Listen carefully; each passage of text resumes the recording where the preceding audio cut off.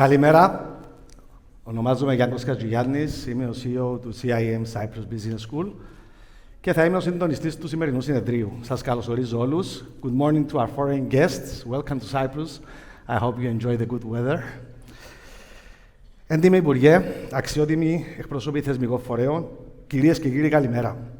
Σας καλωσορίζω στο δεύτερο Cyprus Future of Work Conference, το οποίο παρουσιάζει η Boussias Cyprus. Η επικείμενη ύφεση, ο πληθωρισμός και η ενεργειακή κρίση είναι μόνο μερικές από τις επίγουσες καταστάσεις οι οποίες απαιτούν άμεση λήψη αποφάσεων από τις επιχειρήσεις, ενώ επηρεάζουν σημαντικά και τους εργαζόμενους.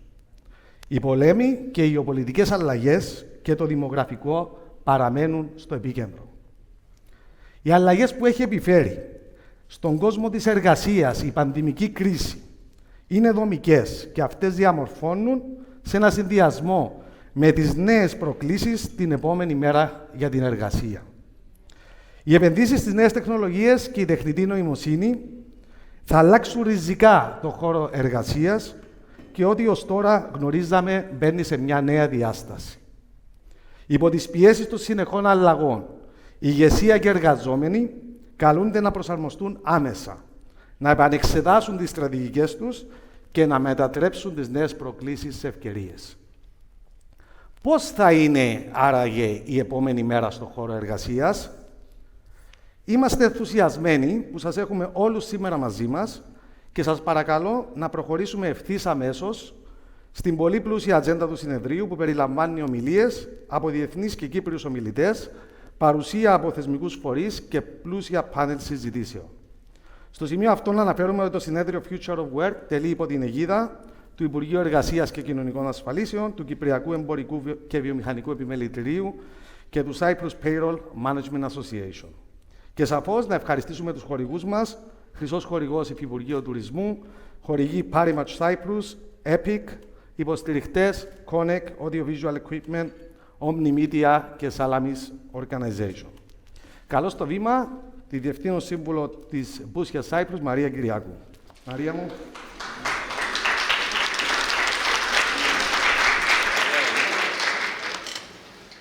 Καλωσορίζω τον Υπουργό Εργασίας και Κοινωνικών Ασφαλίσεων, κύριο Γιάννη Παναγιώτου. Σας ευχαριστώ πάλι που είστε μαζί μας. Το Διευθυντή Τμήματος Εργασιακών Σχέσεων Κοινωνικής Πολιτικής Ανάπτυξης Ανθρώπινου Δυναμικού του ΚΕΒΕ, κύριο Εμίλιο Μιχαήλ, και τον κύριο Μάριο Diogenous, μέλος του Διοικητικού Συμβουλίου του CPMA. Και βέβαια θέλω να ευχαριστήσω τον αγαπητό Γιάνγκο Χατζιγιάννη, που σήμερα είναι ο συντονιστής του συνεδρίου μας. Όπως μας είπε και ο Γιάννης, σήμερα έχουμε διεθνείς και Κύπριους ομιλητές που θα μοιραστούν μαζί μας τη γνώση τους για το μέλλον της εργασίας.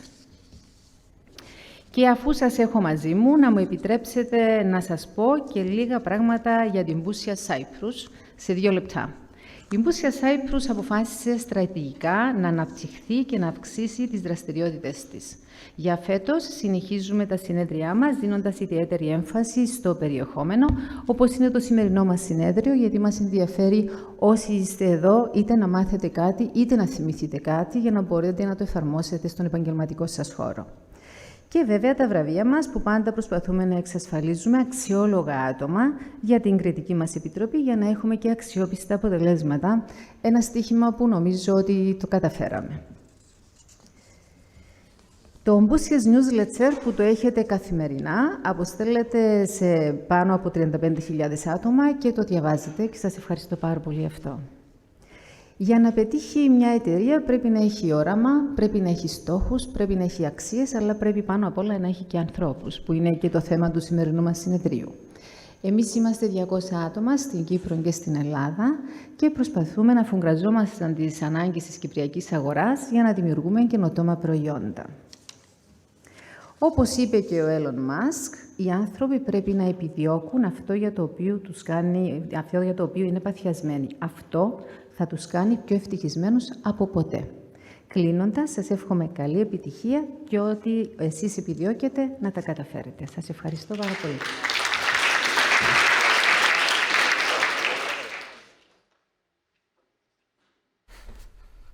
Ευχαριστούμε, Μαρία. Να καλέσω στο βήμα τον αξιότιμο Υπουργό Εργασίας και Κοινωνικών Ασφαλίσεων, φίλο Γιάννη Παναγιώτου, για το δικό του χαιρετισμό.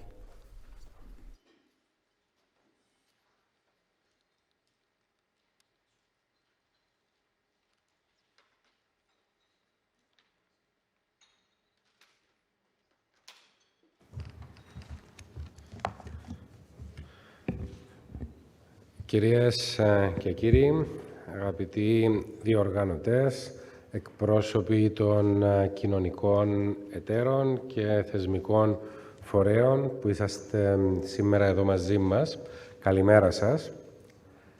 Ειδικότερα, καλημέρα σε όλους όσους σήμερα κάνετε έναν μικρό διάλειμμα από την παραγωγική διαδικασία στην οποία συμμετέχετε, καθότι, όπως αντιλαμβάνομαι, οι περισσότεροι ή σχεδόν όλοι είσαστε στελέχοι που δραστηριοποιείστε στην επιχειρηματική καθημερινότητα και μέσα από τη δουλειά σας συμβάλλετε στην ανάπτυξη της οικονομίας της χώρας μας και με το σημερινό σας διάλειμμα είσαστε εδώ για να συζητήσετε, για να πείτε και να ακούσετε, ώστε να επανέλθετε αύριο καλύτερα εξοπλισμένοι και πιο δυνατοί για να πορευθείτε προς το μέλλον.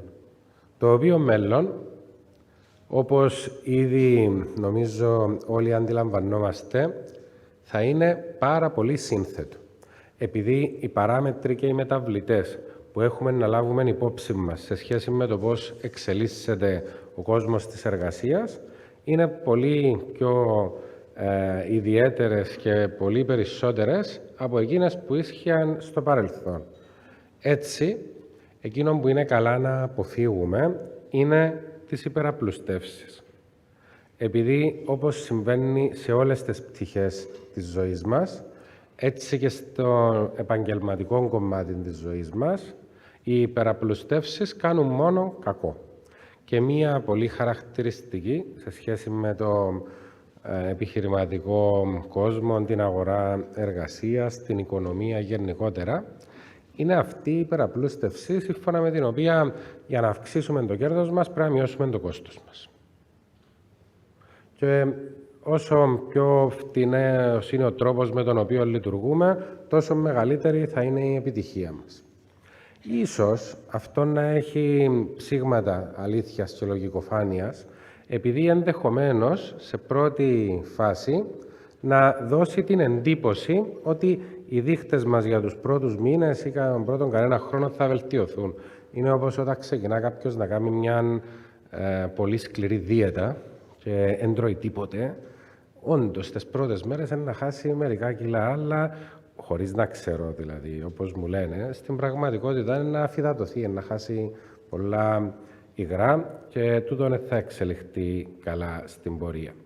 Γι' αυτό χρειάζεται να μπορούμε να λάβουμε υπόψη διάφορες παραμέτρους, να μπορούμε να εντοπίσουμε πού χρειάζεται να επενδύσουμε, πού χρειάζεται να σταματήσουμε να σπαταλούμε, αλλά κυρίως να οραματιστούμε πού θέλουμε να βρεθούμε, όχι την επόμενη χρονιά, αλλά μετά από 5 χρόνια, μετά από 10 χρόνια, μετά από 15 χρόνια.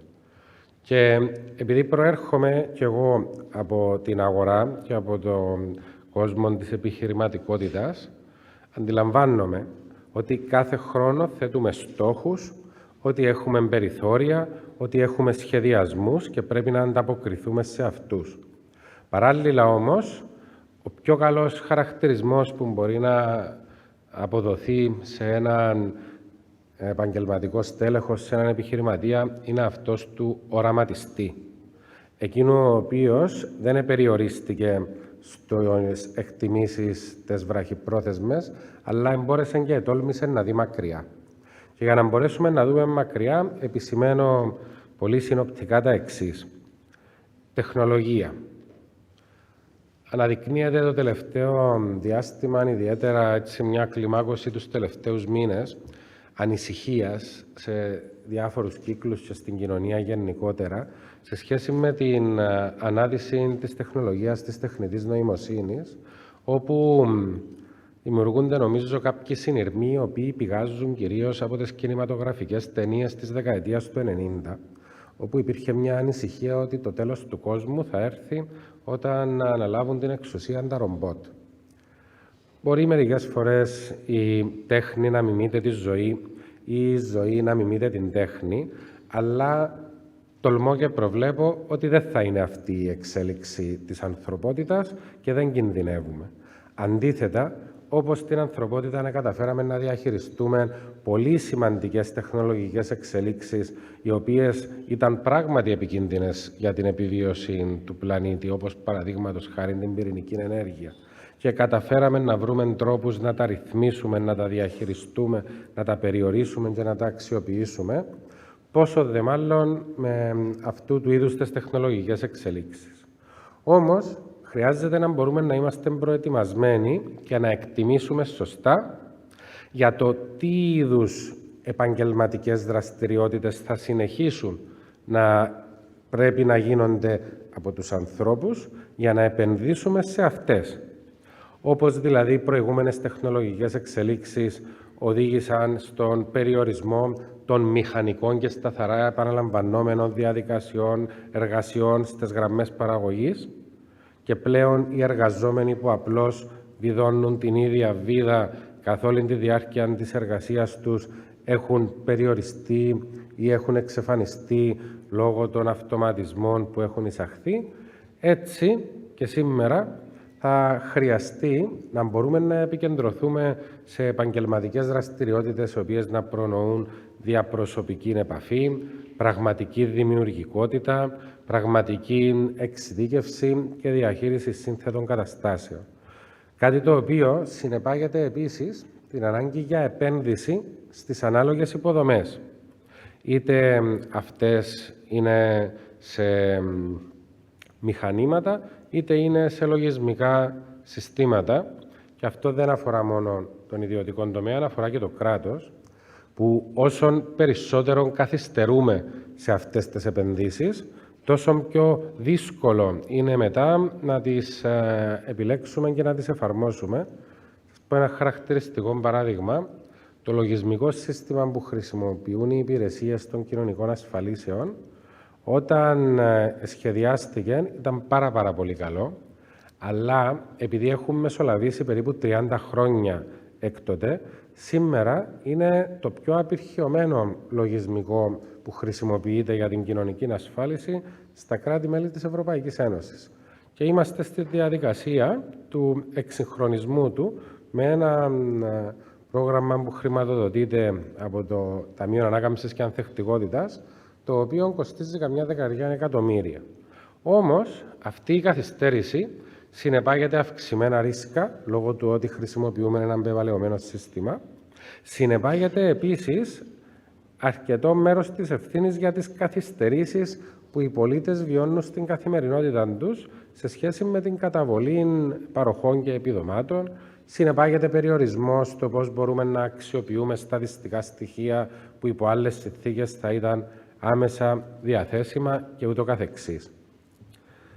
Η δεύτερη παράμετρος, στην οποία θέλω να αναφερθώ, είναι η στελέχωση, όπου όλοι θέλουμε κόσμο για να στελεχώσουμε τις δουλειές μας και λέμε δεν βρίσκουμε. Δεν είναι πολύ μακριά από την πραγματικότητα αυτό, επειδή με τα στοιχεία του 2022 είχαμε περίπου 550.000 εργαζόμενους. Από αυτούς οι ντόπιοι εργαζόμενοι ήταν περίπου 345.000. Δηλαδή περίπου το 60%.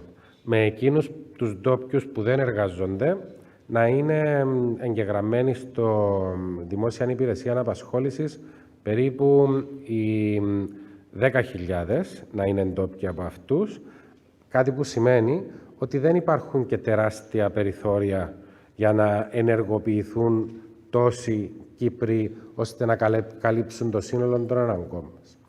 Άρα, χρειαζόμαστε με κριτήρια ορθολογικά να αξιοποιήσουμε υπήκοους τρίτων χωρών πέρα από τους κοινοτικούς εργαζόμενους, οι οποίοι να στελεχώσουν συγκεκριμένους τομείς της οικονομίας μας και ήδη κινούμαστε προς αυτήν την κατεύθυνση. Παράλληλα όμως, χρειάζεται να επενδύουμε περισσότερο στο βασικό κυπριακό κορμό της κυπριακής οικονομίας, έτσι ώστε να μπορούμε στον οργανισμό ή την επιχείρηση μας να ξέρουμε από τον αριθμό των εργαζομένων που τις στελεχώνουν ποιοι είναι εκείνοι οι οποίοι θα συνεχίσουν να είναι μαζί μας και μετά από 10 χρόνια και μετά από 15 χρόνια. Ποιοι είναι εκείνοι στους οποίους θα επενδύσουμε χρόνο και χρήματα, έτσι ώστε να μπορούν να αποδίδουν το maximum της απόδοσης τους και έτσι ώστε να φτάσουν στο καλύτερο επαγγελματικό σημείο που μπορούν. Και πώς εκείνους θα τους δημιουργήσουμε μια προοπτική ώστε θα θέλουν να μείνουν στο δικό μας οργανισμό και να βοηθήσουν στην ανάπτυξη του σε βάθος χρόνου.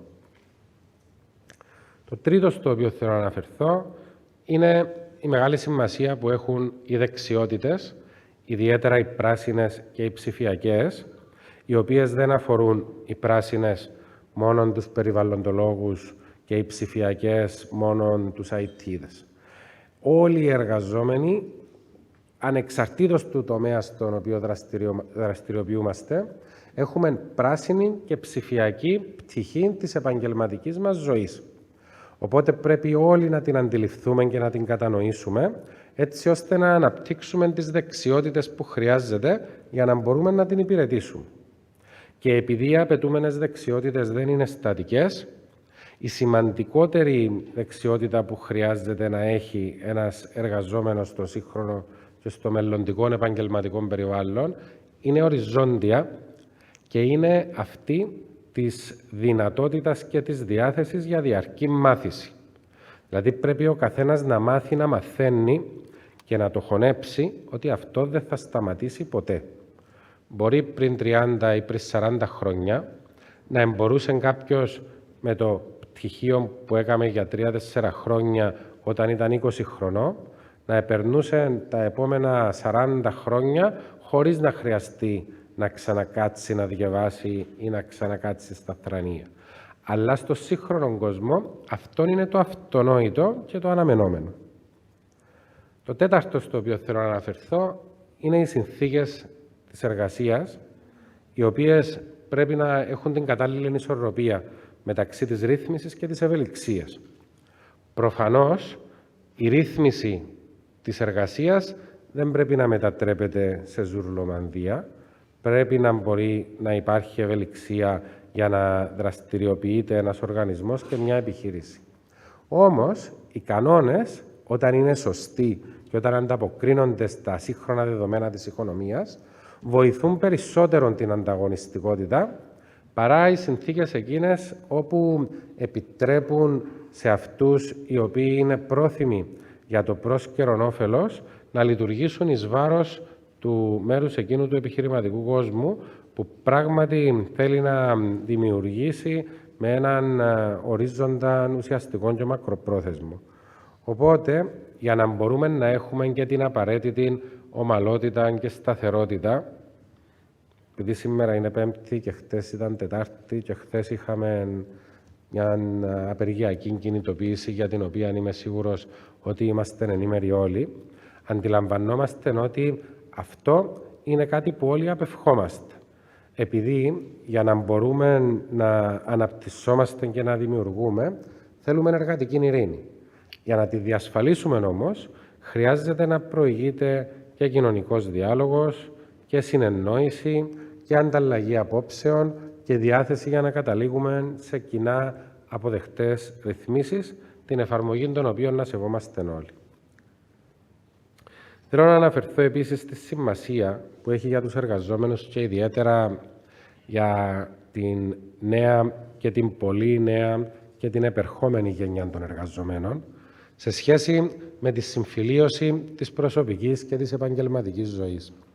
Είμαι σίγουρος ότι διαπιστώνετε και εσείς πολλές φορές ότι ο μισθός αυτός καθεαυτός είναι προφανώς σημαντικός, αλλά από μόνος του δεν είναι αρκετός για να καθορίσει τι επαγγελματικές επιλογές θα κάνει ο καθένας και ιδιαίτερα μάλιστα εκείνοι οι επαγγελματίες οι οποίοι είναι ικανοί και ταλαντούχοι και οι οποίοι έχουν και την πολυτέλεια της επιλογής επειδή μπορούν μέσα από τα προσόντα που διαθέτουν και που ξέρουν και ήδη ότι διαθέτουν να επιλέξουν πού θα εργαστούν και επιλέγουν να εργαστούν εκεί που νιώθουν ότι η εργασία τους δεν θα καταδυναστεύσει το σύνολο της ζωής τους καθημερινά με έναν τρόπο που να μην έχουν τη δυνατότητα για να νιώθουν την ικανοποίηση που ο κάθε άνθρωπος θέλει να αισθάνεται στην καθημερινότητα του και στον ελεύθερο του χρόνο. Οπότε, ο τρόπος με τον οποίο αντιλαμβανόμαστε τους συνεργάτες μας και ο τρόπος με τον οποίο μας απασχολεί η ευημερία τους θα μας καταστήσει ως επιχειρήσεις και οργανισμούς λιγότερον ή περισσότερον ελκυστικούς στο τέλος της ημέρας για εκείνους που θέλουμε να προσελκύσουμε.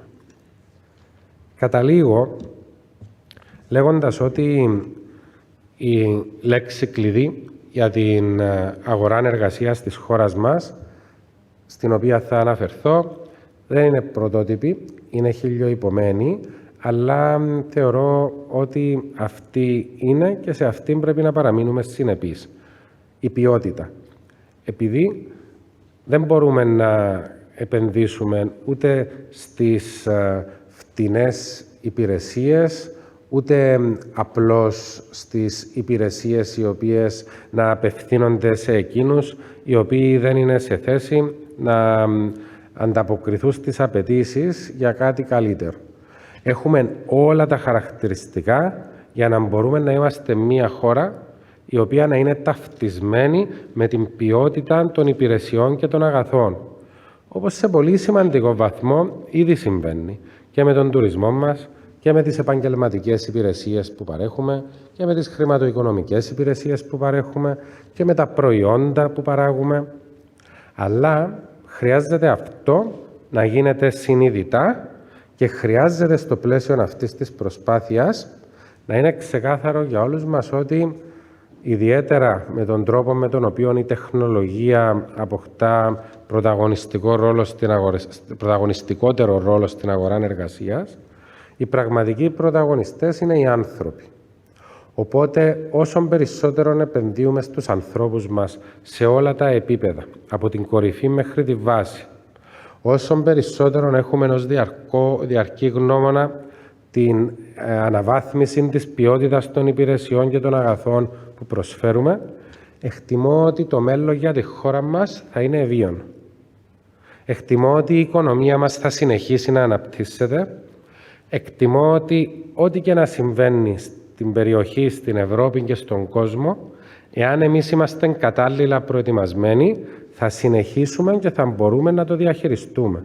Θα συνεχίσει η οικονομία μας να μεγαλώνει, θα συνεχίσουν να αυξάνονται οι εισφορείς στο Ταμείο Κοινωνικών Ασφαλίσεων επειδή θα αυξάνονται οι θέσεις εργασίας.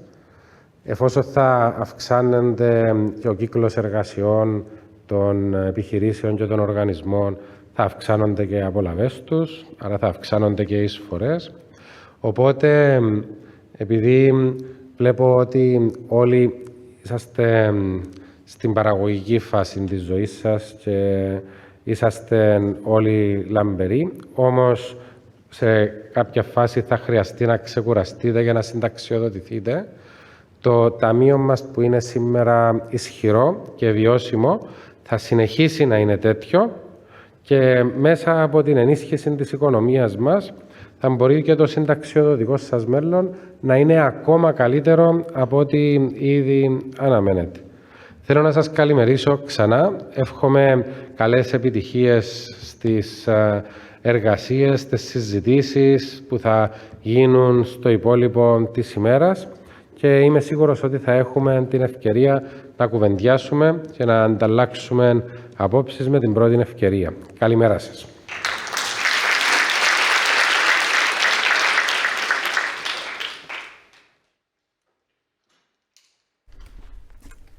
Ευχαριστούμε, Υπουργέ, για τα σοφά λόγια. Να υποδεχτούμε τώρα τον κύριο Εμίλιο Μιχαήλ, Διευθυντή Τμήματος Εργασιακών Σχέσεων του ΚΕΠΕ, για τον δικό του χαιρετισμό.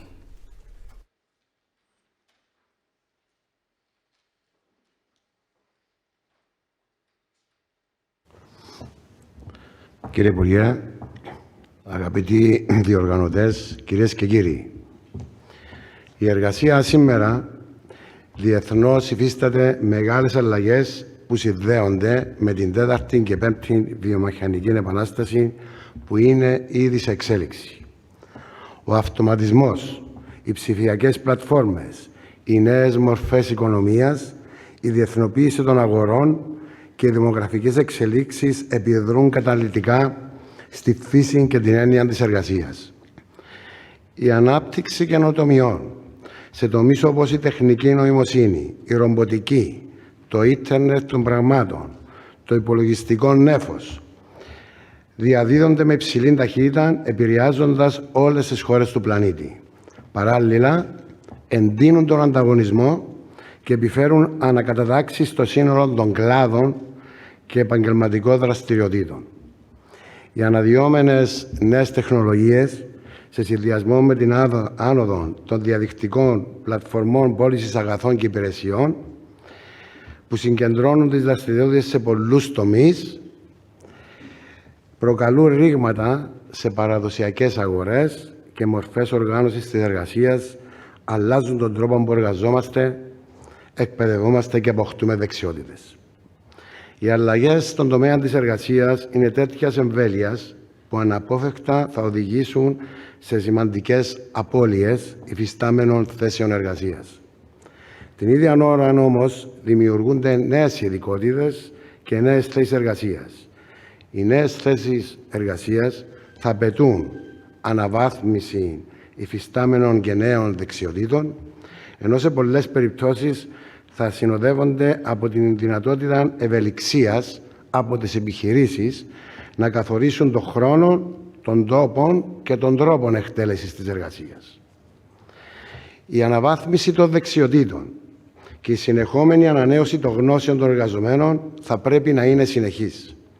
Η ραγδαία αύξηση του ανταγωνισμού και οι εξελίξεις στον τομέα της ψηφιακής τεχνολογίας, της πληροφορικής, των αυτοματοποιήσεων, ρομποτικής, των διαφόρων επαγγελματικών πιστοποιήσεων και προτύπων σε διάφορους κλάδους της οικονομίας, αλλά και της αναδυόμενης τεχνικής νοημοσύνης, δημιούργησαν νέες συνθήκες και απαιτήσεις στην αγορά εργασίας.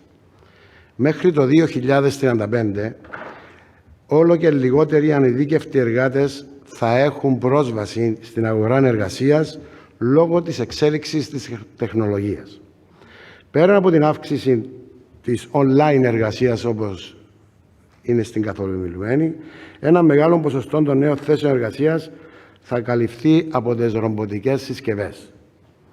Το σίγουρο είναι ότι τα μοντέλα εργασίας αλλάζουν, αφού παραδοσιακά επαγγέλματα θα πάυσουν πλέον να υφίστανται, ενώ ταυτόχρονα δημιουργούνται νέα επαγγέλματα που θα απαιτούν νέες δεξιότητες.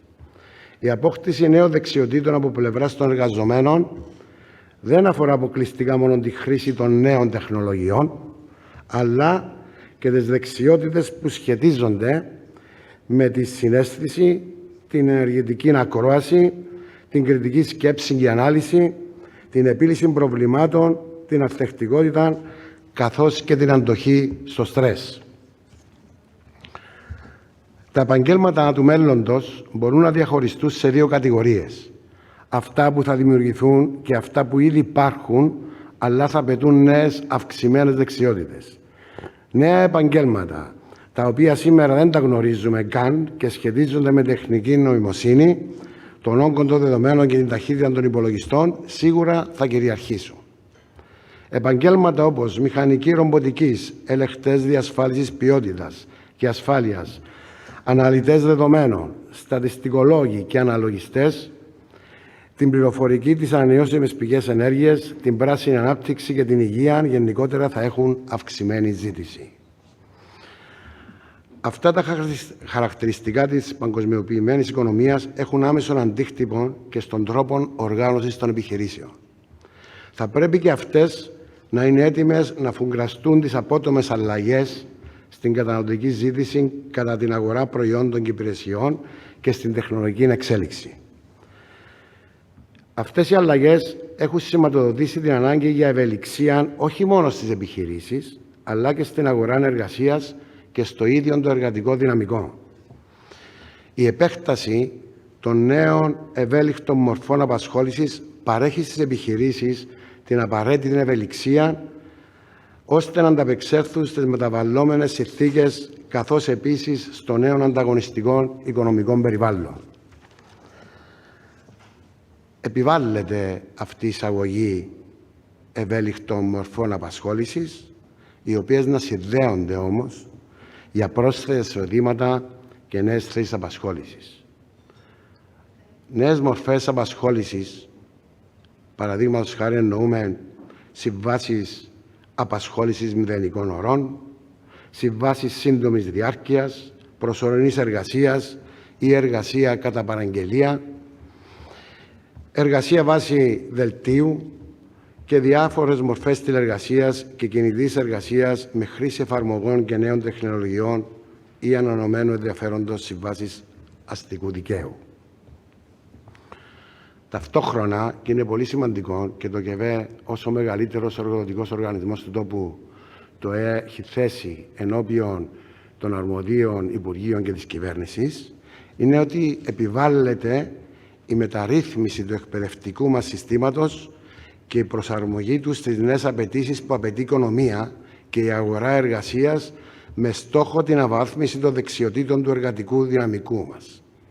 Για να αντιμετωπιστεί αυτή η τάση, απαιτούνται ριζικές αλλαγές σε όλες τις βαθμίδες στο εκπαιδευτικό μας σύστημα, αποτελεσματικότερη διασύνδεση της εκπαίδευσης με τις πραγματικές ανάγκες των επιχειρήσεων και των νέων επενδύσεων στη ψηφιακή οικονομία. Παράλληλα, πρέπει να σχεδιαστούν πολιτικές για να αντιμετωπιστεί το υπαρκτό πρόβλημα της αναντιστοιχίας μεταξύ προσφοράς και ζήτησης των θέσεων εργασίας. Σε αυτό το πλαίσιο θα πρέπει να επικεντρωθούμε στις πιο κάτω κατευθύνσεις, που είναι και οι εισηγήσεις του ΚΕΒΕ. Αναβάθμιση των δεξιοτήτων του υφιστάμενου εργατικού δυναμικού με σκοπό τη μακροχρόνια εξασφάλιση της απασχολησιμότητας του. Πρόγνωση αναγκών και ανάπτυξη νέων δεξιοτήτων που να ανταποκρίνονται στη φύση των νέων θέσεων εργασίας που αναμένεται να δημιουργηθούν. Διευκόλυνση της προσαρμογής στις απαιτητικές συνθήκες της αγοράς εργασίας των εισερχόμενων ατόμων και των ανέργων. Ενσωμάτωση της πρακτικής άσκησης και της απόκτησης εργασιακής εμπειρίας σε όλα τα προγράμματα των πανεπιστημίων. Υιοθέτηση ειδικών προγραμμάτων για μεγαλύτερης ηλικίας εργαζόμενους και ανέργους με στόχο την άμεση επανένταξή τους στην αγορά εργασίας. Και αυτό έχει σχέση όλες αυτές τις εισηγήσεις με τη σοβαρή έλλειψη εργατικού δυναμικού που παρατηρείται σήμερα στην κυπριακή οικονομία. Υπάρχει τεράστια έλλειψη, απροθυμία και Κύπριων και Ευρωπαίων λόγω μη εξέβρεσης να πληρώσουν τις κενές νέες θέσεις και αναγκαστικά επιχειρήσεις για να λειτουργήσουν ομαλά και να μην έχουν προβλήματα καταφεύγουν στην εισαγωγή ξένου εργατικού δυναμικού για να μπορέσουν να αναπτυχθούν, για να μπορέσουν να συνεισφέρουν στην οικονομία και να έχει ανάπτυξη το ΑΕΠ της Κύπρου. Καταλήγοντας, θα έλεγα ότι η απόκτηση νέων δεξιοτήτων για να αντιμετωπιστούν οι προκλήσεις της ψηφιακής οικονομίας, η αναβάθμιση των υφιστάμενων δεξιοτήτων των εργαζομένων σύμφωνα με τις διαμορφούμενες ανάγκες της αγοράς και η σταδιακή ανάπτυξη κουλτούρας διαβίου μάθησης είναι οι τρεις βασικοί άξονες πάνω στους οποίους πρέπει να χαραχθεί η στρατηγική της κυβέρνησης μας, των επιχειρήσεων και των κοινωνικών εταίρων για τη νέα εποχή. Σας ευχαριστώ πολύ.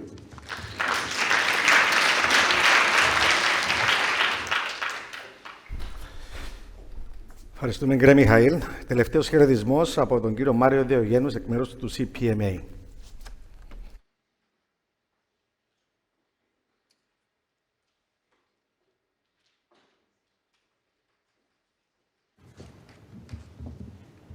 Αγαπητοί φίλοι και φίλες, αξιότιμοι προσκεκλημένοι, είναι με ιδιαίτερη χαρά που βρίσκομαι σήμερα μαζί σας στο συνέδριο The Future of Work, το οποίο πραγματοποιείται υπό την αιγίδα και του Συνδέσμου Μισθοδοσίας Κύπρου, το CPMA, το οποίο και αντιπροσωπεύω με τη σημερινή μου παρουσία.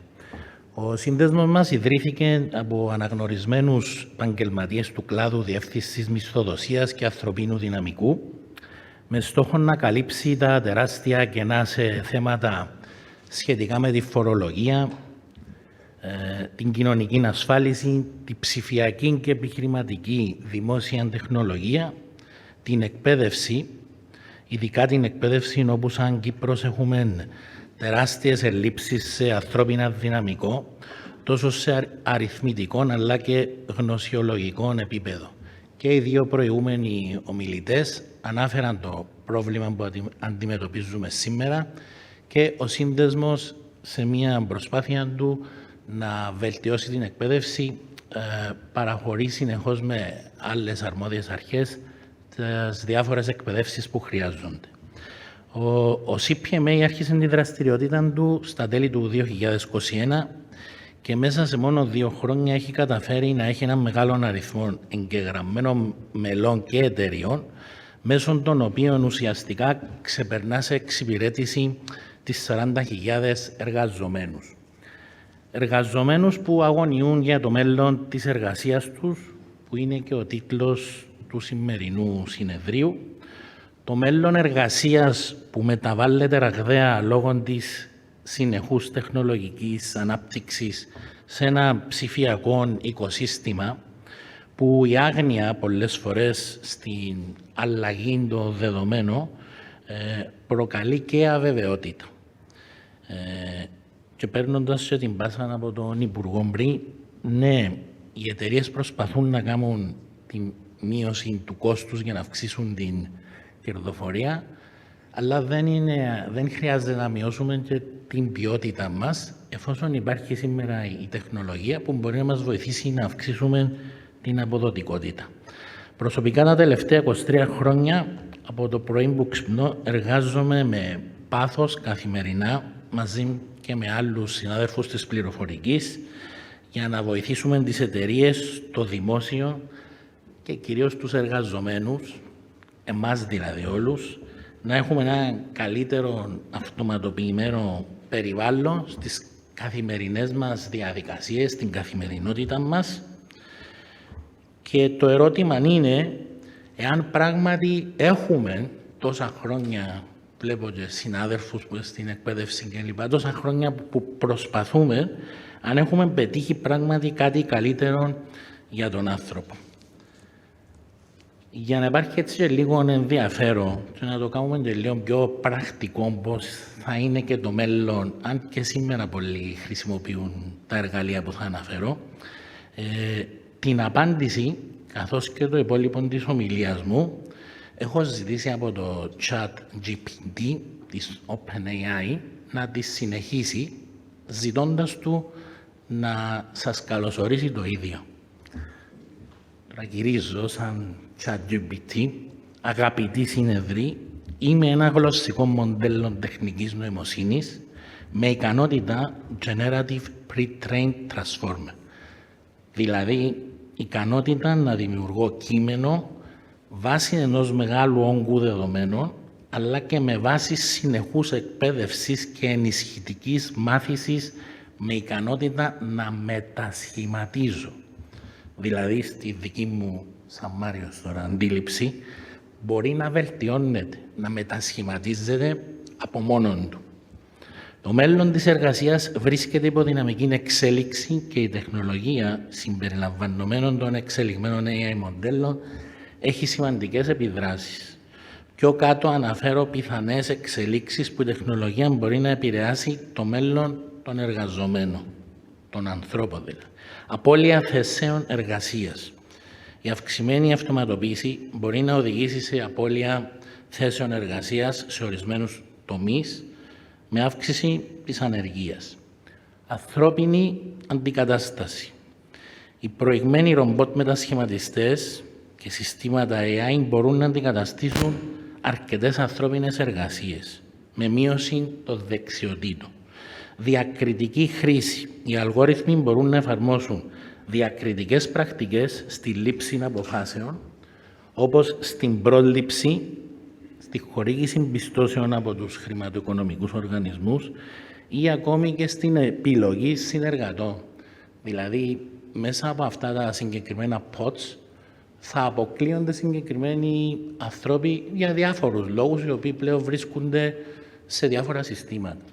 Το πιο απλό παράδειγμα, ας πούμε, σήμερα το ΓΕΣΥ, μετά από αρκετά χρόνια λειτουργίας του, έχει συγκεντρώσει μια πολύ μεγάλη βάση δεδομένων. Αν αύριο αυτή η βάση δεδομένων υπάρχει πρόσβαση από ασφαλιστικές εταιρείες, από οτιδήποτε, από οποιουσδήποτε άλλους οργανισμούς, θα μπορούν να χρησιμοποιούνται και να επιλέγουν ανάλογα. Απώλεια ιδιωτικότητας, η συλλογή μεγάλου όγκου δεδομένων για τη λειτουργία της τεχνολογίας AI μπορεί να θέσει σε κίνδυνο την ιδιωτικότητα των ατόμων. Τα ωφέλη όμως της ορθολογιστικής χρήσης της AI τεχνολογίας μπορεί να επιφέρουν και τα ανάλογα θετικά αποτελέσματα. Βελτιωμένη παραγωγικότητα, αυτοματισμός, οι εργασίες που απαιτούν κανόνες όπως αναγνώριση προτύπων μπορούν να αυτοματοποιηθούν βελτιώνοντας την ανθρώπινη παρατηρητικότητα.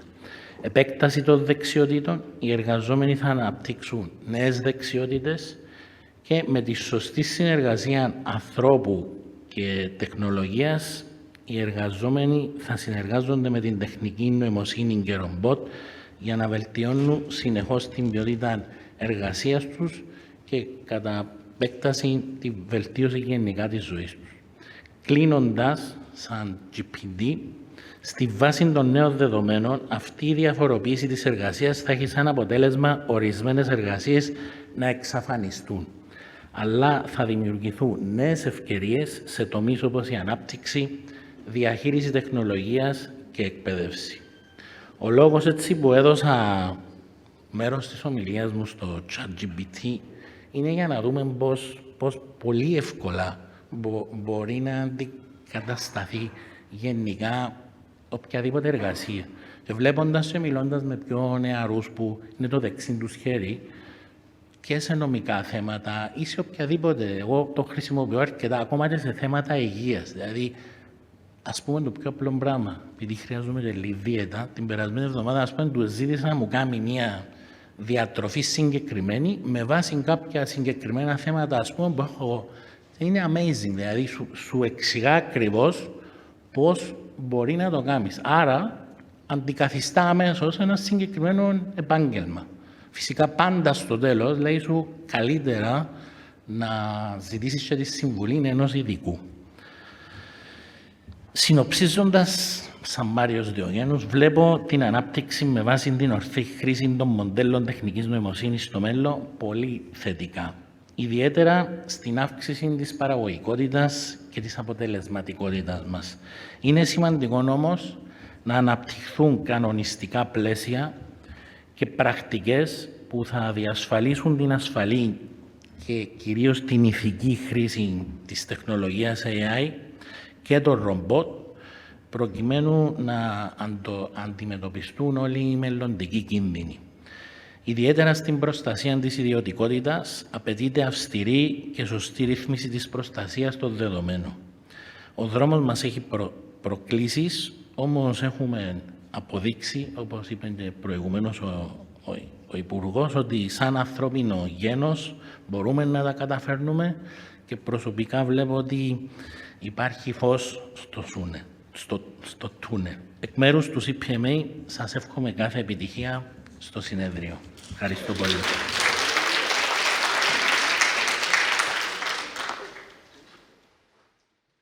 Thank you, Marios.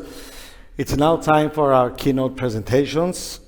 We would like to express a warm welcome to Professor Laura Gerge, Assistant Professor, London School of Economics, and Professor Lauren Howe, Assistant Professor in Management at the University of Zurich.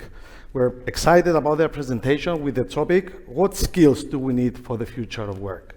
Laura, Lauren, please come to the stand. The floor is yours.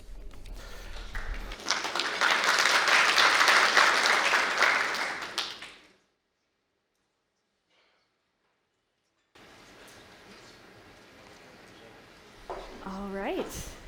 Can everybody hear me? Great. It's wonderful to be here for the first time in beautiful Cyprus.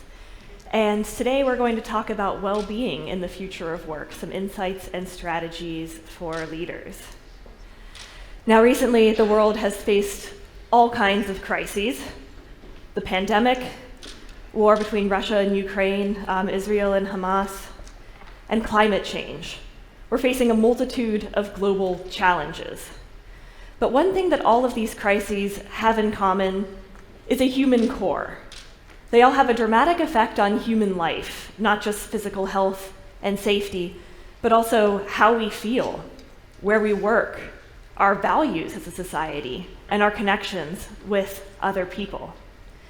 And I think that the fact that these crises have a human core makes it really important to think about well-being, to put people at the center and focus on their well-being. And so what we're going to do today is talk a little bit about how leaders can focus on well-being, what they can do to support it at work, and also why focusing on human well-being matters. So I want to start with sharing a couple of stories from my research that looks at this question. What happens when leaders focus on human well-being during a crisis? And I hope that this research helps to highlight why it pays off for leaders to focus on human well-being, and how by keeping people kind of at top of mind during times of crisis, leaders and their employees can benefit. So first, I want to talk a little bit about a recent crisis that we've all faced, the COVID-19 pandemic. And the COVID-19 pandemic had dramatic worldwide consequences, including economic turbulence. So what you can see in this graph here, it's the value of the Russell 3000 index, or the largest companies on the US public equity market that represent over 95% of that market. And what you can see from this dramatic drop here is the economic turbulence that was prompted by COVID-19. It was a really unprecedented shock to the stock market, actually even larger than during the 2008-2009 financial crisis. So the COVID-19 pandemic prompted these really strong economic challenges. And what we might think about in this context is what leaders can actually do to support their companies during these challenging times. How can you offset some of these economic shocks? So I got interested in this question during the COVID-19 pandemic and started to look at transcripts of earnings conference calls that executives were having with financial analysts as this crisis unfolded. What were executives saying about the crisis in these calls with financial analysts who might be really concerned about the economic effects on a company prompted by the COVID-19 pandemic? So what I found was really interesting as I looked at these transcripts of calls between CEOs and financial analysts is that some, when they talked about the crisis, really put human well-being at the center. So here, for instance, is Anders Gustafsson, CEO of Zebra, a technology company, who said in the transcripts of these earnings calls with financial analysts, obviously the coronavirus makes a very fluid situation. And I'll start by saying our first priority is making sure that our employees, partners, and customers are safe. And this is a human story more than anything, I think. So even during these very economically focused calls that were focused on how companies would navigate this crisis, he took a moment to acknowledge the human side of this crisis, to really put people and their well-being at the center of the discussion of the crisis. So we wondered, might there be any positive effects of CEOs taking a moment to focus on human well-being in these conversations? So what we did to look at that question is actually take a look at the stock market data during that really steep decline as companies were really struggling on the stock market. And we looked to see if CEOs who expressed this care for humans in conversations with financial analysts might have actually showed better performance as stock prices were plummeting globally. And what we found is that CEOs who made more human care statements during these conversations with financial analysts actually had higher cumulative returns on the stock market during this crisis period, this steep kind of drop-off of stock prices that I showed you. To kind of translate that into financial terms for any statistics fans in the audience, we found that making one additional human care statement was associated with 2.49 percentage points higher cumulative returns during this acute crisis period in February to March 2020. And given that the median market value of equity in the sample of companies that we looked at was about 3.17 billion, this effect of making one additional human care statement during these conversations amounts to around $78.9 million of company value that was preserved in the wake of the crisis. So going back to the question that I raised, what happens when leaders focus on human well-being during a crisis? We see that leaders who expressed care for people's well-being in a crisis had more financially robust companies, perhaps because by making these human care statements, financial analysts were more confident in the leader's ability to navigate their company through this turbulent time in a way that may have shaped their evaluations of those companies. Okay, Now I want to share a second story, also from the COVID-19 pandemic. So one thing that we found during the COVID-19 pandemic in some of our research is that leaders were really struggling during the COVID-19 pandemic with their own kind of emotional experiences. In one piece of research, we asked 30 leaders from different kinds of organizations to keep daily diaries, where they noted down their kind of innermost thoughts and feelings during the crisis. And what we found was that universally, leaders were really struggling. So here's some quotes that help to illustrate these challenging emotional experiences during the crisis. One leader wrote, "Just the stress of lockdown has made me wonder if this is all worth it. I'm struggling to keep my emotions in check, and the people closest to me are getting the brunt of it." Another leader said, "I realize my boundaries are blurred, but I don't know how to handle everything on my plate. There's a lot to do and a lot to take care of. I feel like I'm carrying the weight of it all." Perhaps some of these quotes resonate with our own experiences during the crisis, where we were facing a lot of negative emotions. But what we found in this research is that the leaders, even though they shared these kind of common emotional challenges, had really different ways that they dealt with these emotional challenges. Specifically, 3 different profiles of leaders emerged from our research. We found that some leaders aimed to function as technocrats, basically to try to ignore emotions, the kind of whirlwind of negative emotions in the pandemic altogether, and focus on tactical solutions, trying to get back to business as usual. Another category of leaders we called the hero. These were leaders who focused on the positive, no matter what, doing their best to convince their teams that they would be able to weather anything and just focus on getting through this and the good positive emotions that you could find amidst the crisis. But finally, we found a third category of leaders that we call the sharer. These are leaders who actually openly acknowledge their fears, stresses, and other negative emotions that they were facing during the crisis. And probing this deeper, we found that the sharers seemed to have an advantage when it came to dealing with the negative emotions of the COVID-19 crisis. By acknowledging their own human struggles, they actually could connect with others in ways that supported well-being. So for instance, these leaders recognized the need to create space for more emotional conversations, saying things like, people need more than rational updates. We need to find different ways to allow people to express emotions and deeper feelings at work. And the leaders found that by creating space for these kinds of emotional conversations and sharing their own fears, they're actually better able to support the well-being of others.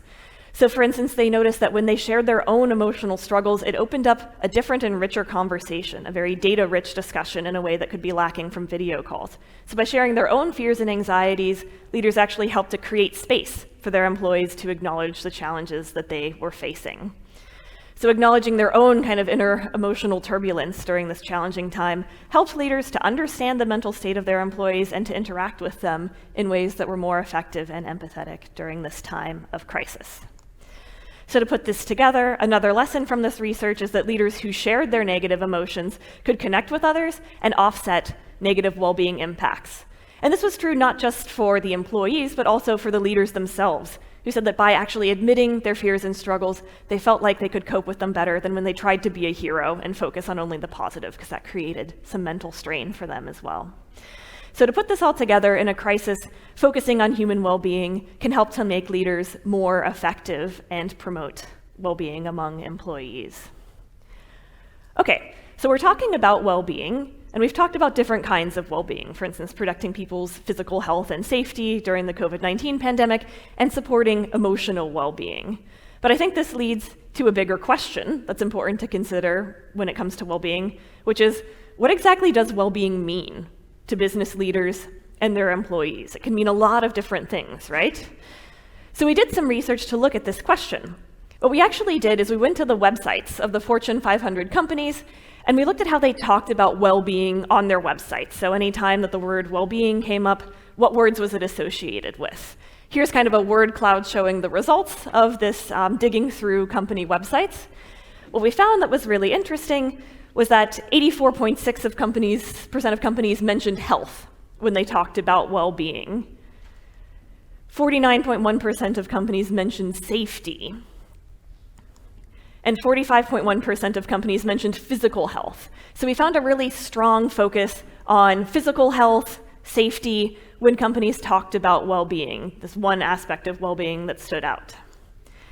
Interestingly, in this sample, one thing that we didn't quite expect was that 43.8% of companies mentioned financial well-being as something that's important for employees. Perhaps something that was also raised in the light of the COVID pandemic, as people were facing a lot of financial uncertainty.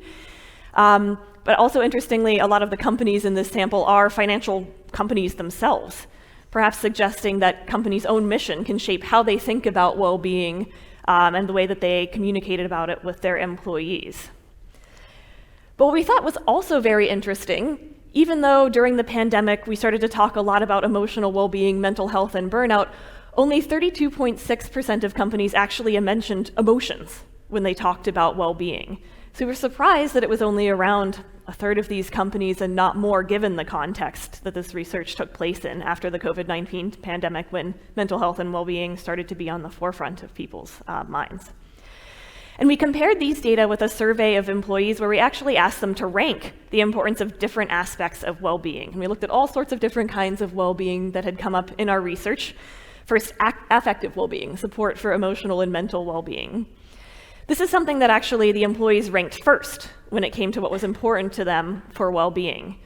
Again, we saw that this was the aspect of well-being that only a third of companies mentioned. So we were surprised that maybe companies weren't focusing on emotional and mental well-being as much as employees care about it. What's interesting here as well is that the employees also prioritized financial well-being, support for finance, personal well-being, so connecting with other people, showing a relational aspect to well-being that I think is also important to consider. One other thing that jumps out from this research is actually that physical health, support for physical health, things like on-site gyms and wellness programs that might be very common given this focus on physical health in companies, discussions about well-being, was actually ranked a lot lower than one might expect on this list, which I think suggests that companies can do a lot more to support other aspects of well-being. In fact, 38% of the employees in this research said that their employer did little or nothing to support their emotional and mental well-being, this important dimension of well-being, which I think points out an area in which there's a lot of room for improvement in the wake of the pandemic to make sure that we're focusing on a broader picture of well-being that goes beyond physical health to other aspects. So one key takeaway from this research to leave you with is that well-being encompasses a variety of aspects, that employees may view well-being not just as physical health, but also in terms of emotions, finances, connections with others, and more. And that business leaders may tend to focus a lot on physical health, perhaps explaining one reason why there's so much support for programs like on-site gyms that focus on physical health. But this can risk neglecting the full picture of well-being that's important to employees. So now I'll turn it over to my colleague Laura to continue focusing on which aspects of well-being might be important and how they can be supported. Thank you.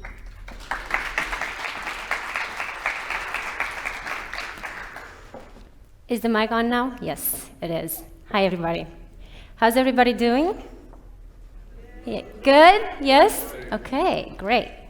So I'm going to kick us off by starting to talk about a key aspect of well-being, which is mental health. I think it has become in the spotlight in the past years, but just as well-being broadly, we don't really know what it is and how to deal with it. I think mental health is equally important, and there's also stigma around it. So how do we deal with that? 1 in 4 people experience significant mental health problems that we know of. But the employers, most employers actually offer workplace mental health resources, and employees do value those kind of workplaces, most of them seeking workplaces that do offer mental health support. The problem is when we look at data further, we see that many don't use those mental health support resources available to them. Just some data, 55% of 3,000 US professionals indicated that they don't use available mental health benefits. In a different data set, 88.6% of over 3,000 UK professionals, UK HR professionals, said that they don't use employee assistance programs. But here's the thing. Left unaddressed, mental health issues can cost companies billions of dollars in absenteeism and lost productivity. So what can we do? Well, first of all, why is uptake of mental health support so low? When we look at research, there's two answers that come out. One is that there's social barriers. Employees are worried and concerned about being marginalized or being treated differently when their colleagues know that they're using mental health support resources. Another set of barriers is what's called psychological barriers. Is the idea that people might think, my issue is not big enough to warrant mental health support, or it can't be solved, so I'm not going to seek any help.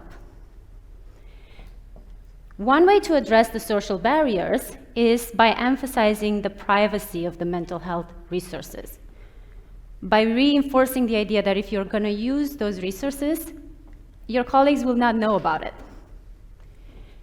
One way to address the psychological barriers is by leveraging the power of storytelling, showing that other colleagues are using those resources, such that you start to normalize the use of mental health resources in the company. Now, can I have a show of hands? Who thinks that emphasizing privacy will be efficient in raising mental health support? Don't be shy, I'm not gonna grade you on this or anything, there's no prize, I'm just very curious what you think. Okay, and who thinks that narratives will help increase mental health support? Raise your hand. Less support for that, interesting. Who thinks neither? Okay. And who thinks both? Okay. So we actually went and worked with a large pharmaceutical company with the headquarters in Basel to find out which would work best to increase the uptake of mental health. This company, a pharmaceutical company, had already a mental health support program, but the uptake was really low. So they really wanted to increase the uptake. And what we did is, there's a lot of information here, so I'll walk you through it. We use randomized control trial, which is the gold standard to understand whether any change implemented in a company has the intended effect. And we had almost 2,500 employees in this company take part in the study. We randomized them into being presented with a severe story about a mental health situation from a colleague, with a mild story, or they saw no story. So we wanted to know, what happens when there's no story. And then we also randomized them further in terms of emphasizing privacy or not mentioning privacy at all. And then we had a sign up to access the mental health resources if they wanted to click yes or click no. More specifically, in the mild story, we emphasized the colleague were talking about feeling stressed and anxious at work, which has become so common nowadays that we just feel very anxious. We don't sort of label that as an issue that we should address or seek support for. We just treat it as that's normal, right? Work is supposed to be stressful. In the severe story, the colleague talked about a more personal, a more sort of depression situation, coming from an abusive relationship that went outside the workplace, impacting their work as well. In terms of privacy being mentioned, which is very simple, your privacy will be protected. So we kind of emphasize that. And in the no privacy, there was no sort of mention of the privacy being protected for them. Here's what we find. Most employees continued not to click on the resources for the mental health, although the rates were higher among employees who self-reported that they had poor mental health to begin with, which kind of indicates the persistent challenge with mental health in the workplace, and particularly uptake of existing programs. Emphasizing privacy, we were surprised as well, did not increase the click rates. What did increase the click rates was sharing employee stories about mental health program. It boosted the click rates by about 4%, and it didn't matter whether it was about a mild story or a severe story. And what was particularly surprising to me was that The severe story didn't alienate employees to feel like, okay, this program is only for those who have very severe issues. It was just the fact that knowing that my colleagues experienced similar things and use the programs helped those colleagues to also be interested in the programs themselves. Okay, I'm going to move on to a more fun topic, which is technology. Who here thinks technology is our friend? Raise your hand. Okay. Who thinks it's not our friend? Nobody? Half and half? Okay. Well, I'm going to share some research that shows that technology is not necessarily our friend, but I'm also going to offer a solution how we can make it our friend. And in particular, I'm going to talk about email communication, which is this thing that nowadays we carry it in our pocket, virtue of having our emails on our phone. And it's still one of the most prevalent communication tools that is used in the workplaces today.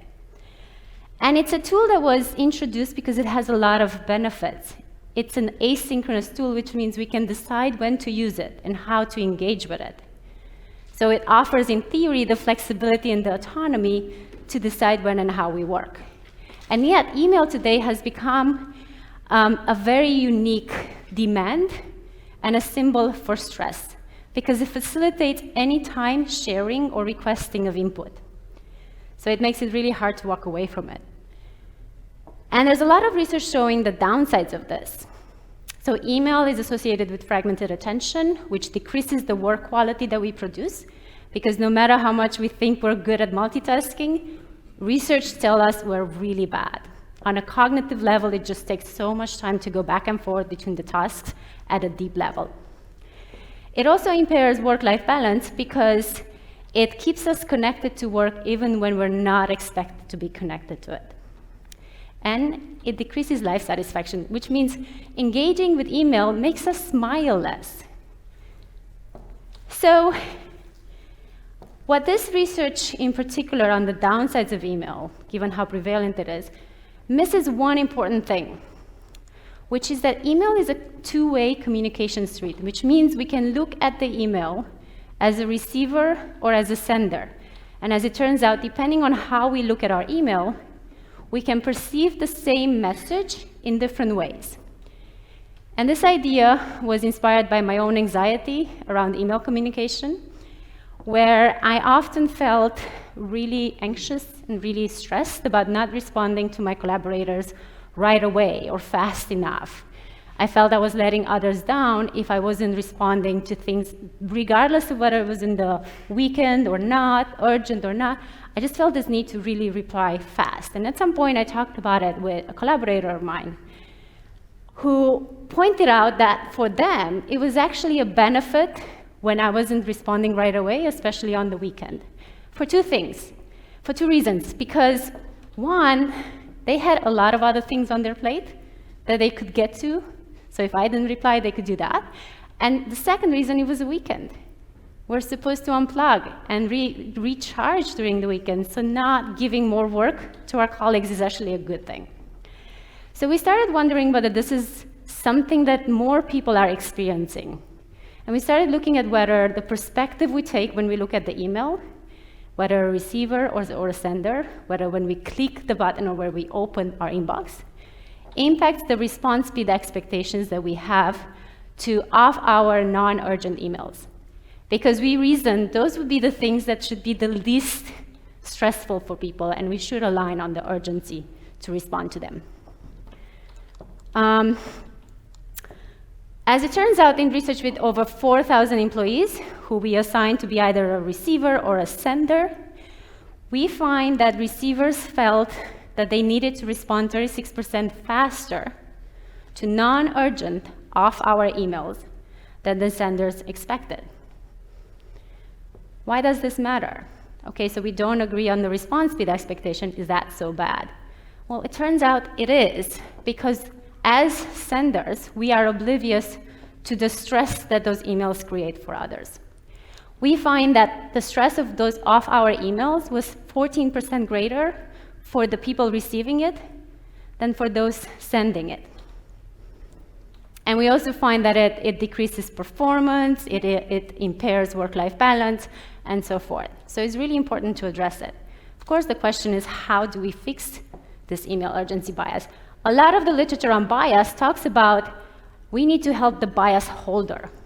They have the issue, we need to help them. So in this case, it would be, well, the receiver shouldn't spend time on their email in the weekend, right? But we thought, why put so much burden on the receiver? Can we do something with the sender? Can we do something to the people who send emails? Because sending emails is a little bit easier than sort of dealing with emails as a receiver. And we find that just when senders added a simple note, like this one, that made their implicit expectations explicit by really writing it down, completely removed the email urgency bias and aligned people on the response speed expectations of those emails. Okay. I'm sure you have a lot of questions, and we really look forward to them. I'm just going to talk about one more thing, which is this idea of the urgency of important work.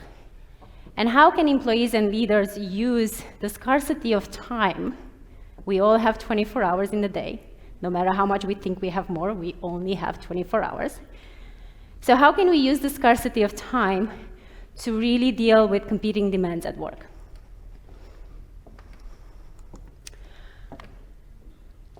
Virtually all jobs require us to sort of balance between the need to complete urgent tasks, such as responding to email or client requests, and the need to complete important tasks, such as developing a business plan.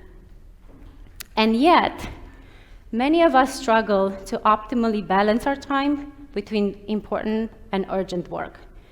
And urgent work often takes precedent.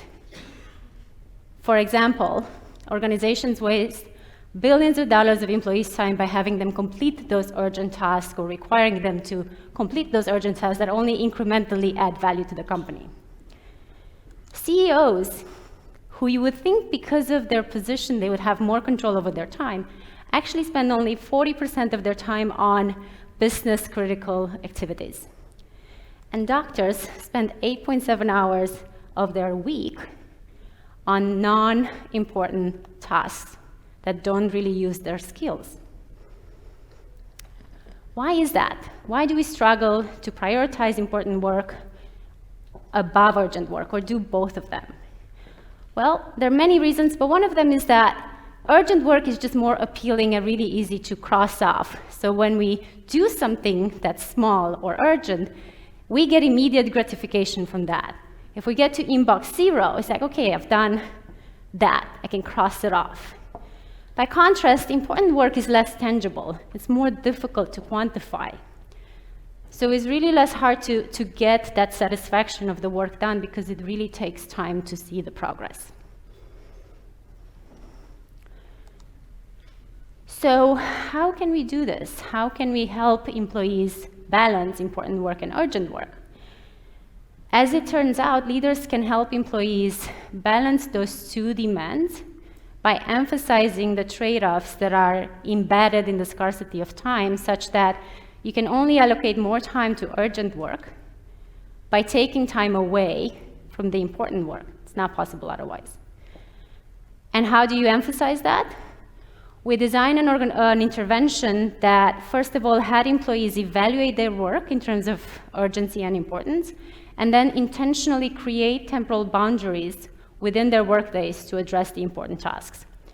More specifically, we had them book 30 minutes check-in meetings with themselves, where they would really go through the list of specifically their important non-urgent tasks for the week. Think about the importance that they had, and then block 2 hours for the rest of the days that week. And add, so already commit to a task for those slots in advance that they would work on. And then those 2 hours, focus time, they had to work on that scheduled important non-work tasks, try to remove any distraction. We had some really fun stories where some people put their phone 2 rooms away because they didn't trust themselves to have the phone 1 room away. Others put their self on out of office message. because they felt really guilty for being away for like 2 hours a day, so they added that. And we also made sure that they would create a label in their calendar, so they feel committed to those 2 hours. So it kind of looks like this. You're like busy, busy, busy, right? I know this looks very, very nice and organized. It's not necessarily how calendars look nowadays. And so you'd have a check-in usually on Monday. Some would have it on Friday, and then focused time in between. And we tested this idea in 2 different organizations.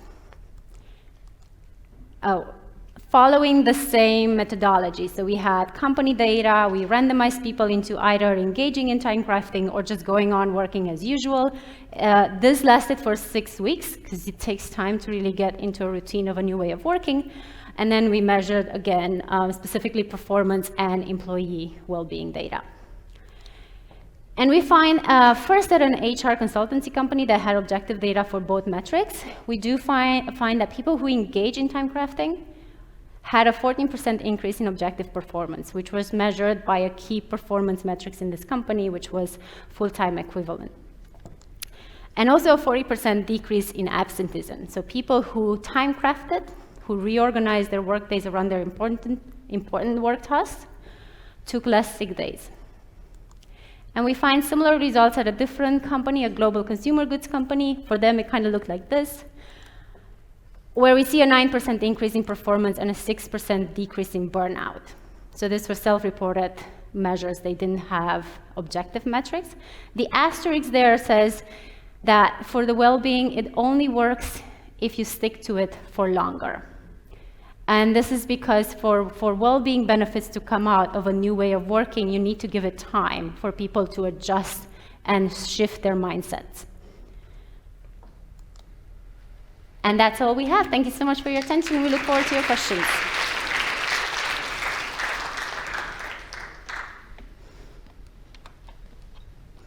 Any questions? Do we have time? Thank you, Lauren. Thank you, Lauren. Excellent presentations. Any queries from the audience?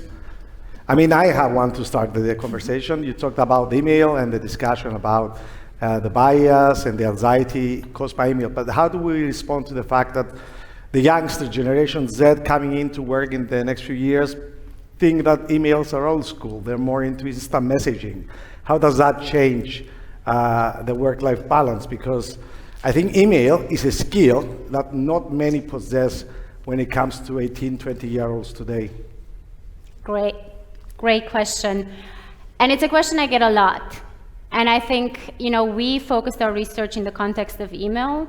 That's where we started this phenomenon of mismatched response expectations. I don't have any data to say to this, but I do think that it would exist, I think, to a greater extent in the instant messaging sort of platforms, because the expectation there, unlike email to some extent, is that I expect you to have a conversation, right, in real time. But I think to the core of the issue is about needing to make our implicit expectations explicit when it comes to any technology that we use.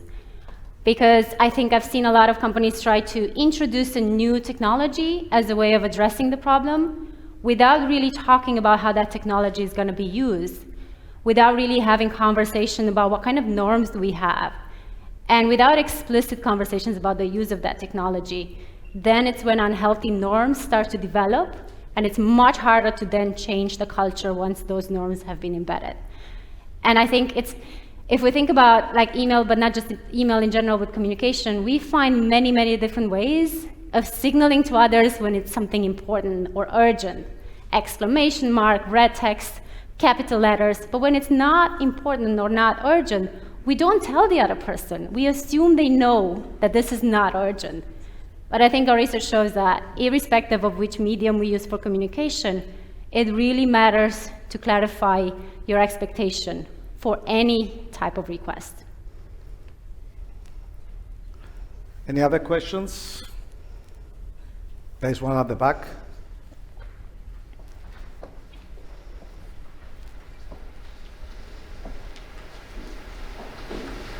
Hi everyone. Thank you for the very interesting research you shared with us. I was wondering, in terms of the sharing feelings during the fears and anxieties during the crisis, if there was a point of oversharing that would have a negative impact, and also if there was a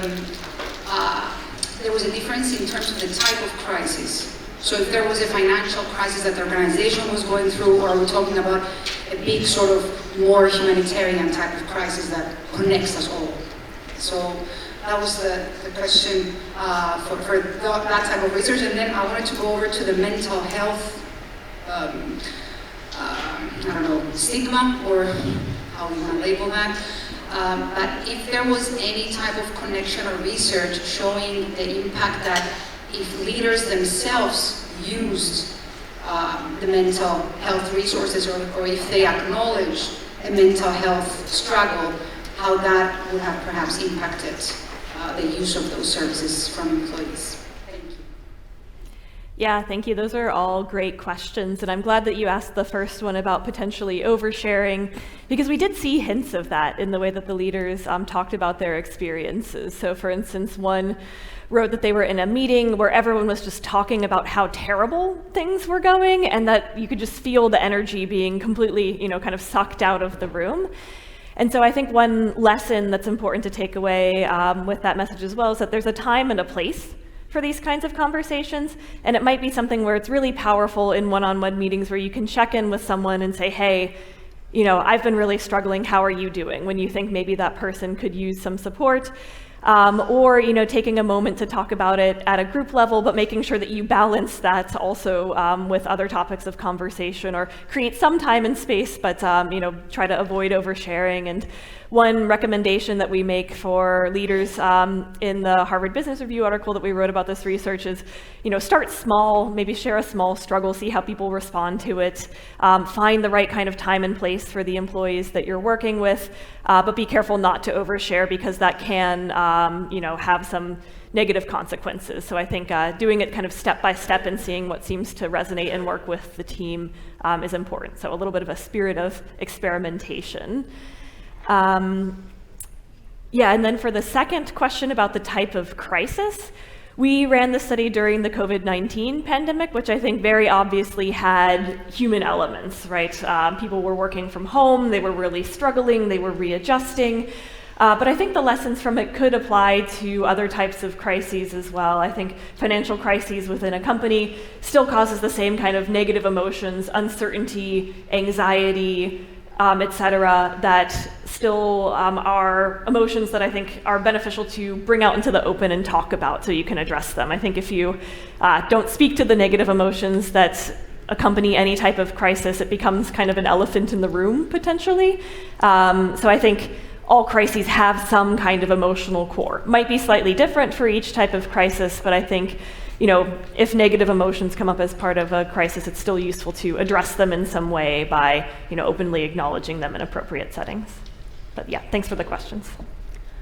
And to the second question about the mental health challenges and leaders helping with that, just like there's stigma for mental health, there's certain expectations that come with being a leader that I think stop certain leaders from talking about, even if they were using those programs to actually openly acknowledge, to the same way acknowledging challenges can be hard for leaders, because there's this idea that the leader is someone who knows everything, and it's someone up there, and it's not someone who sort of has struggles or weaknesses. So I think there's that barrier to cross first. Having said that, I do think that leaders have the strongest power to role model the behavior that they want from their employees, because they legitimize others lower in a position of power to do the same. So if you see the leader work on the weekend, you think that that's what you should be doing, unless that leader says, this is when I can work, I don't want to see you do that if it's not working for you, right? And the same way, if a leader would say, I've had struggles, I've had challenges, I've used those resources myself, an employee might be more likely to feel like empowered, that if the leader does this, then I can do it too. They really are the role models. They set the right behavior. They set the culture. So no data on this because it's really hard to get leaders to acknowledge or sort of openly talk about this. But if you know any company that is willing to do this, we would love to sort of talk to them. So thank you for the question.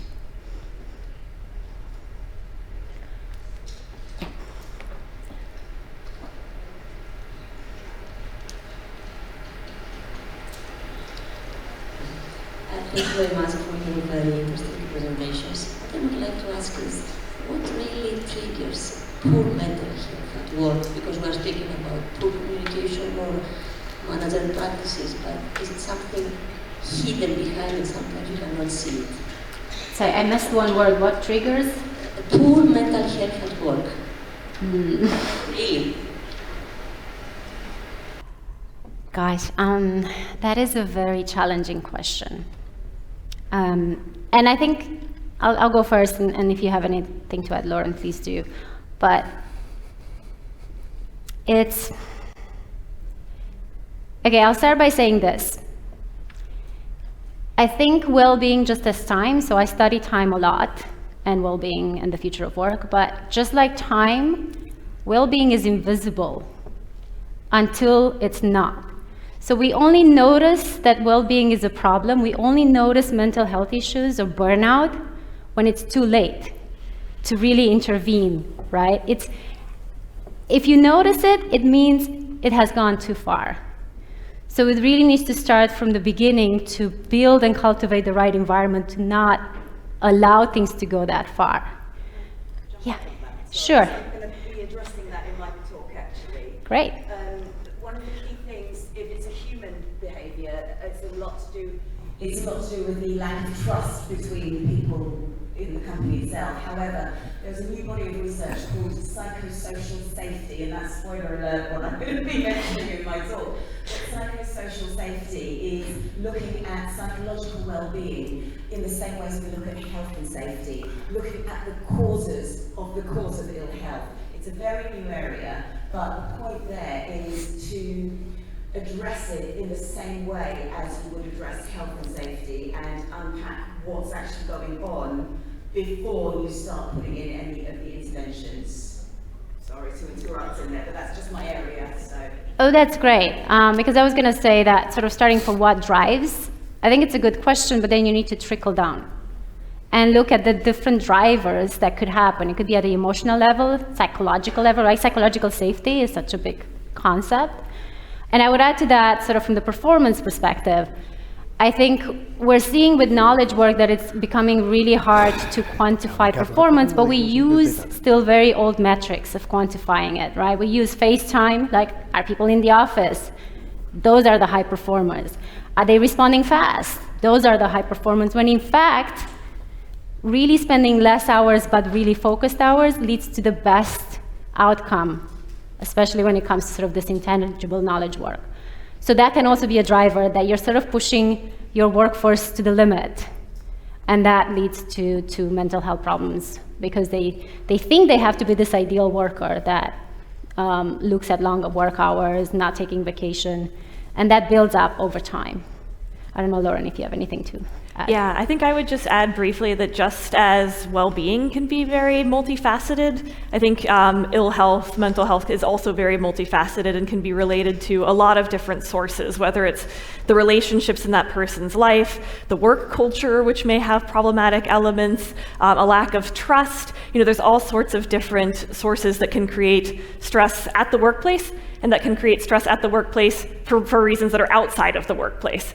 So I think that can seem a bit daunting, but I think what that speaks to is the challenge for leaders to listen to employees, to try to maybe even collect data to figure out what are the particular sources of strain that this employee is experiencing. And I think just as there's a lot of different causes that can contribute to poor mental health, there's also then a lot of tools that can be used for improvement, given that there are these various things that can improve well-being, whether it's relationships at or outside of work, what the leader does, financial support. So I think really trying to figure out what the unique root cause is to the group of employees in the company is important.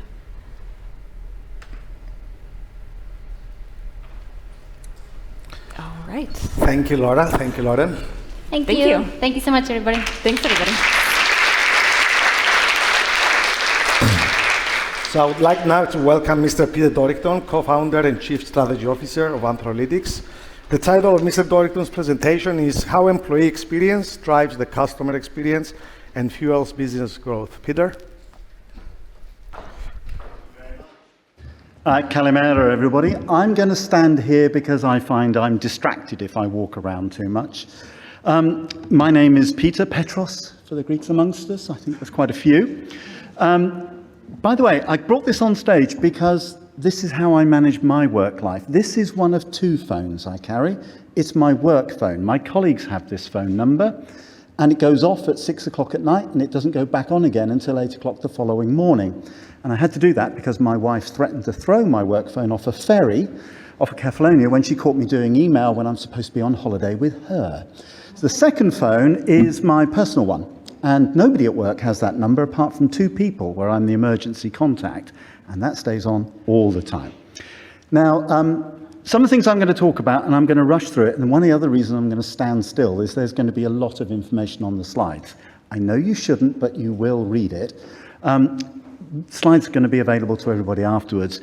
And Lauren and Laura are going to tear me to pieces for some of the models that I'm going to be sharing with you right now. So I probably ought to quickly introduce myself. I started my career as a rocket scientist. And I did a little nuclear physics on the side because, hey, girls love science nerds, right? So, but the last 23 years, I've been using data science to try and understand people. And about 8 years ago, I thought, why do we do such a rubbish job of predicting what people are going to do? So I started to look at behavioral science and how I could include that. And so I've developed a whole series of techniques which I've called predictive behavioral analytics. And this is me trying to predict the emotional state of everybody in this room every day without asking you. And I'll tell you how I did it. Well, I'll tell you a bit about how I did it. Now, another declaration. I'm on the spectrum. I'm willing to share that because I'm on the spectrum.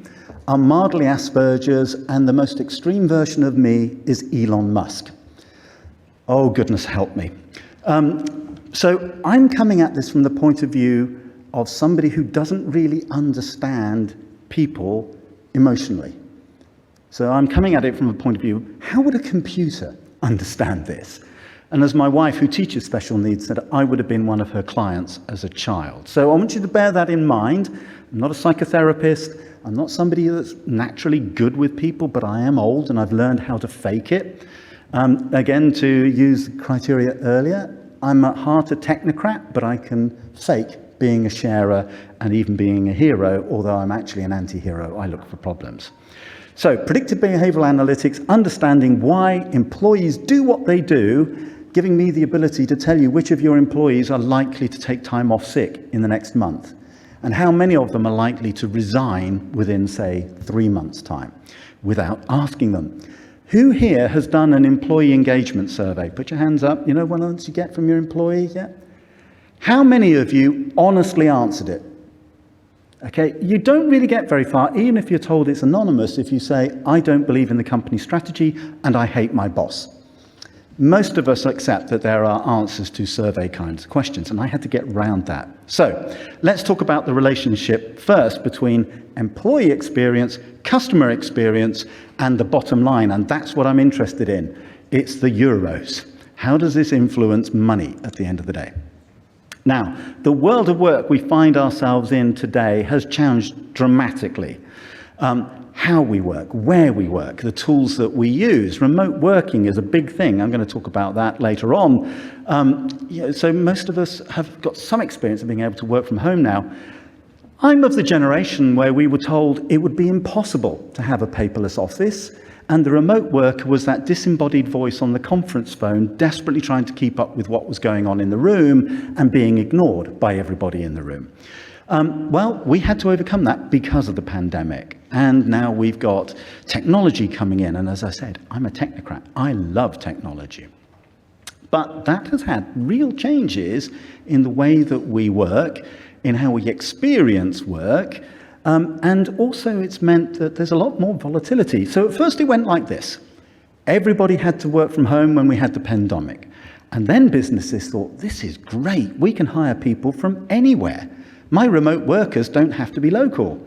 And then the remote workers realized, I can work anywhere. I don't have to work for you. I can go and work for somebody 1,000 miles away. And as long as the time zone difference aren't too bad. So what we found is that those people who had transportable skills took advantage of it. And the crisis we already saw in staff motivation and retention just got a lot worse. And one of the things I do is deal with some of the world's biggest companies who have real problems about staff retention and motivation. Now, when you have a demotivated, unskilled or semi-skilled workforce dealing with customers, they can't deliver a great customer experience. And I'll give an example of one of the reasons for that in a moment. And there's lots of those slogans out there, you can't have a good customer experience unless you have a good employee experience. That's all well and good, but show me the money. How much is that going to cost? What is the difference in that? But when you do have a poor customer experience, it ends up ultimately in less money. They stay loyal for less time, they spend less money, they don't recommend you. Now, one of my co-founders with Anthrolytics was one of the team that introduced Net Promoter Score. So if you've used NPS or Net Promoter Score, he and I had what diplomats call robust discussions about how useful that is. I'm not a big fan, as you're going to find out in a moment. Suffice to say, I must have been reasonably persuasive because he formed a company with me. So I did something to persuade him.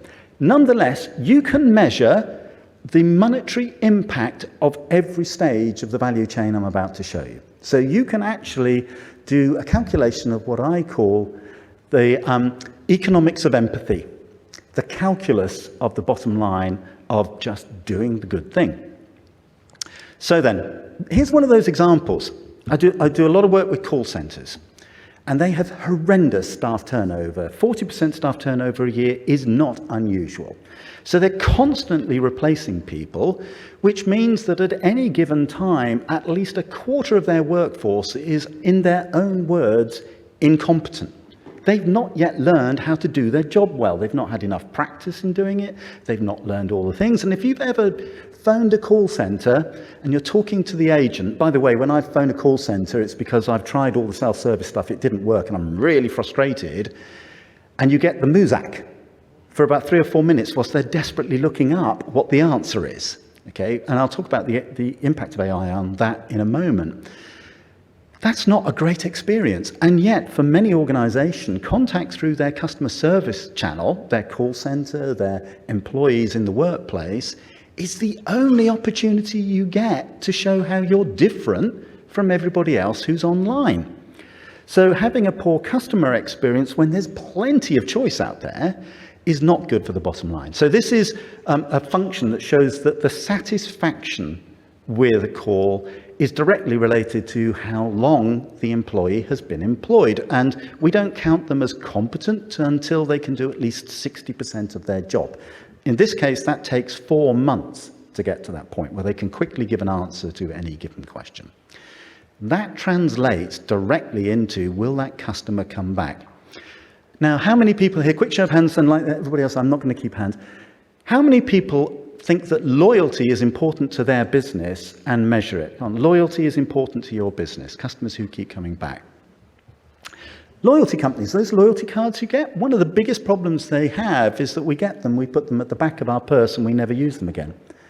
And although we never cancel, and so sometimes we're called loyal, we're not actively loyal. We're not spending money. We're not choosing you over somebody else. Thank you for the loyalty card. Not really interested. So active loyalty is what I'm interested in here. Customers who keep coming back and buying more and more. So what do they value? Here's the first of the models that Laura and Lauren are going to tear me to pieces on. Left-hand side, bearing in mind, this comes from a data scientist. So this is what I know works from the data. Again, it's how I explain it. Starting at the bottom, what is it you're trying to do? Where and when are you trying to do it? The stimulus and the context. That's important because it will change the expectation and the severity or urgency of what you're expecting to do. If your car breaks down in the middle of nowhere at midnight, that is a completely different experience than if it breaks down at the bottom of your driveway on a nice sunny day like today. Okay? The car's still broken down, The context is different. So stimulus and context, what it is that I'm trying to do, where and when. And then we get into a couple of interesting things. And I'm going to talk about wants and needs. So needs, first, are the rational things that we think about. Now, I'm sure everybody in this room thinks of themselves as a rational human being. We're clever, we know how to spot a bargain, we are disciplined in our shopping habits. Rational needs are things like price, availability, how good does it fit the job that I need it to do? And we consciously think about those. What we're not aware of is the power of emotions with that. And emotions are what I call the wants. And unlike needs, which can be satisfied, so if I'm hungry, that's a need, and I eat, I've satisfied that need, the need goes away. If I'm happy, there's some part of me that always thinks I could be happier. It's unbounded. There's always room for a little bit more on the emotional side. And we process our emotions up to 3 times faster than we do cognitive thought. And we're not even aware of it when we're doing it. And often what we do is we make a decision emotionally, instantly, and then we use our rational brains to justify it to ourselves and other people. We rationalize our decisions. So we've got wants and needs. Wants are very powerful, very quick, don't require much energy. Needs, slower, need us to think things through. Now, if any of you shop online and you filter by star ratings or those things, that's where I put in the influence of third parties. Because basically we're lazy. We don't want to do our own research. We'll just go with what everybody else thought was the good answer. So if it's got 5 stars, it must be good, right? It's got 5 stars. So external influence, or the wisdom of crowds, which I promise you is an oxymoron, we use that a lot. And then we get to one of the things that's really interesting, which is, what do we do with this? Because I'm going to come to history in just a moment. We have internal ways of processing data, which a lot of the behaviorists are very aware of. And I'm going to put 2 of the internal biases into camps. There's cognitive bias. About 150 known ways where we think we're being logical, but we're not.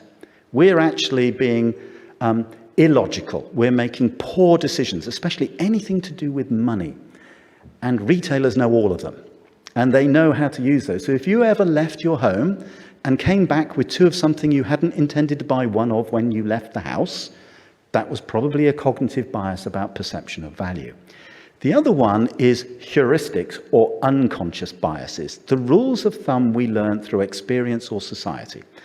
For an example, one of the heuristics I have is that I believe German cars are well made and they're reliable, even though I have no evidence for that.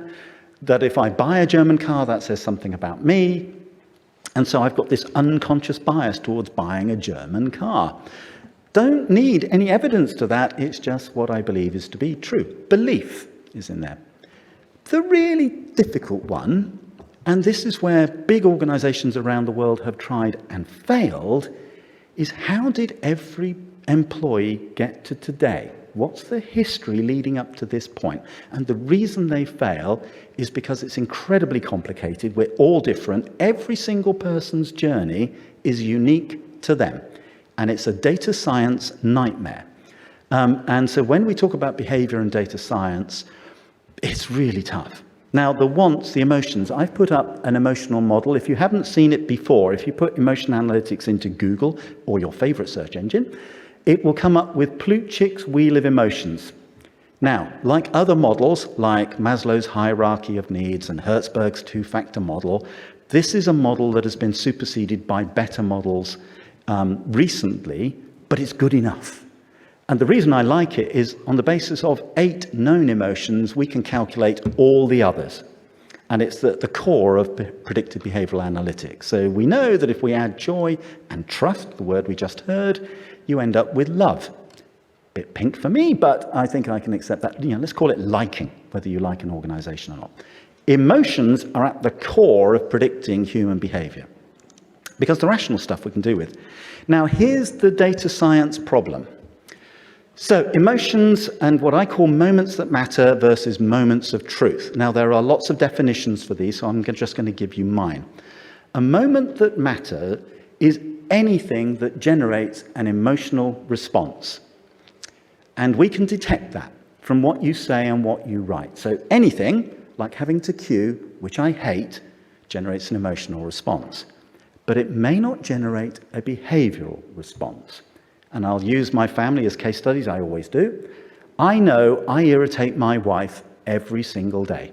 I'll do something which gets under her skin and that she doesn't like. And yet, thankfully, there are enough good times to balance some of those out. She doesn't get up and leave immediately. She doesn't divorce me, and I've been married 41 years now, so I think I'm getting the balance about right. From a data science point of view, if you have something that is, say, irritating, that generates emotion, but you don't do anything, as far as most data science is concerned, nothing happened. You had a cause and no effect, and you can't build a model with cause but no effect. Yet I know there's an effect, there's an emotional effect. So moments of truth are when you eventually get to the point where if I keep irritating my wife, she will eventually leave. And what most data scientists will do is say, we have a behavior, she's left. What was the thing that triggered that? He didn't remember flowers on her anniversary. That must be what caused it. It's not. It's the end of a very long cumulative chain of things that were some positive, some negative. So you have a moment of decision.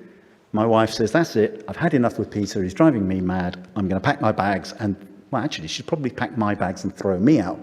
And so we have this moment of truth. And this is not a good model. And it's why a lot of data science is very bad at predicting human behavior at the individual human level. Because there are hundreds of potential moments that matter that lead up to a moment of truth. And they're all different for every person. It was solving that gave me the breakthrough that now enabled me to predict what customers and employees will do next. So then, I'm not going to leave this up here. We've had some great examples already. There is a lot about when I look at organizations that have an attrition problem. Yes, there's some functional stuff. You don't pay them enough, or you've changed some of the working conditions, but a lot of it is about how they feel. And we often hear axioms like, you don't leave a bad company, you leave a bad boss. Why do you leave a bad boss? Because of the way they make you feel. You don't feel valued, you don't feel you have opportunity, you don't feel that you're included. They don't deal with some of your concerns. They don't deal with wellness and well-being very well. Those are all emotional. And in fact, if you looked at Hertzberg, what they call hygiene are some of the basic things. They're negative things. You have to deal with those before you can get to the positive things like well-being. There's only one that crosses both from positive to negative, and that's salary, because that might well fall into the needs category. I need to earn enough that I can pay my bills. Everything else tends to be emotional. It's about trust, employment conditions, and so on. So, the cycle then, employee experience. It starts before they join your company. It starts before they apply for the job. It starts about what they understand about your brand, about what your company stands for. And then you have the pre-joining experience, and then you have the joining experience, the onboarding and the training, and then the motivation.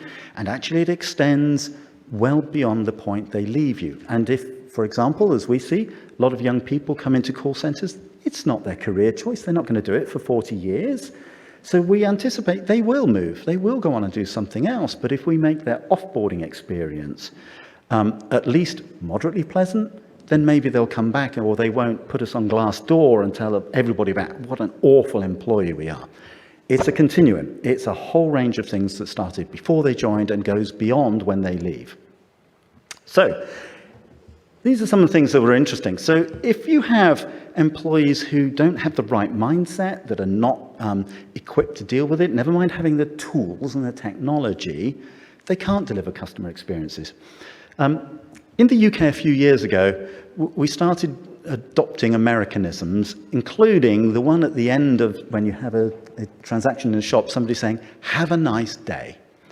Okay, now I was in Bradford, which is in the middle of Britain, and I bought some takeaway food, and as I was leaving, the person who'd served me, without even looking at me, was looking down, getting ready to serve the next person, said, "Have a nice day."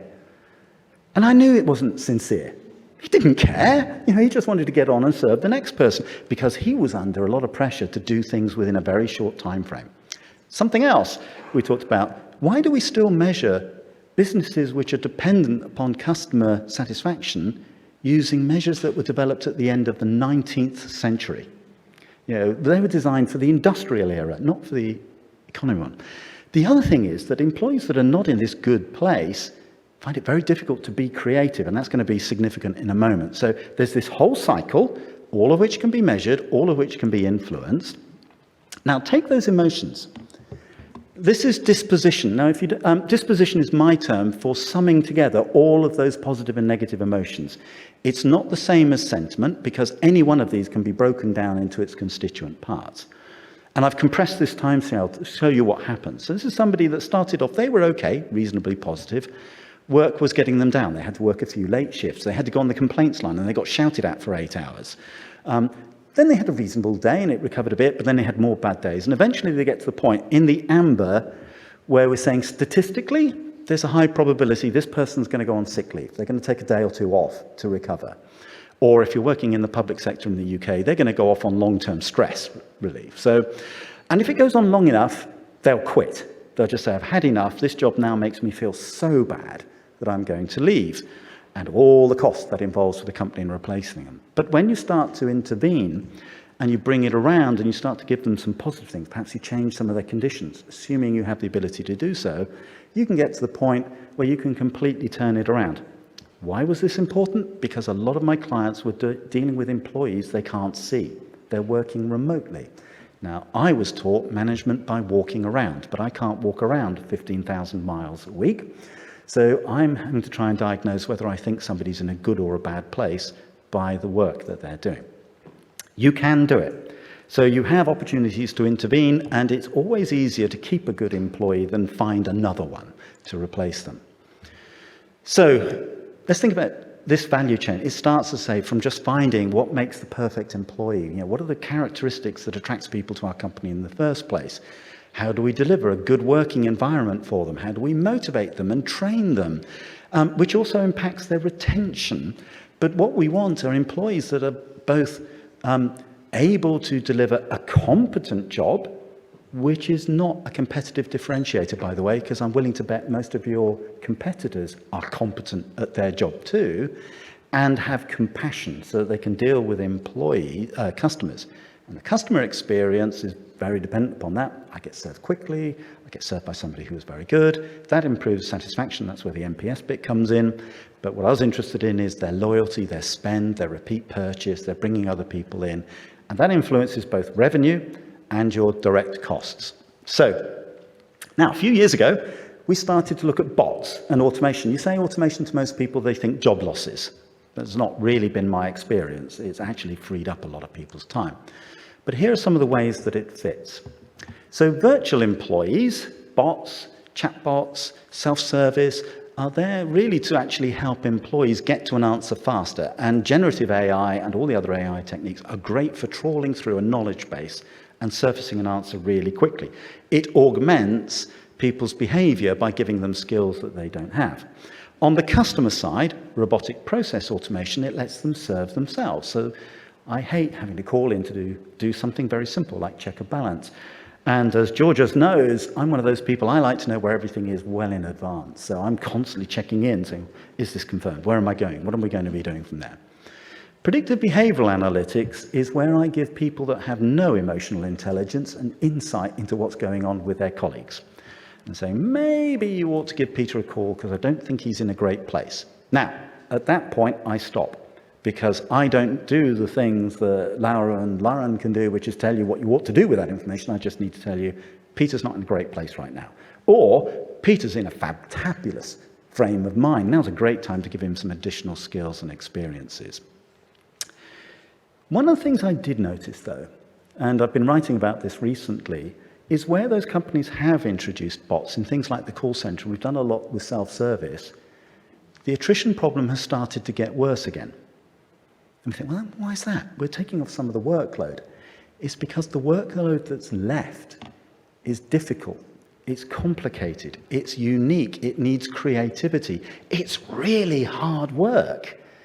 And there's no downtime for those agents. There's no downtime for those employees. So they're working 8 hours a day, 5 days a week at an exhausting pace of work, dealing with difficult, complex problems that nobody knows the answer to, dealing with customers like me that have been trying to use the portal for half an hour and can't get an answer. I'm screaming down the phone at them in a high-pressure environment, and they're also told they've only got 3 minutes to deal with the call. So one of the things to say I've noticed is that it is impacting attrition. Attrition is starting to go back up again. Initially, it went down. I thought, it's great. We can get rid of some of the workload. Now it's going back up. So the employee, I'm nearly there, and then I'm happy to take questions. All of this is measurable. We've got models that can allow you to calculate the impact of just being a nice employer, dealing with providing a great customer experience. So depending upon your size and how much you pay people and what kind of productivity gain you can get, the number of customers you've got, how much revenue you can get, you can end up with some quite big numbers. And here's one from one example client, a medium-sized business that sells reasonably high-value goods, but not the biggest company by any means. 500 employees with an attrition rate of 10%. That is not bad, actually, for most of the people I work with. So every year they need to find 50 new people, and it costs them €500 to recruit them, and then it takes them 5 weeks to get them up to the point where they're competent. That's quite short. And they're paid about €600 a week. So the costs of just replacing those 50 people in a year is €130,000. Just the direct costs of replacing them. But look what it did to the customer experience. So they've got 100,000 customers. Revenue is roughly about €100 per product, and on average, every customer takes 2 products. So, and they're churning about 20% of customers, a lot of it down to poor customer experience. So the revenue that they lose is roughly 4 million. I know the sums are very simplistic, it's more sophisticated than that, but for the sake of discussion. The sales and marketing cost, let's say it's €100 to recruit a new customer, and they've got to recruit 20,000 of them a year, so they're roughly spending 2 million a year in recruiting customers. So if you could improve the employee experience, retain more of their employees so that they're better at doing their jobs, and they improve the customer experience, which reduces customer churn and increases customer spend over a longer period, the numbers can be very significant. Now, you can do that with technology. You don't have to. You just need to be aware of that. And this afternoon, I'm doing a workshop, and we're going to play with some of those techniques. You can look at gazing into it. But the thing I think I want to leave you with is this. Employee experience is every bit as much about emotions as it is about logic. And although we all like to think we're logical and rational, and most businesses think they're logical and they're rational and they've got business processes, we're all made up of people. And people are emotional and quixotic and complicated, and there's a lot going on that we have to deal with, but there's a lot that's under our control. And if we get that right, we can really influence some of these numbers. And what I haven't done is talk about what will happen in the future when we get more automation, more sophisticated, intelligent AI, and the way that that could really help us all live a better work experience. So, at that point, I'm happy to take questions if there are any. I know I'm between you and coffee, so you're all thinking, get off the stage, please. But if there are any questions, I'll happily take them. No? Okay.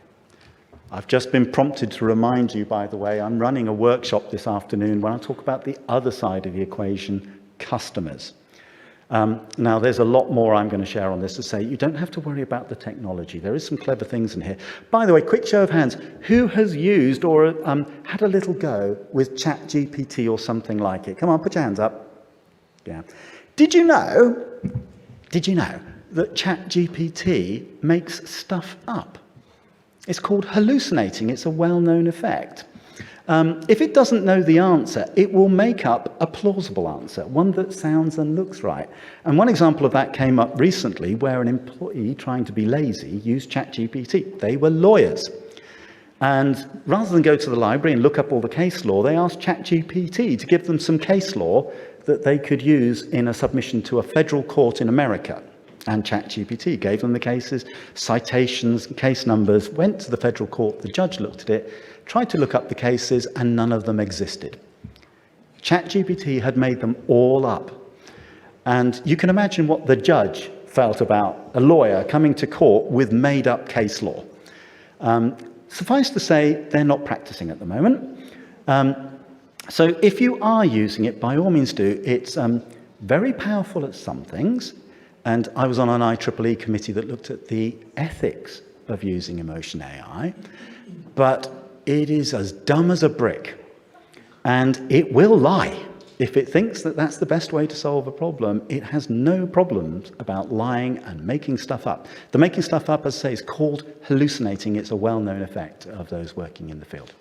But as there aren't any more questions, and I know you're very keen to get to coffee, I'm going to say thank you very much. Don't forget the workshop this afternoon, and thank you, Lisa. Thank you.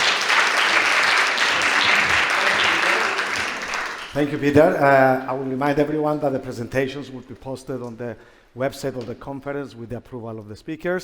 So we have about 20 minutes for coffee, and then we resume. Thank you. Επιστρέφουμε στη σκηνή του Cyprus Future of Work Conference με ένα εξαιρετικά ενδιαφέρον πάνελ για το θέμα του Future of Work in Cyprus. Καλωσορίζω στη σκηνή την κυρία Μαριάννα Χατζιαντονίου, HR Director of Parimatch and Founder of Perha Group, η οποία θα συντονίσει το πάνελ και θα καλωσορίσει τους συμμετέχοντες. Στο πάνελ έχουμε μαζί με τη Μαριάννα τη Σίλια Χατζηχρηστοδούλου, Founder and Managing Director Grand Expert Consulting, τον κύριο Γιώργο Γκέντα, Πρόεδρο του Διοικητικού Συμβουλίου RIC και Associate Professor στο Πανεπιστήμιο Λευκωσίας, την κυρία Παγώνα Λίγκου, Director of Human Resources Park Lane Resort and Spa Λεμεσός και την κυρία Γιώλα Χαραλάμπους, HR Manager στη MAP Esplatis Group. Σας καλωσορίζω και σας δίνω το λόγο. Ευχαριστούμε, Γιάνγκο. Καλό μεσημέρι, καλησπέρα. Πάρα πολλά ενδιαφέρον θέμα και πάρα πολλά όμορφο πάνελ. Θέλω να ξεκινήσω κατευθείαν με ερωτήσεις, γιατί θέλω να δώσουμε και χρόνο για ερωτήσεις που το κοινό. Οπότε θα πάω σε ένα θέμα που αφορά την ευημερία. Το γνωστό σε όλους μας well-being. Θα ήθελα έτσι, πριν να ξεκινήσω, δύο λόγια από τον καθένα σας, έτσι, πώς το καταλαβαίνουμε το Future of Work, τι σημαίνει για εσάς. Οπότε να δώσω έτσι λίγο τον λόγο στις κυρίες πρώτα. Παγώνα. Να ξεκινήσω εγώ. Ουσιαστικά το Future of Work για μένα είναι το πού θα βρισκόμαστε αύριο, πού θα βρίσκονται τα παιδιά μας αύριο και πώς θα χαίρονται την εργασία τους. Είναι βασικό αυτό, γιατί μιλάμε για well-being, αλλά το βασικό που πρέπει να κατανοήσουν οι περισσότεροι οργανισμοί του τι σημαίνει well-being είναι όχι το τι κάνω μέσα στον οργανισμό, αλλά το τι κάνει ο εργαζόμενος φεύγοντας από τον οργανισμό. Αν δηλαδή πηγαίνει χαρούμενος στο σπίτι του, αν έχει χρόνο για τα παιδιά του, για τον σύζυγο, την σύζυγο, αυτό είναι well-being. Αν δεν έχει, όσες ώρες και να τον κρατήσω μέσα και να του προσφέρω parties, event, perks, οτιδήποτε, αυξήσεις, benefit, πάρα πολλά, δεν είναι well-being για αυτόν στο τέλος της ημέρας. Άρα για μένα well-being είναι από τη στιγμή που θα φύγει από τον χώρο εργασίας και θα πάει σπίτι, πόσο χρόνο έχει και πώς πηγαίνει στο σπίτι του. Ναι. Ευχαριστώ. Σίλια μου. Μαριάννα μου, θέλετε να σχολιάσουμε το Future of Work σε σχέση με το well-being σε σχέση. ή το Future of Work ξεκάθαρα... Σε σχέση με το well-being. Λοιπόν, να τα διαχωρίσουμε νομίζω, γιατί είναι δύο ξεχωριστά θέματα στο δικό μου μυαλό. Future of Work, όταν το ακούω εγώ, αντιλαμβάνομαι το πώς θα δουλεύουμε με σύγχρονα εργαλεία, ψηφιακά, με εντελώς νέες συνθήκες εργασίας, είτε από το σπίτι, είτε από οπουδήποτε επιλέξει κάποιος να εργαστεί. Τα ρομπότς μπαίνουν στη ζωή μας, όπως βλέπαμε στα έργα το 80s, 90s, θα είναι εκεί συνοδοιπόροι. Και αλλάζουν και οι προτεραιότητες των νεότερων γενιών. Στο τι ζητάνε, η δική μας γενιά μπορεί να ήταν πρόθυμη να δουλεύει για ασταμάτητες ώρες και πολύ σκληρά. Βλέπουμε ξεκάθαρα ότι οι 20χρονοι, 25χρονοι δεν έχουν αυτή τη φιλοσοφία ζωής. Άρα, εμείς ερχόμαστε να προσαρμοστούμε σε αυτά τα νέα δεδομένα. Είναι το νέο προσωπικό στους οργανισμούς μας και εμείς πρέπει να προσαρμοστούμε στις δικές τους επιθυμίες και ανάγκες. Τώρα, σε σχέση με το well-being, υπάρχει σίγουρα συνάφεια μεταξύ των δύο θεμάτων. Τα είχε πει πολύ ωραία η κυρία Λίγκου. Στο δικό μου μυαλό, well-being έχει να κάνει με το εάν ξυπνώ το πρωί και πηγαίνω στη δουλειά μου από όπου και θα την πραγματοποιήσω, είτε από σπίτι, είτε από ένα καφέ, είτε στο χώρο εργασίας, και νιώθω γεμάτος, εάν μου προκαλεί ευχαρίστηση το είδος της δουλειάς που κάνω, Εάν υπάρχουν όμορφες εργασιακές σχέσεις με τους συνάδελφους, με τους πελάτες μας, με τους συνεργάτες και αν νιώθω ότι εκτιμάται η δουλειά μου. Νομίζω όλοι μας χρειαζόμαστε αυτόν το ανάγκη του, να νιώθουμε ότι αυτό που προσφέρω πραγματικά εκτιμάται και σε ανθρώπινο και σε επαγγελματικό επίπεδο. Εάν λείπει αυτή η αίσθηση της εκτίμησης, της αναγνώρισης, όσα χρήματα και να δίνω σε έναν υπάλληλο, σίγουρα θα ψάξει να βρει αυτό το appreciation, αυτή την εκτίμηση. Άρα είναι και θέματα εμπιστοσύνης που θα αναφερθούν νομίζω πιο μετά σε επόμενο ομιλία από την διακεκριμένη μας ομιλήτρια. Εμπιστοσύνη, ειλικρίνεια, transparency.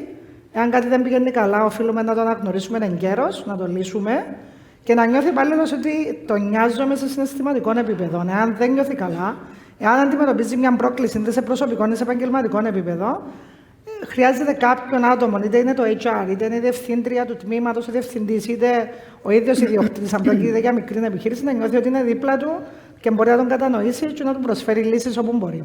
Σωστά. Τέλεια. Ευχαριστούμε. Εγώ θα προσθέσω ότι αν είχαμε να βάλουμε 3 παραμέτρους που έχουν να κάνουν με το τι καθορίζει το well-being για τον εργοδοτούμενο, θα ήταν το ψηλοηθικό, η ικανοποίηση από την εργασία την οποία κάνουν και τη συνολική ευημερία που έχουν σαν άτομο.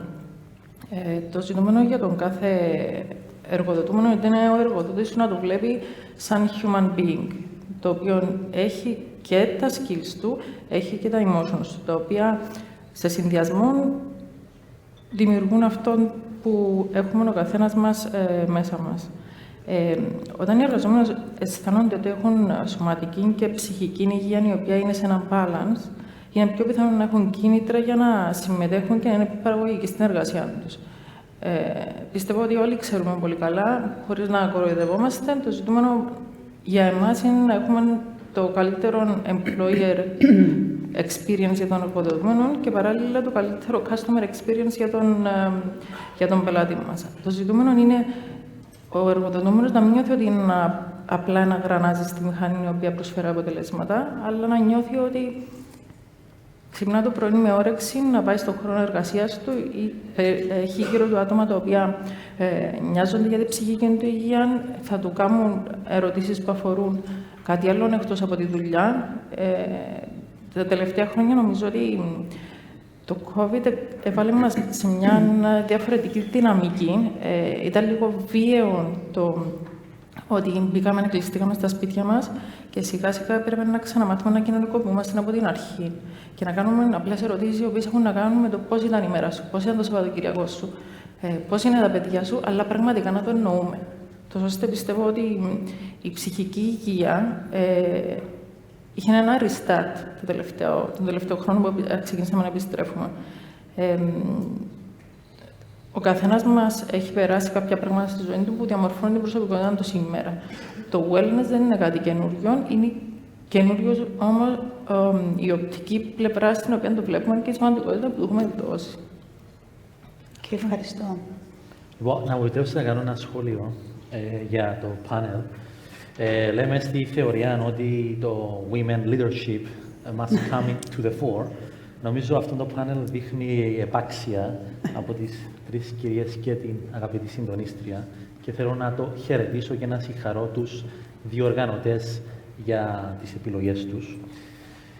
Παρακολουθώ εδώ και πάρα πολλά χρόνια θέματα ανθρώπινου δυναμικού και ως καθηγητής δημόσιας πολιτικής που ασχολείται με strategic management in the public sector, αλλά και ως consultant σε ιδιωτικούς οργανισμούς. Αυτό που μπορώ να πω είναι ότι τα HR departments θα πρέπει, they need to change gear, δηλαδή θα πρέπει να επαναπροσδιορίσουν το ρόλο και τη λειτουργία τους. Όπως είπαν και οι αγαπητές στο πάνελ, θα πρέπει να αντιμετωπίζονται οι εργοδοτούμενοι ως ολοκληρωμένες προσωπικότητες. Οι δεξιότητες θα πρέπει να συνδυάζονται με το emotional intelligence.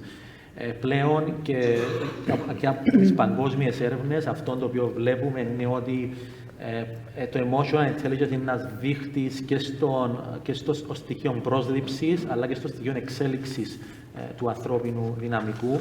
Άρα θα πρέπει να γίνεται επανεπένδυση σε αυτά τα άειλα, τα soft skills όπως τα λέμε στο HR, προκειμένου να βελτιώνονται και να εξελίσσονται οι εργοδοτούμενοι μας. Δηλαδή να γίνονται πιο παραγωγικοί, και η παραγωγικότητα συνδέεται με την καλή ψυχολογία, και αυτό που λέμε ο συνδυασμός του κινήτρου σε σχέση με την αφοσίωση στην υπηρεσία. Σίγουρα το χρηματικό κίνητρο παραμένει στο wellness και το well-being όλων μας έναν καθοριστικό κριτήριο, όμως αυτό πρέπει να συνδυάζεται ισορροπημένα και με την ψυχική υγεία. Και εν τέλει να πω και ένα σχόλιο το οποίο εγώ βλέπω τους φοιτητές μας οι οποίοι τελειώνουν τα πτυχία τους, τα πτυχιακά τους, και πάντα η συμβουλή μου, και αυτό λέω και στα παιδιά μου, you have to be in the top 5%. Αλλά αυτό το top 5% δεν είναι μόνο μέσα στα skills, αλλά και μέσα στο emotional, psychological stability. That's my recommendation στους φοιτητές μου, αλλά και γενικά και τώρα και στη διευθυντική ομάδα του οργανισμού στο οποίο προεδρεύω. Πάρα πολύ ενδιαφέρον και ευχαριστώ για το σχόλιο, ότι τελικά συμφωνούμε όλοι ότι το well-being υπήρχε που πάντα, απλά το responsibility το δικό μας είναι να το εξελίξουμε, να το καθιερώσουμε και να το περάσουμε τελικά μέσα στις εταιρείες που είμαστε. Ένα πιαστό από το κομμάτι που είπε η Γιώλα για το COVID. Άρα η περίοδος της πανδημίας επηρέασε ριζικά τούτο που αποκαλούσαμε χώρο εργασίας. Η τηλεργασία δεν είναι πλέον προσωρινό μέτρο, αλλά βλέπουμε ξεκάθαρα ότι ήρθε για να μείνει. Να ήθελα έτσι να σας ρωτήσω πώς έχει επηρεάσει η εξαποστάσεως εργασία τις δικές σας εταιρείες ή το δικό σας περιβάλλον.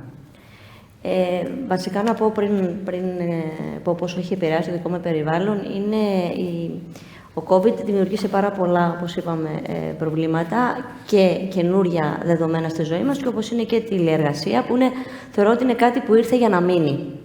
Δεν νομίζω να φύγει ποτέ η τηλεεργασία πλέον, γιατί αντιλήφθηκαν πολλοί οργανισμοί ότι δουλεύει αυτό το σύστημα, άσχετα τα πόσα καλά ή πόσα κακά μπορεί να επιφέρει στον εργαζόμενο ή στον οργανισμό ταυτόχρονα. Τώρα, όσον αφορά το δικό μας κομμάτι, επειδή εμείς στον τουριστικό τομέα έχουμε να κάνουμε με τον άνθρωπο και την επαφή, πολύ δύσκολο να εφαρμόσεις τηλεεργασία σε όλες τις θέσεις εργασίας, σε κάποιες λίγες, αλλά παρόλα αυτά δύσκολο πάρα πολύ. Οπότε δεν μπορούν όλοι οι οργανισμοί να εφαρμόσουν την τηλεεργασία, διότι οι απαιτήσεις είναι διαφορετικές. Θέλει ανθρώπινη προσέγγιση, θέλει διάδραση μεταξύ του επισκέπτη με τον εργαζόμενο, άρα είναι πάρα πολύ δύσκολο. Βέβαια, να πω εδώ ότι η τηλεεργασία στην αρχή μπορεί να φαινόταν πάρα πολύ όμορφο, γιατί έχουμε πάρα πολύ χρόνο να είμαστε στο σπίτι μας, να βλέπουμε τα παιδιά μας, δεν κυκλοφορούμε πάρα πολύ, δεν υποχρεωνόμαστε να ντυθούμε για να πάμε στην εργασία. Πολλά meetings γίνονταν ντυμένοι από τη μέση και πάνω. Αλλά στο τέλος της ημέρας, αν πάμε να δούμε λίγο την πυραμίδα του Maslow, που ένας παράγοντας είναι το ανήκειν και η αγάπη, αυτό τελικά λείπει από τους ανθρώπους που δουλεύουν από το σπίτι. Λείπει το να βρεθώ με τον συνάδελφο, να πω καλημέρα και να έχω μία διάδραση. Λείπει να ανταλλάξω πράγματα μαζί τους. Και λείπει η αίσθηση του να νιώθω ότι είμαι σε μία ομάδα. Τον belonging, το ανήκω. Ακριβώς. Αυτό λείπει. Ναι. Και πολλοί βλέπω και από έρευνες που διεξάγονται συνεχώς, ότι ζητούν όλο και περισσότεροι πλέον εργαζόμενοι να επιστρέψουν στον χώρο εργασίας ή τουλάχιστον κάποιες μέρες ή κάποιες ώρες. Το έχουν ανάγκη και το θέλουν. Ενώ στην αρχή ήταν θαύμα και πάρα πολύ ωραίο και εφικτό να γίνει, γιατί οι συνθήκες το απαιτούσαν. Ιδεατό, ναι. Άρα θα πρέπει να δουν οι επιχειρήσεις κατά πόσο μπορεί να γίνει το υβριδικό σύστημα με καλύτερες συνθήκες βέβαια, αλλά αυτό έχει από πίσω πολύ μεγάλη συζήτηση, γιατί έχει πάρα πολλές κινδύνους, πάρα πολλά προβλήματα που πρέπει να λυθούν και θεωρώ ότι υπάρχουν λύσεις. έχει πολύ μεγάλο βάθος συζήτησης στο πώς μπορεί να είναι εφικτό. Δεν μπορούν όμως, εν κατακλείδη, δεν μπορούν όλοι οι οργανισμοί να εφαρμόσουν την τηλεργασία. Όπως ένας οργανισμός είναι και ο δικός μας. Σίλια. Συμφωνώ ότι περικλείονται πάρα πολλοί θετικοί και αρνητικοί παράγοντες και θέλει πάρα πολλή ανάλυση όταν συζητάμε για την τηλεργασία. Να μιλήσω από τη δική μου εμπειρία, ως διευθύντριας μιας μικρής ομάδας, 18 ατόμων είναι η εταιρεία μας. Για να είμαι πολύ ειλικρινής, θα προτιμούσα εγώ όλο το προσωπικό να είναι μέσα και τις 5 μέρες της εβδομάδας. Αγαπώ το πάρα πολλά τούτο. Να εξηγήσω γιατί. Γιατί νιώθω ότι, όπως είπε και η κυρία Παγώνα, υπάρχει μεγαλύτερη αλληλεπίδραση, άρα χτίζεις κοινωνικές σχέσεις όταν βρεθόμαστε όλοι μαζί στο γραφείο. Πολλές συναντήσεις είναι πολύ πιο παραγωγικές όταν τις κάνεις face to face. Είσαι πιο γρήγορος, μιλάς, ξεκαθαρίζεις πράγματα. Στα διαδικτυακά μπορεί να πεις τα τυπικά, αλλά να θες να πεις και κάποια άλλα πράγματα που έχουν γίνει στο γραφείο, που έχουν γίνει με πελάτες, σε συναντήσεις που θέλεις να τα μεταφέρεις και το διαδικτυακό σου δίνει την άνεση χρόνου. Υπάρχει ανασφάλεια του εργοδότη, τι κάνουν στο σπίτι. Θέλουμε να μιλούμε ειλικρινά. Υπάρχει αυτή η σκέψη. Τι κάνουν όλη μέρα σπίτι, δουλεύουν, κοιμούνται, κάθονται, παίζουν, εμπά στα κινητά. Περνούν από το μυαλό σου τα πράγματα. Εκεί χρειάζεται να έχεις εμπιστοσύνη, πραγματική εμπιστοσύνη, ουσιαστική, στο προσωπικό σου ότι έχεις να κάνεις με όριμους ανθρώπους, επαγγελματίες, που μπορούν να διαχειριστούν την ευχέρεια και την ευελιξία που τους δίνεις. Και σίγουρα πρέπει να υπάρχει τρόπος να βλέπεις τα αποτελέσματα της δουλειάς τους. Όχι τόσο πολύ πόσες ώρες βάζουν για να βγει η δουλειά, αλλά ότι είναι ποιοτική και ότι βγαίνει ουσιαστική δουλειά στο τέλος της εβδομάδας. Εμείς δίνουμε πλέον έμφαση στο output και στην ποιότητα του output, παρά στο να παρακολουθήσω, που δεν το κάνω ποτέ, ούτε θέλω να το κάνω. Τι ώρα ξεκινά κάποιος να κάτσει στο γραφείο και τι ώρα φεύγει. Δεν θέλω να κάνω τον αστυνομικό, δεν είναι ο ρόλος μου να είμαι αστυνομικός. Και αν δω ότι κάποιος δεν μπορεί το πράγμα να διαχειριστεί, απλά δεν κάνει για την ομάδα. Και πρέπει να φύγει. Άρα έχει αλλάξει εντελώς το χτυπώ κάρτα, παρακολουθώ σε, είμαι που πάνω σου, γιατί και στο γραφείο μπορεί να είναι και πάλι να μην κάνει τίποτε απολύτως. Και να δείχνει ότι δουλεύει σε ένα κομπιούτερ και να κάνει οτιδήποτε άλλο εκτός που δουλεύει. Άρα η επικοινωνία θέλει έξτρα προσπάθεια εάν η ομάδα είναι remotely. Εμείς επιλέξαμε να είναι 2 μέρες στο γραφείο, 3 μέρες από σπίτι. Αν τους πελάτε πίσω, ξέρω ότι άτομα πάρα πολλά θα επιλέξουν να φύγουν. Άρα δεν έχω κάνει εγώ πλέον τη δύναμη να ζητήσω ελάτε πίσω 5 μέρες τη βδομάδα. Και έχασε ο εργοδότης του την δύναμη που μπορεί να έχει παγιά. Βλέπουμε ότι οι έρευνες ξεκάθαρα λένε ότι ο κόσμος προτιμούν το remote, έχει τις ανέσεις και τις ευκολίες που ανέφερε πριν η Παγώνα. Άρα πρέπει εμείς να βρούμε τα εργαλεία, τα ψηφιακά, της επικοινωνίας και παραπάνω προσπάθεια πολλές φορές από το αν ήμασταν πίσω γραφείο και να το κάνουμε να δουλέψει. Δεν είναι εύκολο. Σίγουρα. Ούτε το να μετράς την παραγωγικότητα είναι εύκολο, ούτε να ελέγχεις εάν θα μπορούσε κάποιος να προσφέρει ακόμα παραπάνω και να συνεισφέρει στην ομάδα από τη στιγμή που απλά βλέπεις το τελικό αποτέλεσμα, χωρίς να ξέρεις από πλευράς χρόνου τι απαιτούσε για να βγει το... Και τι εμεσολάβησε. Τι εμεσολάβησε για να βγει. Και δυσκολεύονται οι συναντήσεις πολύ περισσότερο στο να συνεννοηθούν άτομα που πρέπει να συνεννοηθούν. Δηλαδή, νιώθεις πολλές φορές ότι πρέπει να βάλεις εσύ άτομα να επικοινωνήσουν, που ξοδεύεις και εσύ χρόνο στο να το κάνεις το πράγμα. Σωστό. Γιόλα. Εγώ θα έλεγα ότι είναι λίγο δικό μου μαχαίρι το working from home. Υπάρχει μείωση των λειτουργικών εξόδων για τους εργοδότες. Αν μιλήσουμε για οργανισμούς οι οποίοι βρίσκονται στο εξωτερικό, το commute time, δηλαδή στην Κύπρο, η πιο μακρινή απόσταση που έχεις να κάνεις για να πάεις στη δουλειά σου το πρωί είναι 1 ώρα. Οι άνθρωποι που δουλεύουν στο εξωτερικό είναι σχεδόν στάνταρ 1 ώρα commute time. Μπορούμε να πούμε ότι αυξήθηκε η παραγωγικότητα, χωρίς να σημαίνει όμως ότι έχουμε όλους τους μηχανισμούς για να ελέγχουμε τα αποτελέσματα. Πολλές εταιρείες θεώρησαν ότι έχει αυξημένη παραγωγικότητα, αλλά δεν είχαν σωστά μέσα για να μετρούν την παραγωγικότητα, ώστε ήταν μια υπόθεση η οποία ήταν παροδική. Για τους εργοδότες, επίσης, υπάρχει περισσότερο pool of candidates, δηλαδή μπορείς έναν άτομο να το εργοδοτήσεις από οπουδήποτε στον κόσμο. Όπως σας είπα, θεωρώ ότι είναι δικό μου μαχαίρι. Εξαρτάται το πώς το χρησιμοποιείς και νομίζω ότι όλα πρέπει να είναι με μέτρο. Όπως ανέφερε η Σίλια προηγουμένως, κάποιες μέρες στο γραφείο, κάποιες μέρες από το σπίτι δημιουργούν αυτό το work-life balance που μπορεί κάποιος να θεωρήσει ότι ναι, πάλι δουλεύουν από το σπίτι, αλλά όλοι ξέρουμε ότι είναι πολύ πιο εύκολο, ειδικά για μητέρες, να διαχειριστούν τον χρόνο τους με βάση το φόρτο εργασίας τους. Άλλες παραμέτροι που μπορούμε να αναφερθούμε είναι οι δυσκολίες στη διαχείριση, όπως αναφέραν και οι κυρίες προηγουμένως. Ανάλογα και με το industry υπάρχει ο αυξημένος κίνδυνος της κυβερνοασφάλειας. Υπάρχουν εταιρείες οι οποίες έχουν σοβαρά προβλήματα με leak of information, με θέματα τα οποία έχουν να κάνουν με διαρροή δεδομένων. Είχαμε σοβαρά παραδείγματα στην Κύπρο. Σημαντική παράμετρος είναι η μείωση της αίσθησης της ομάδας. Πιστεύω ότι όλοι μας, στην πορεία της ζωής μας, στην καριέρα μας, συναντήσαμε άτομα τα οποία ήταν we looked up to them. Ήταν οι mentor μας, ήταν τα άτομα τα οποία μας έδωσαν την πληροφόρηση για να προσδιορίσουμε το timeline της καριέρας μας. Αυτό το πράγμα πιστεύω ότι οι πιο καινούργιες γενιές δεν το έχουν τόσο embedded στη λογική του πώς στείλουν την καριέρα τους. Να μας αναφέρει ο Λεωνίδας στην ομιλία του αργότερα πώς διαχειριζόμαστε τις καινούργιες γενιές. Για μένα είναι πολύ ενδιαφέρον τούτη η παραμετρός που έχει να κάνει με το HR και το strategic management, το resources μας. Η κατάρτιση.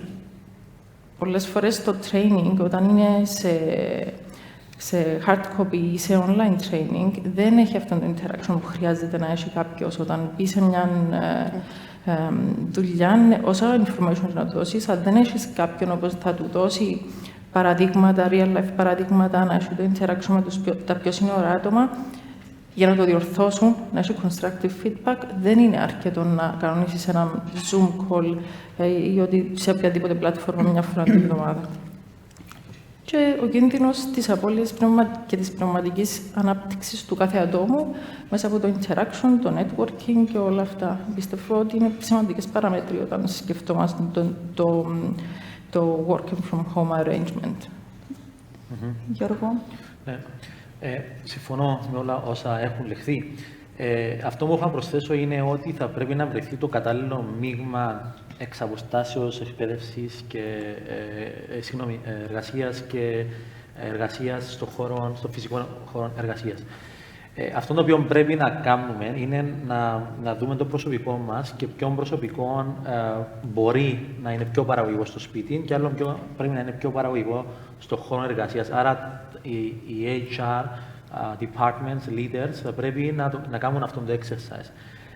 Δεύτερον, είναι θέμα χάσματος γενναιών. Ακούγεται μπανάλ, αλλά είναι αυτό το οποίο βλέπουμε, ότι το τεχνολογικό μυαλό είναι πιο έντονα εμπεδομένο στις νέες γενιές. Δηλαδή, οι εργαζόμενοι του μέλλοντος θα έχουν ένα διαφορετικό μυαλό εργασίας και επικοινωνίας από αυτόν που έχουμε εμείς ή οι γενιές οι οποίες έπονται εμάς.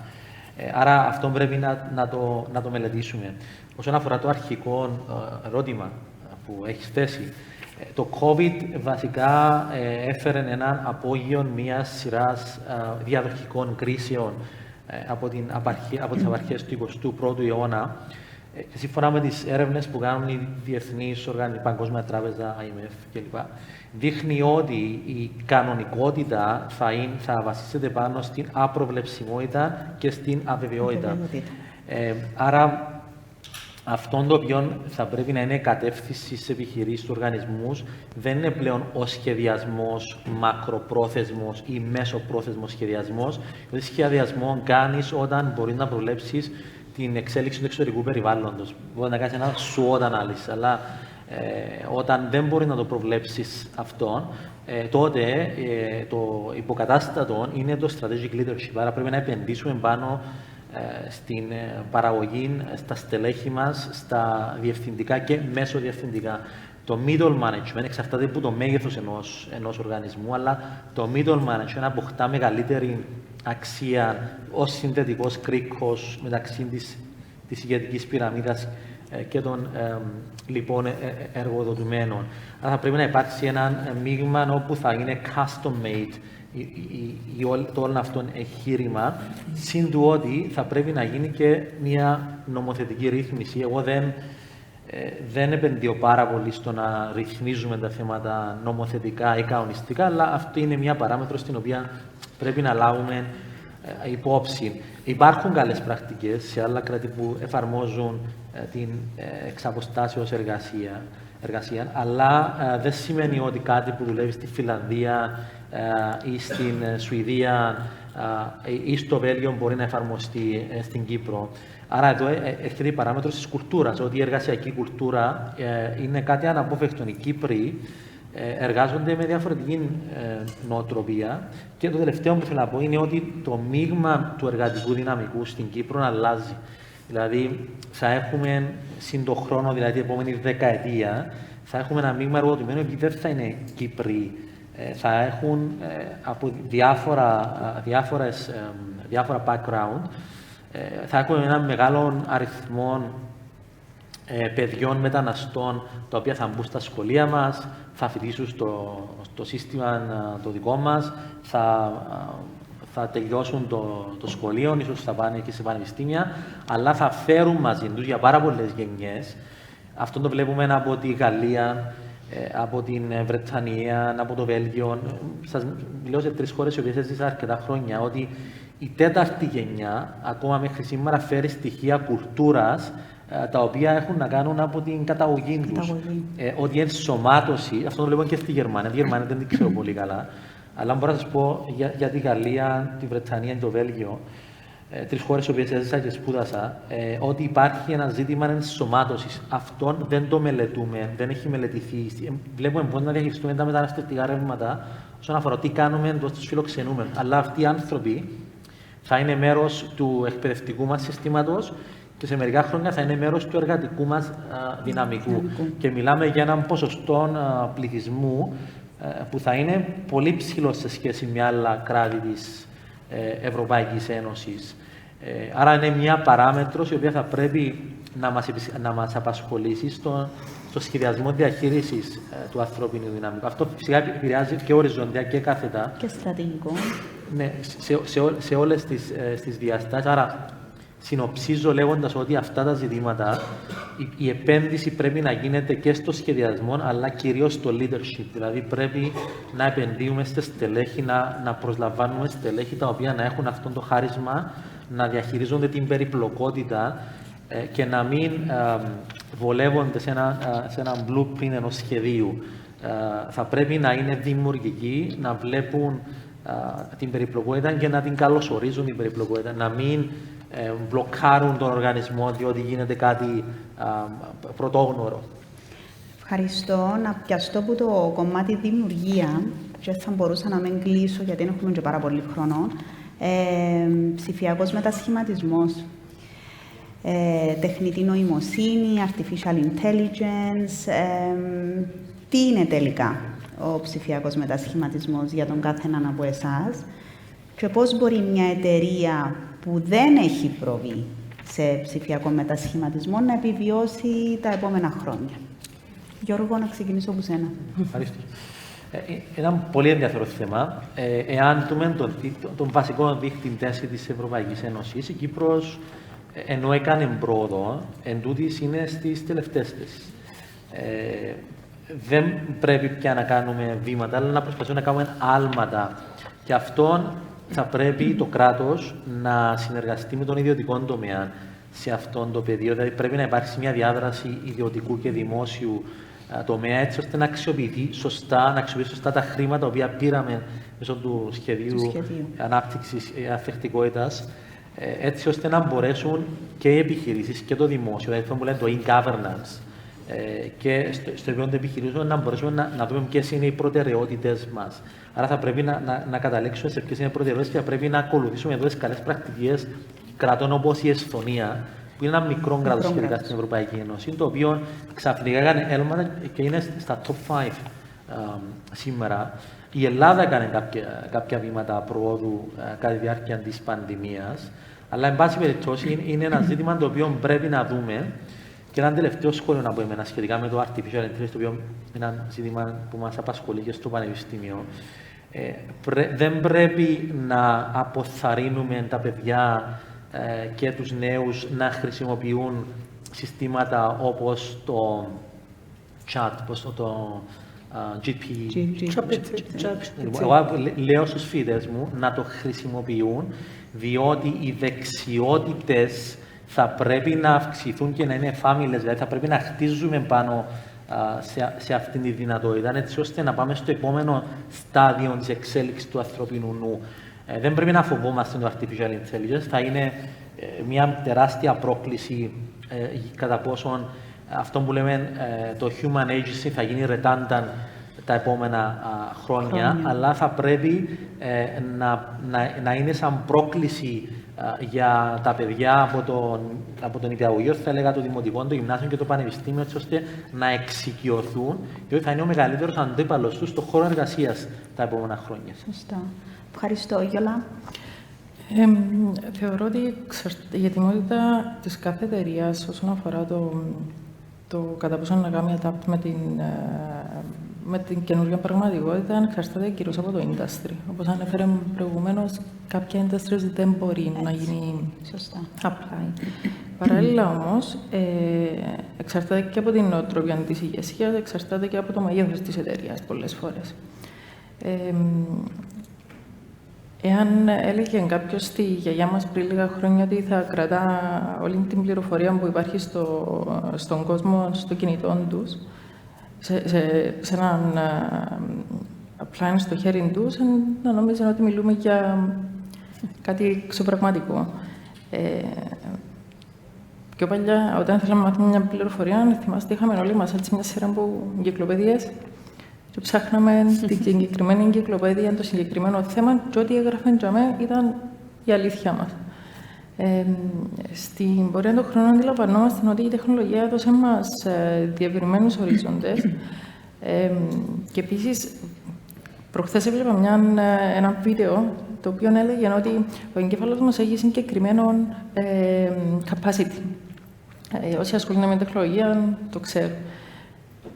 Το capacity του είναι όσες πληροφορίες μπορεί να πιάσει ένας ανθρώπινος εγκέφαλος με search για 5 λεπτά στο ίντερνετ.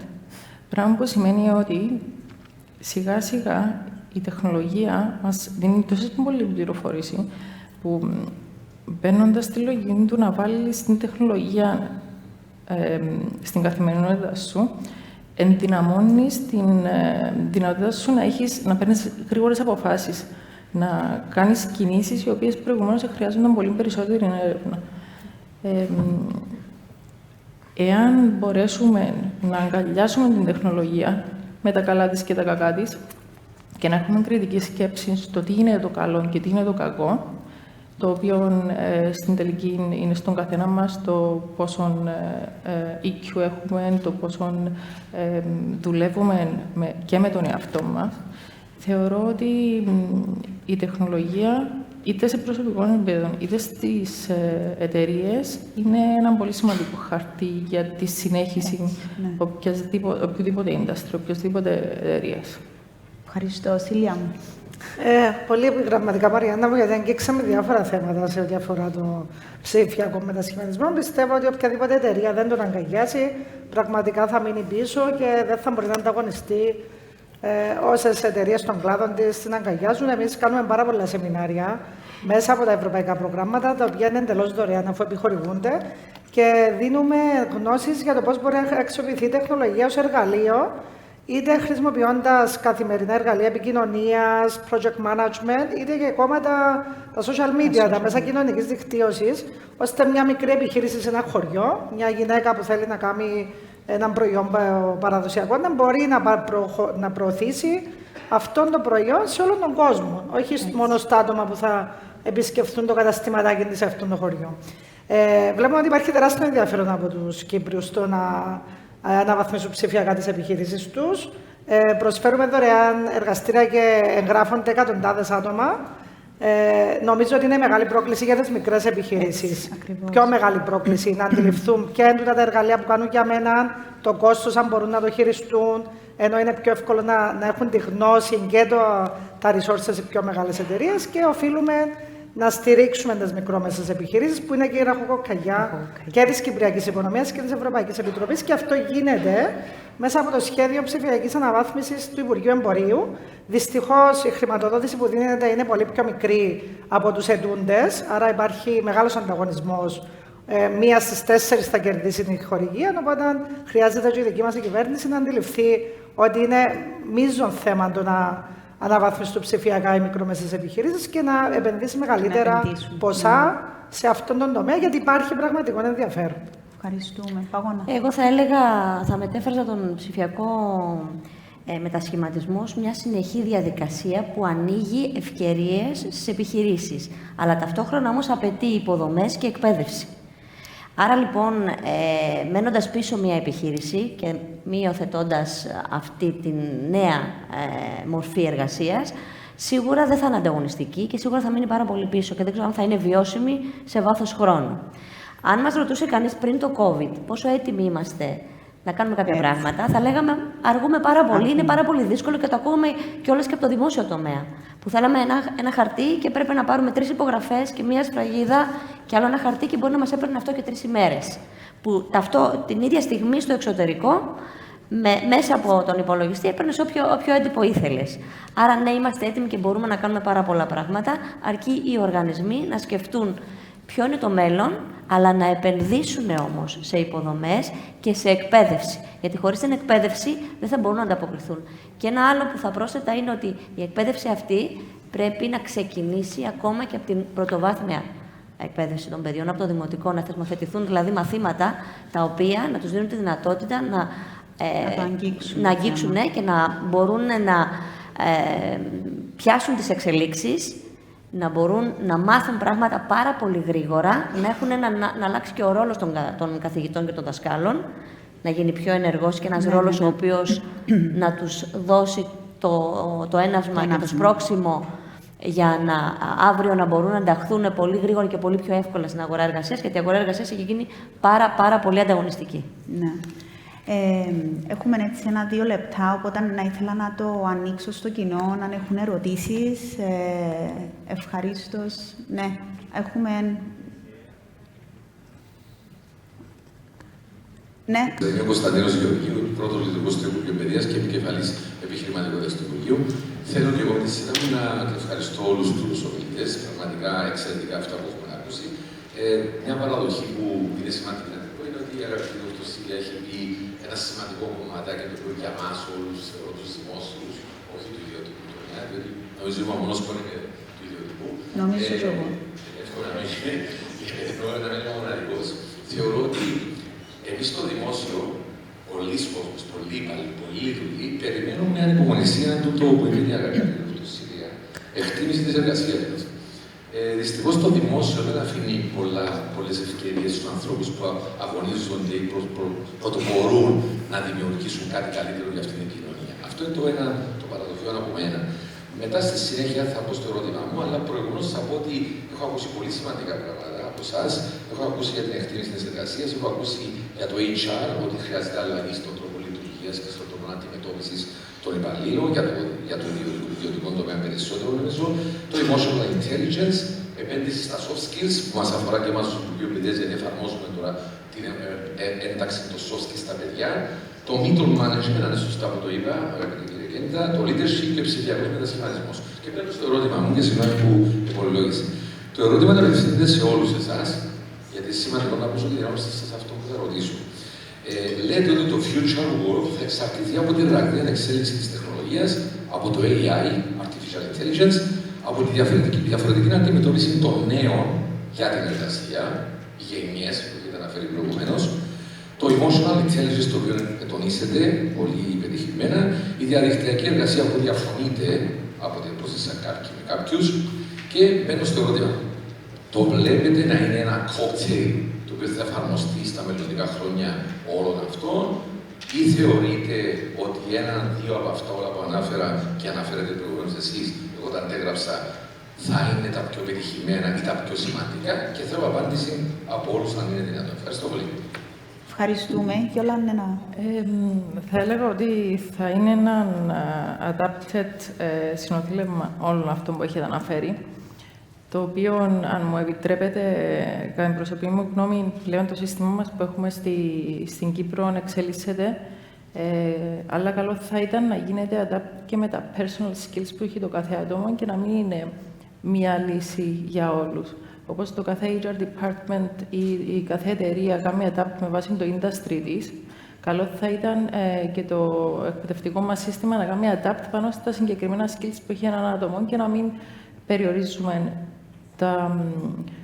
τα ταλέντα που έχει το κάθε παιδί ή το κάθε άτομο στο πανεπιστήμιο με βάση το συγκεκριμένο σύστημα. Δηλαδή να αναγνωρίζουμε τα άτομα τα οποία έχουν skills τα οποία είναι εξειδικευμένα. Σίλια. Κύριε Γεωργίου, είναι πολύ σύνθετο το θέμα. Δεν υπάρχει μια απλή απάντηση κατά πόσον η τεχνολογία θα παίξει πιο μεγάλο ρόλο στο future of work ή αν πρέπει να ενθαρρύνουμε την ανάπτυξη των leadership skills των middle managers μας. Η αλήθεια είναι ότι πλέον δεν υπάρχει μια κανονικότητα, ένα normality στο οποίο μπορούμε να βασιστούμε και να ξέρουμε το μέλλον μας πώς θα κινηθεί. Τον πόλεμο που ζούμε τώρα τις τελευταίες 20 μέρες, κανείς δεν τον πρόβλεψε, ούτε οι Ισραηλίτες δεν τον προβλέψα, που περιμέναμε να το κάνουν τον καλά ήδη. Άρα βλέπουμε ότι αλλάζουν τα πράγματα με τόσο ράγδαους ρυθμούς, και σε τεχνολογικά, και σε γεωπολιτικά, και σε οικονομικά επίπεδα, που εκείνο που χρειάζεται να έχει ένας leader οποιασδήποτε εταιρείας είναι το adaptability. Την ικανότητα δηλαδή να παίρνω τα νέα δεδομένα που μου παρουσιάζονται, τα οποία θα είναι ongoing και ασταμάτητα, και η τεχνολογία συμβάλλει στο να υπάρχουν ραγδαίες αλλαγές και θα συμβάλλει ακόμα περισσότερο τα επόμενα χρόνια. Τα επαγγέλματα που θα κάνουν οι κόρες μου, που είναι 12 και 8, αυτή τη στιγμή δεν υπάρχουν. Άρα, τι συμβουλές να δώσω εγώ στα παιδιά μου? Χρειάζεται εγώ σαν γονιός ή σαν leader μιας εταιρείας να είμαι συνεχώς ενημερωμένη. Να μην φυσικάζομαι ότι ξέρω καλά τον κλάδο μου, είμαι επαγγελματίας σε κάτι που ξέρω καλά, άρα αυτό είναι αρκετό. Δεν είναι πλέον αρκετό και οφείλουμε όλοι μας να είμαστε συνεχώς να επανεκπαιδευόμαστε, να μαθαίνουμε για τις νέες τεχνολογίες, είτε είμαστε 40, είτε είμαστε 50, είτε 60, να μην νιώθουμε ότι είναι κάτι ακατόρθωτο επειδή μεγαλώσαμε, άρα να τα βρούμε σκούρα μπροστά μας, και να ενημερωνόμαστε για το πώς οι συνθήκες που ζούμε επηρεάζουν και τον τομέα μας, αλλά και άλλους παρεμφερείς τομείς. Οπότε αυτή η ικανότητα να είμαστε flexible δεν είναι εύκολη, δηλαδή είναι ωραίο να το λέμε. Είναι πάρα πολύ ωραίο να είμαι flexible, να δεχόμαστε τις αλλαγές. Δεν είναι εύκολο, είναι ένα καθημερινό, αν θέλετε, struggle για τον καθένα μας. Να δεχτεί τα όσα πρέπει να χειριστεί μέσα στο πρόγραμμα του, που είναι όλους γεμάτο, αλλά ταυτόχρονα να σκεφτώ και στρατηγικά και να κάνω πίσω να δω τη μεγάλη εικόνα. Δεν είναι κάτι εύκολο. Και πρέπει να το αναγνωρίζουμε αυτό στους διευθυντές, στους ηγέτες, κάθε εταιρείας, οργανισμού, κυβέρνησης, όπως θέλετε πείτε το. Εγώ θα συμφωνήσω με την αγαπητή Σίλια ότι δεν υπάρχει απάντηση ναι ή όχι, γιατί δεν υπάρχει μια τελική συνταγή. Είναι σαν ένα γλυκό που φτιάχνουμε κάθε φορά και το δοκιμάζουμε και αλλάζουμε τα συστατικά και ξανά το δοκιμάζουμε μέχρι να φτάσουμε στο τελικό προϊόν που θα μας αρέσει. Άρα λοιπόν υπάρχει μια συνεχής εκπαίδευση, πρέπει να ακολουθούμε τα trends της αγοράς. Πρέπει οι οργανισμοί να μην φοβούνται να επενδύουν, είτε έχει να κάνει με τεχνολογία, είτε έχει να κάνει με εκπαίδευση, να μην το φοβηθούν, γιατί αν δεν το δοκιμάσουν, δεν μπορούν να καταλάβουν, να κατανοήσουν πώς θα είναι βιώσιμοι αύριο και πώς θα καταφέρουν να έχουν και ανταγωνιστικούς εργαζόμενους. Γιατί δεν είναι μόνο μια επιχείρηση να είναι ανταγωνιστική, αλλά να γεννήσει, να θρέψει και να μεγαλώσει ανταγωνιστικούς εργαζόμενους, έστω και μέσα στο δικό τους οργανισμό. Οπότε, μία απάντηση σαφής δεν υπάρχει. Αν θα είναι κοκτέιλ, αν θα γύρουμε προς τη μια πλευρά ή αν θα γύρουμε προς την άλλη. Εξελισσόμαστε, αύριο διαφορετικά, μεθαύριο διαφορετικά, αλλά δεν σταματάμε όμως να μαθαίνουμε, να τολμούμε, να επενδύουμε και να ακολουθούμε την εξέλιξη. Πολύ πιο γρήγορα από ό,τι μας βρίσκει εκείνη. Γιώργο, για να το κλείσω. Πολύ ενδιαφέρουσα ερώτηση. Έχω άποψη. Η τεχνολογία καθοδηγεί και καθορίζει. Εάν δούμε τη ζωή μας τα τελευταία 20 χρόνια, οι διαφοροποιήσεις που έγιναν, που μας πιθανάγκασε η τεχνολογία, είναι πάρα πολλές και αυτό που βλέπουμε ότι η τάση είναι ότι μικραίνει ο χρόνος της επόμενης αλλαγής. Εάν δείτε σε πάρα πολλές κατευθύνσεις, Άρα αυτό θα είναι η νέα κανονικότητα, ότι η τεχνολογία θα καθορίζει τους όρους προσαρμοστικότητας. Υπάρχει ένα παράδοξο, ότι οι επιχειρήσεις δεν έχουν επιλογή, όπως είπαν και οι αγαπητές συνάδελφοι στο πάνελ, παρά να αναπροσαρμόζονται. Διότι αν δεν αναπροσαρμοστούν θα βγουν εκτός αγοράς, διότι θα είναι ανταγωνιστικές. Το μεγάλο βαρύδι σε αυτήν την εξέλιξη είναι ο δημόσιος τομέας. Ο δημόσιος τομέας καταπονεί το πρόγραμμα της αναβάθμισης. Και η παραδοξότητα γίνεται πιο έντονη όταν διαπιστώνεις ότι, επειδή είναι το βίντεο το οποίο ασχολούμαι τα τελευταία 10 χρόνια τουλάχιστον, στο δημόσιο τομέα υπάρχουν στελέχη, όπως είπατε, τα οποία μπορούν να φέρουν την καινοτομία και την εξέλιξη, όμως το σύστημα διακυβέρνησης των δημόσιων οργανισμών δεν επιτρέπει την καινοτομία ή καταπιέζει την καινοτομία.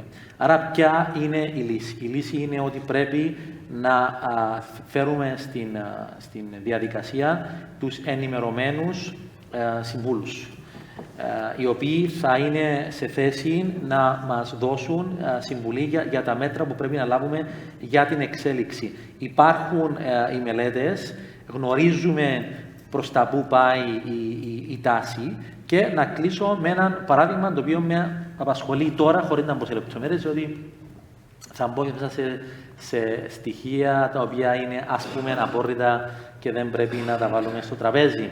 Λοιπόν, όσον αφορά την εκπομπή των ραδιοτηλεοπτικών σταθμών, υπάρχει τώρα μια μεγάλη συζήτηση, ολοκληρώνεται οι άδειες μέχρι το 2025 και υπάρχει συζήτηση για το πώς θα εκπέμπουν οι τηλεοράσεις που βλέπουμε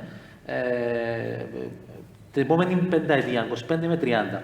Λοιπόν, έβαλα εγώ τους λειτουργούς μου στο RIC να μου κάνω μια μελέτη. Στους πρέπει να σας πω ότι έχω και υπάρχουν και στο RIC παρόμοια προβληματικός οργανισμός, καλά στελέχη. Και η διαπίστωση είναι εξής, ότι οι αποφάσεις που θα πάρουμε τώρα για το τι θα κάνουμε το 2025 μπορεί να είναι εντελώς obsolete το 2025, διότι η τεχνολογία μέχρι τότε θα έχει εξελιχθεί, όπου η μετάδοση του σήματος θα πρέπει να είναι σε εντελώς διαφορετική νοοτροπία. Για παράδειγμα, πότε θα πάμε στο 6G? Η πρόβλεψη τώρα είναι σε ένα χι χρόνο. Εάν όμως αυτός ο χι χρόνος θα είναι πιο νωρίς, ενδεχομένως να μπορούμε να επενδύσουμε σε αυτήν την τεχνολογία. Η τεχνολογία OTT, δηλαδή αυτό που λέμε Netflix, Earthflix κλπ. Άρα, αυτή είναι η δεύτερη παράμετρος, ότι υπάρχει μια νέα τεχνολογία, η οποία και αυτή μπαίνει στο παιχνίδι. Και τρίτον, το audienceship, δηλαδή πώς θέλει ο κόσμος να παρακολουθεί τηλεόραση τα επόμενα 10 χρόνια. Θα βλέπει αυτήν την αναλογική τηλεόραση, η οποία θα είναι ένα πρόγραμμα που αρχίζει η ώρα τάδε, ή θα θέλει να επιλέγει να παρακολουθεί συγκεκριμένες εκπομπές. Άρα η συζήτηση για την ανανέωση των αδειών εκπομπής σήματος θα πρέπει να λάβουν παραμέτρους οι οποίες να είναι σχετικές. Και αυτά όλα στοιχίζουν μερικά εκατομμύρια. Άρα οι επενδύσεις πεπερασμένων πόρων θα πρέπει να καθοδηγούνται από τις εξελίξεις τεχνολογίας. Δικό μου συμπέρασμα είναι ότι η τεχνολογία καθοδηγεί και επαφίεται στην επιλογή των κατάλληλων στελεχών, leaders, είτε στον ιδιωτικό είτε στο δημόσιο τομέα, οι οποίοι θα είναι οι decision makers. Και το μεγάλο ερωτηματικό είναι κατά πόσο το πολιτικό προσωπικό είναι σε θέση ή έχει τη διάθεση να ακολουθήσει αυτόν το adaptation process, δηλαδή την προσαρμογή στα νέα δεδομένα. Κατά πόσον η οικονομία μας θα είναι ανταγωνιστική, έχει να κάνει σχέση με τη δυνατότητα προσαρμογής και την ταχύτητα προσαρμογής στις τεχνολογικές εξελίξεις. Ευχαριστώ. Νομίζω είμαστε πολύ εκτός χρόνου. Να ευχαριστήσω το πάνελ. Ευχαριστώ για την ερώτηση. Γιάνγκο. Ναι, εμείς να ευχαριστήσουμε για την πολύ παραγωγική συζήτηση, τις κυρίες και τον κύριο, και να σας αποδεσμεύσουμε για να μπορέσουμε να... Ευχαριστούμε πολύ.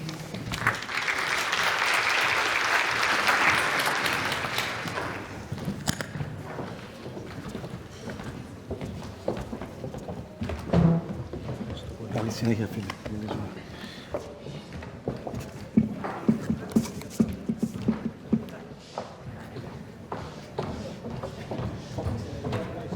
Συγγνώμη το σου πω.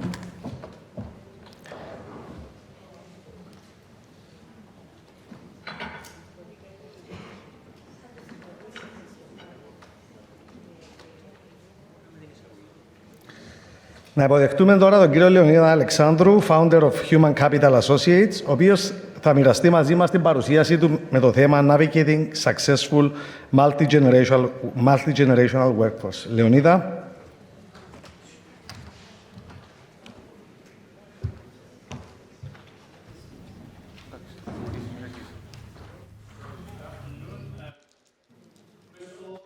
I would like to, okay, this is my voice because my decibels are really high. So first of all, I would like to make a few comments through the discussion we had before. Apologize to our guests from abroad because we had this discussion in Greek, so I'll be really fast.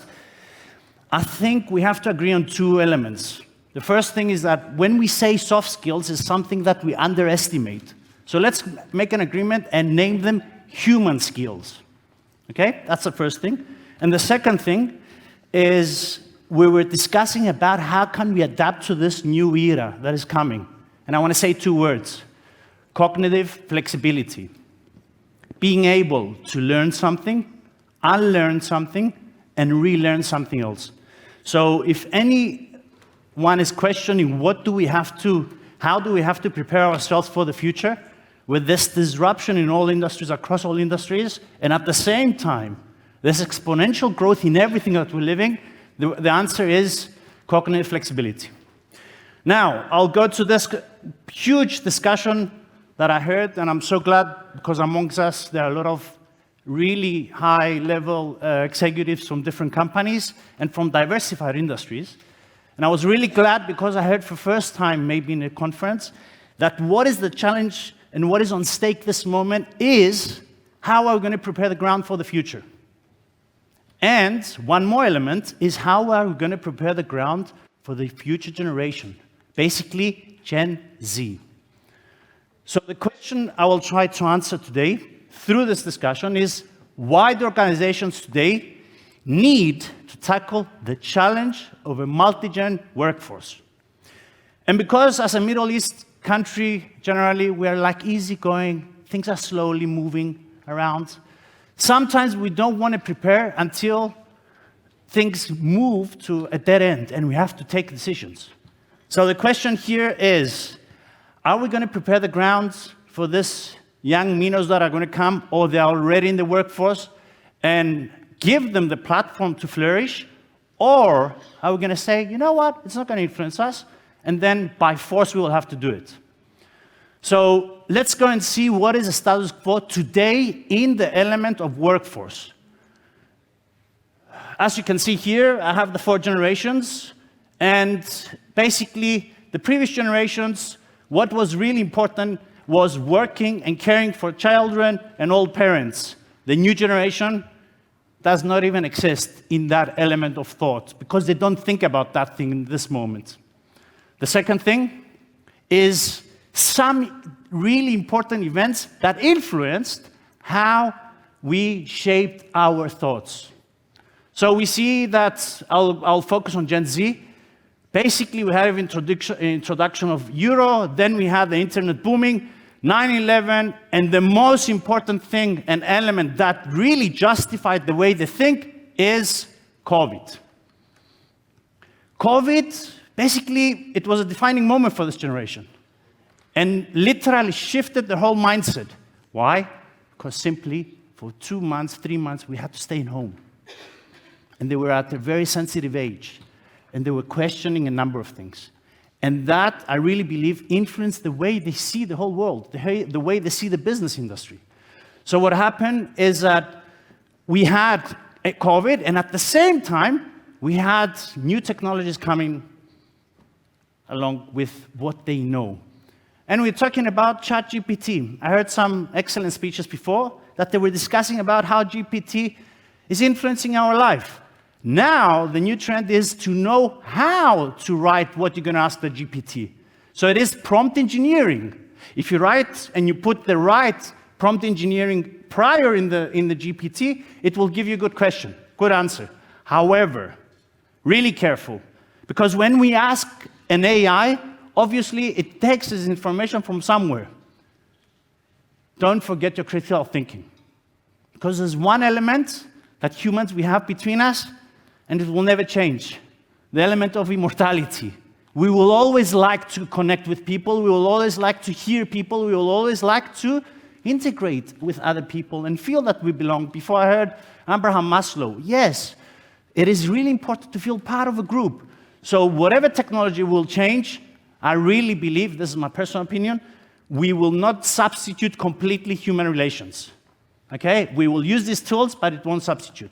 So let's go and see exactly, as I mentioned before, the element of what really happened through this thing. Number one, mistrust of leadership. They don't trust us.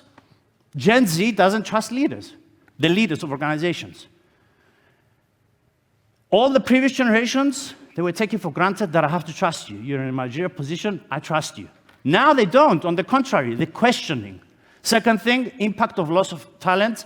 We know by fact that a lot of people are leaving the workforce, and these people had a lot of wisdom together, and all of a sudden they're leaving, and we have a new generation that is entering in an environment that is not compatible for them. So we have this element, and it's really important to remember that we see a lot of HR people today complaining that we have these positions and we don't get CVs. Or if we get CVs, their demands are completely different with what we think. Obviously, they're a different generation. They have a different value system than us, than previous generations. And the last thing, a fraying work culture. I really believe organizations that are not going to go into this extra step of changing their organizational structures, they will have a huge problem in the near future. Not after 10 years, like after a few years. So, let's go and see mistrust of leadership. Really fast access of information. They trust what they discover and share. They don't take for granted what other people say.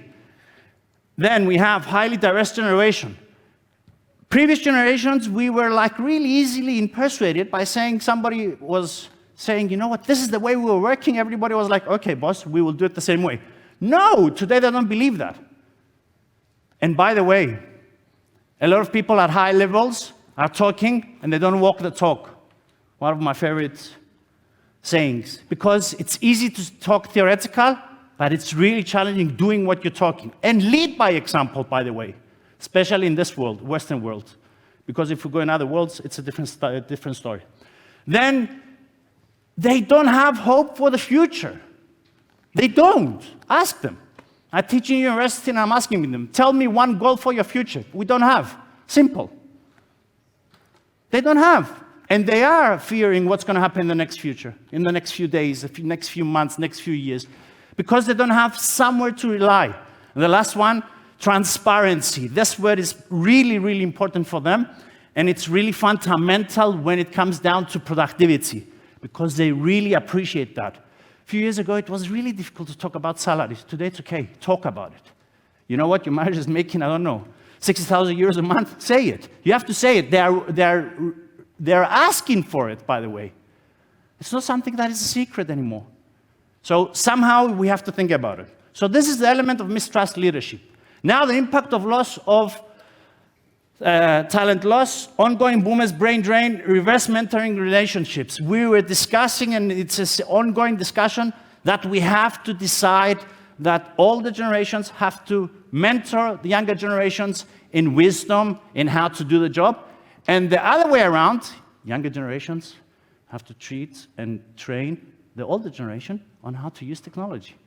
They are technological native. The most funny story was I designed the whole training program with VR. It took me like 15 minutes to get familiar with what I'm seeing and how it's working. And when I put it on kids, they were like, okay, tell me what to do. I was like, wait, I have to give you instructions. They were, no, it's okay. Let's go. And I was like, okay, probably I'm stupid. And by the way, Gen Z are more clever than us.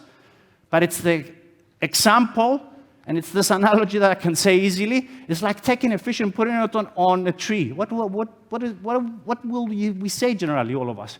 It's stupid. No, it's not stupid. We put it in a wrong environment. Put a fish in the water and you see what will happen. So it's really important, all those people that are listening to today's presentation, great food for thought. Think what you can change to help them. It's really important.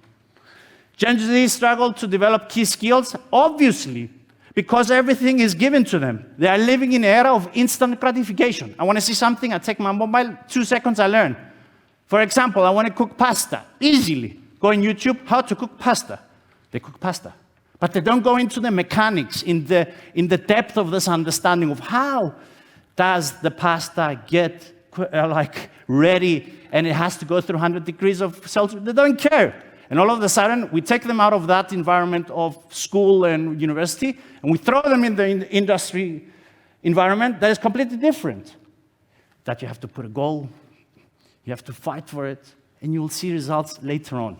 And they're living on instant gratification in everything in their life. Everything. And all of a sudden we say, you know what? They're lazy. No, they're not. They are raised in a different way, and our expectations are wrong. Last one. I really believe organizations at this moment are unready to mitigate effects.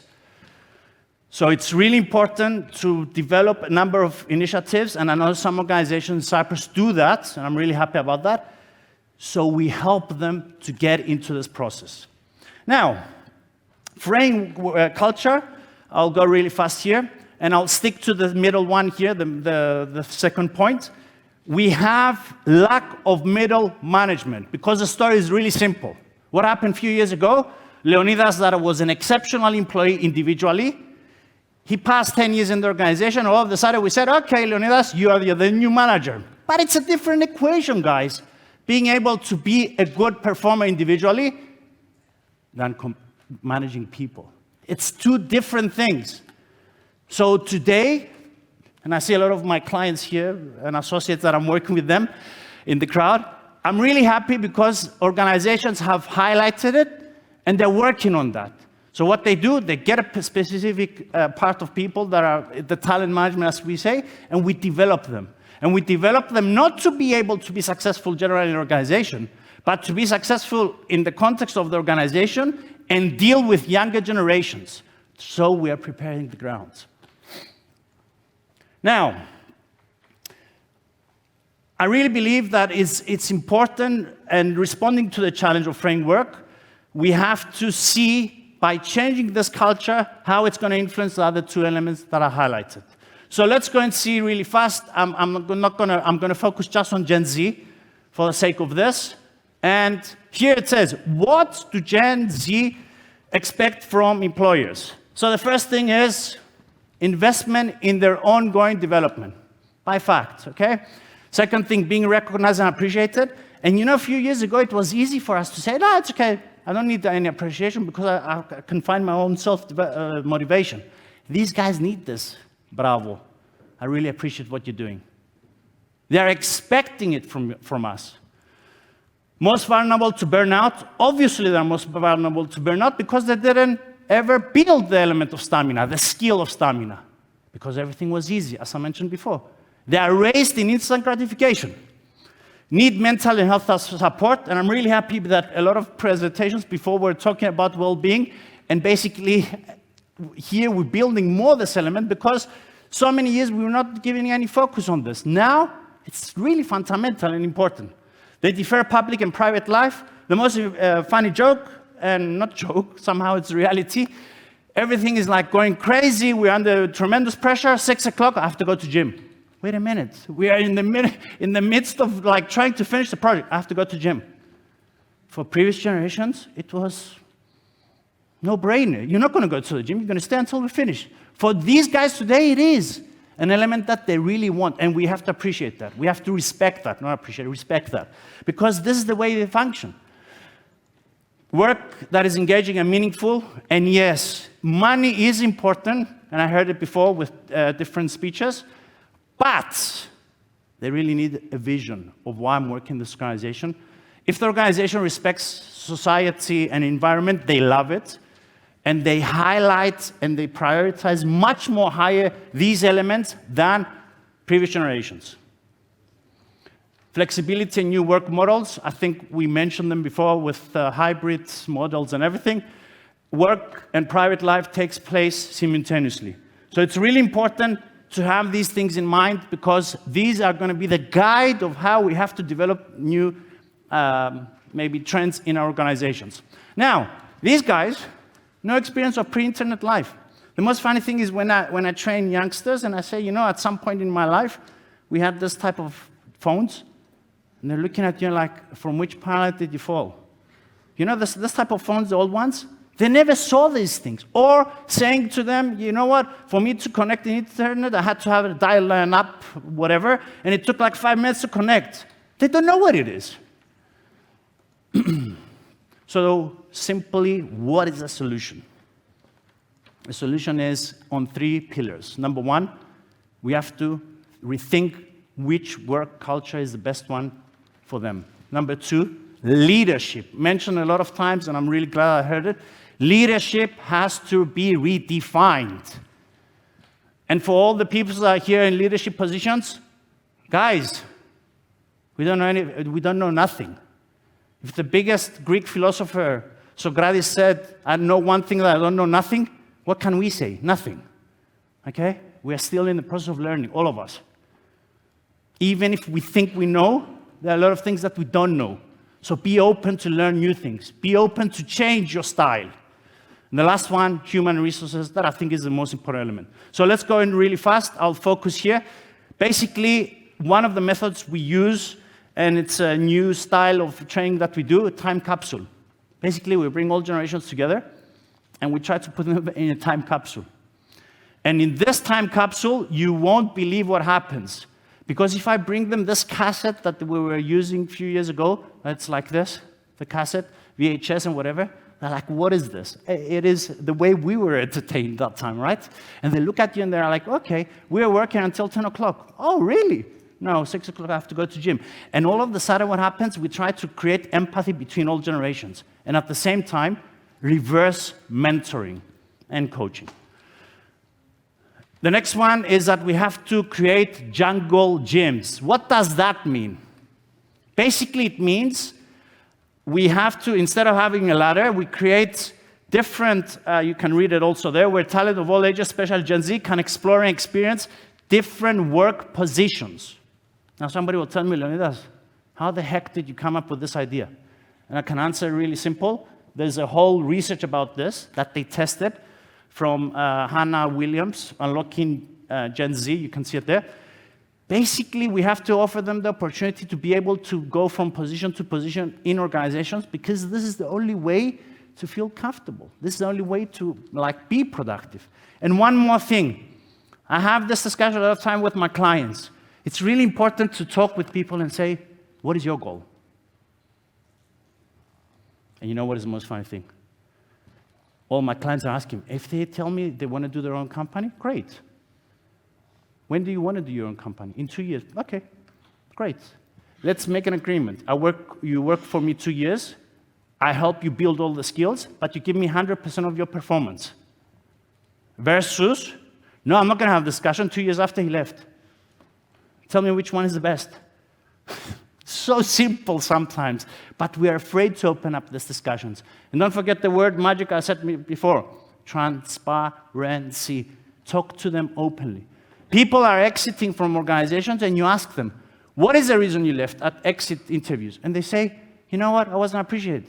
Or I felt I need more salary. Why didn't you come and ask? Because the manager had to come and ask me. And you're like, really? Yes, really. This is the way they function. So even if we see it from the perspective of employees or from the perspective of consumers, we have to listen to them. We have to get into the process of understanding them, because that's the future. Then here I'll go to the next element, that is flattening pyramids.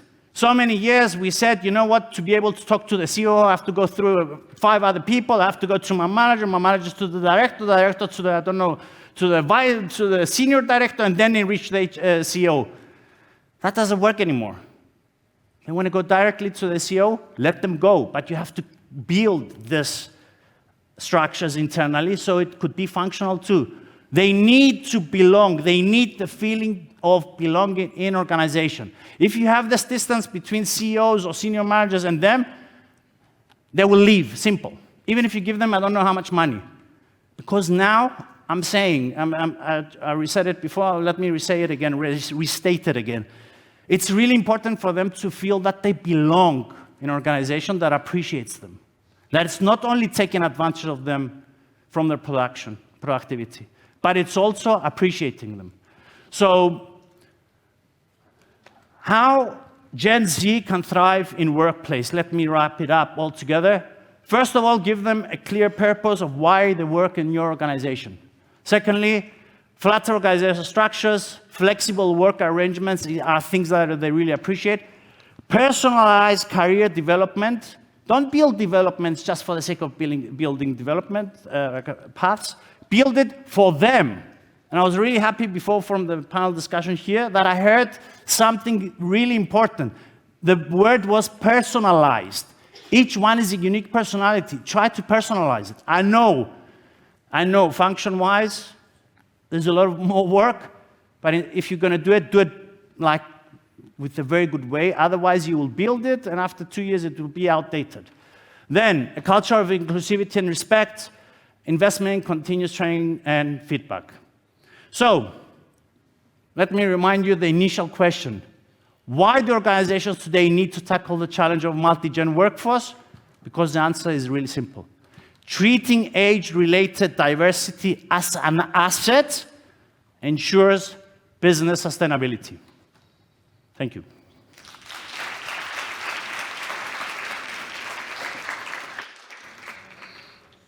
I don't know is there a process of getting questions or no? Nick? Sorry? I have another 3 minutes. Wow, I finished in my time. Great. Yes.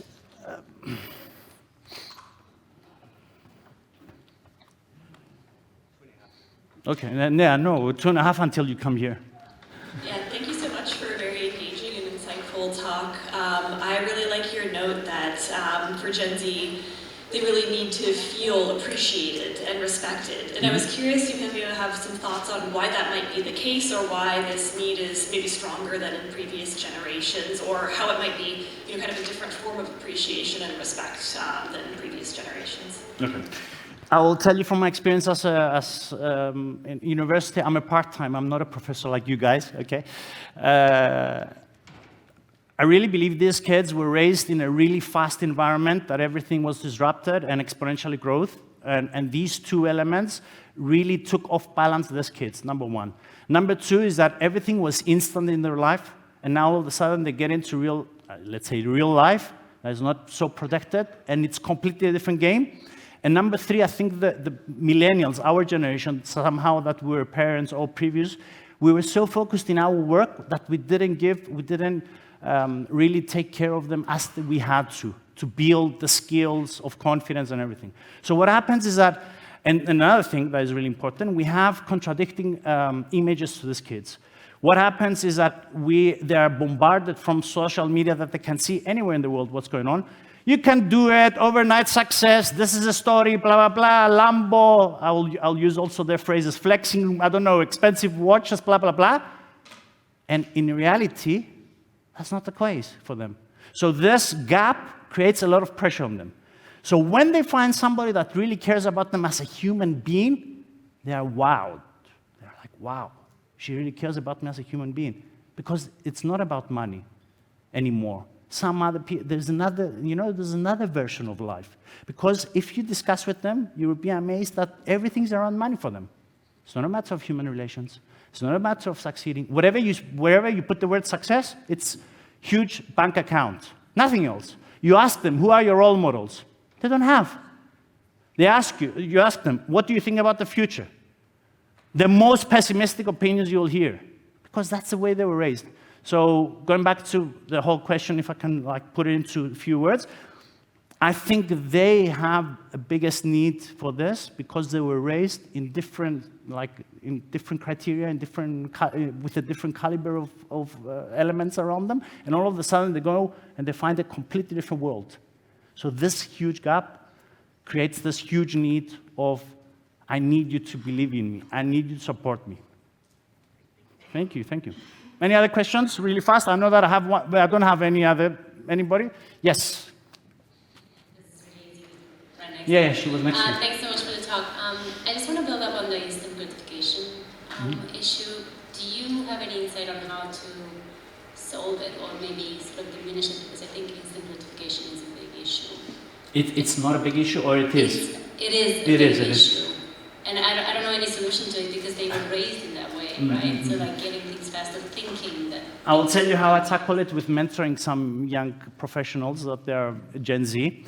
And we go through really difficult moments, is that we try to set goals. So simple. They don't know how to set goals, first of all.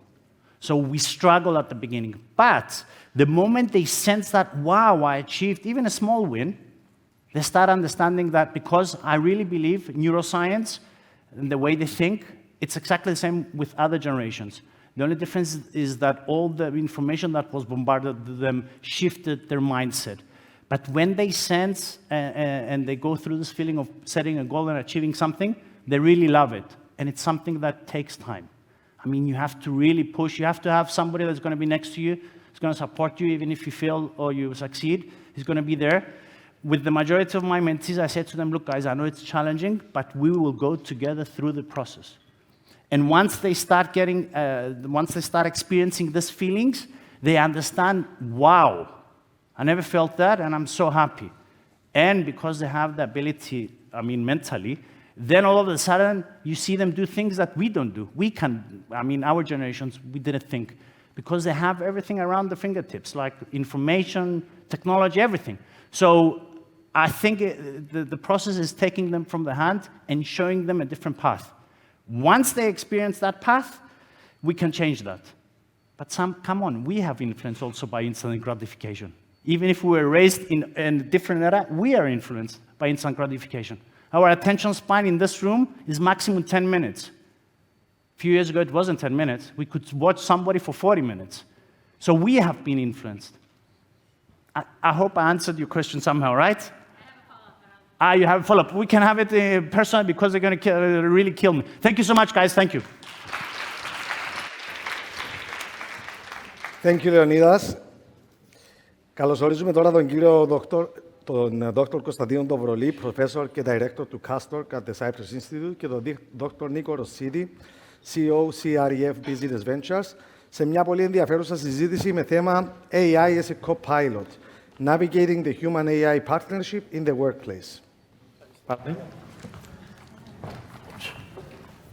I was expecting a fire because this would be a fireside chat, but we will do it without a fire. That's right. Okay, so let me kick this off. I understand, at least from what I've observed in the past few hours, that Konstantinos here is probably the only AI expert in the room. The rest of us are more looking at it from the managerial, HR, and business perspective. So it will be very interesting, Konstantino, to hear your views as to how AI has acquired the kinds of capabilities it has now, given that it's been decades that it's been in the development, but it only recently reached a stage where there's a huge amount of uptake by way of users, etc., because of ChatGPT and the generational kinds of foundation models, the large language models, as they call them. So can you bring us up to date in this first question as to what stages AI has actually gone through to acquire its current capabilities? Absolutely. Very briefly, AI is a technology that has been going on, first of all, for many decades. It started in the 40s. People were trying to imitate the brain even back then. For a long, long time, things were moving very, very slowly, partially because there was not enough data, not enough computing power. About 10 years ago, there was a first discontinuity with deep learning, which allowed computers to be able to recognize objects and faces and images, right, to classify them. And what happened in the last, I would say, 2-3 years is this revolution with large language models. So basically, what this means is that this AI can actually understand language and synthesize, generate language. And this is really a revolutionary thing because for us humans, language is what distinguishes us from everything else. We communicate with language. We actually think through language. So to have an artifact, a machine that can actually understand language will be, in my opinion, the most transformative technology of this century or the last 100 years. Things like the internet and iPhones and so on will appear so small compared to this.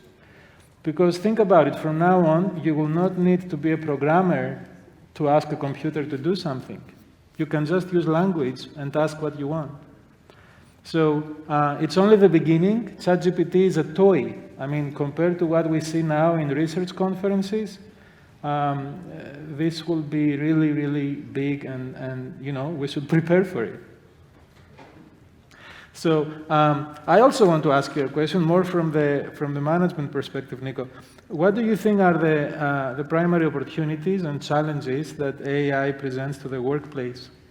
And how has the emergence of generative AI models like ChatGPT shifted the narrative in the workplace?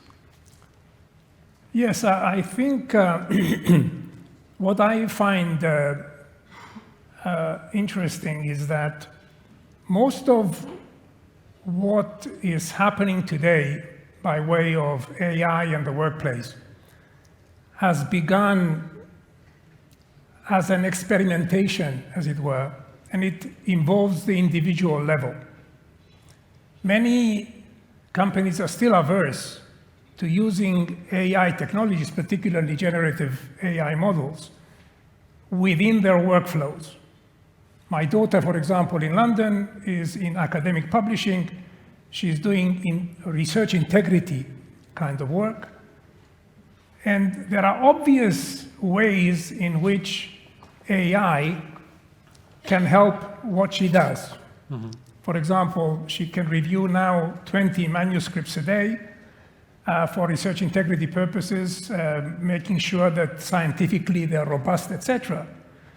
But she could probably put those 30 papers through ChatGPT or Claude or Bard, and then go and play tennis for the rest of the day, or do ballet or whatever it is that she would like to do.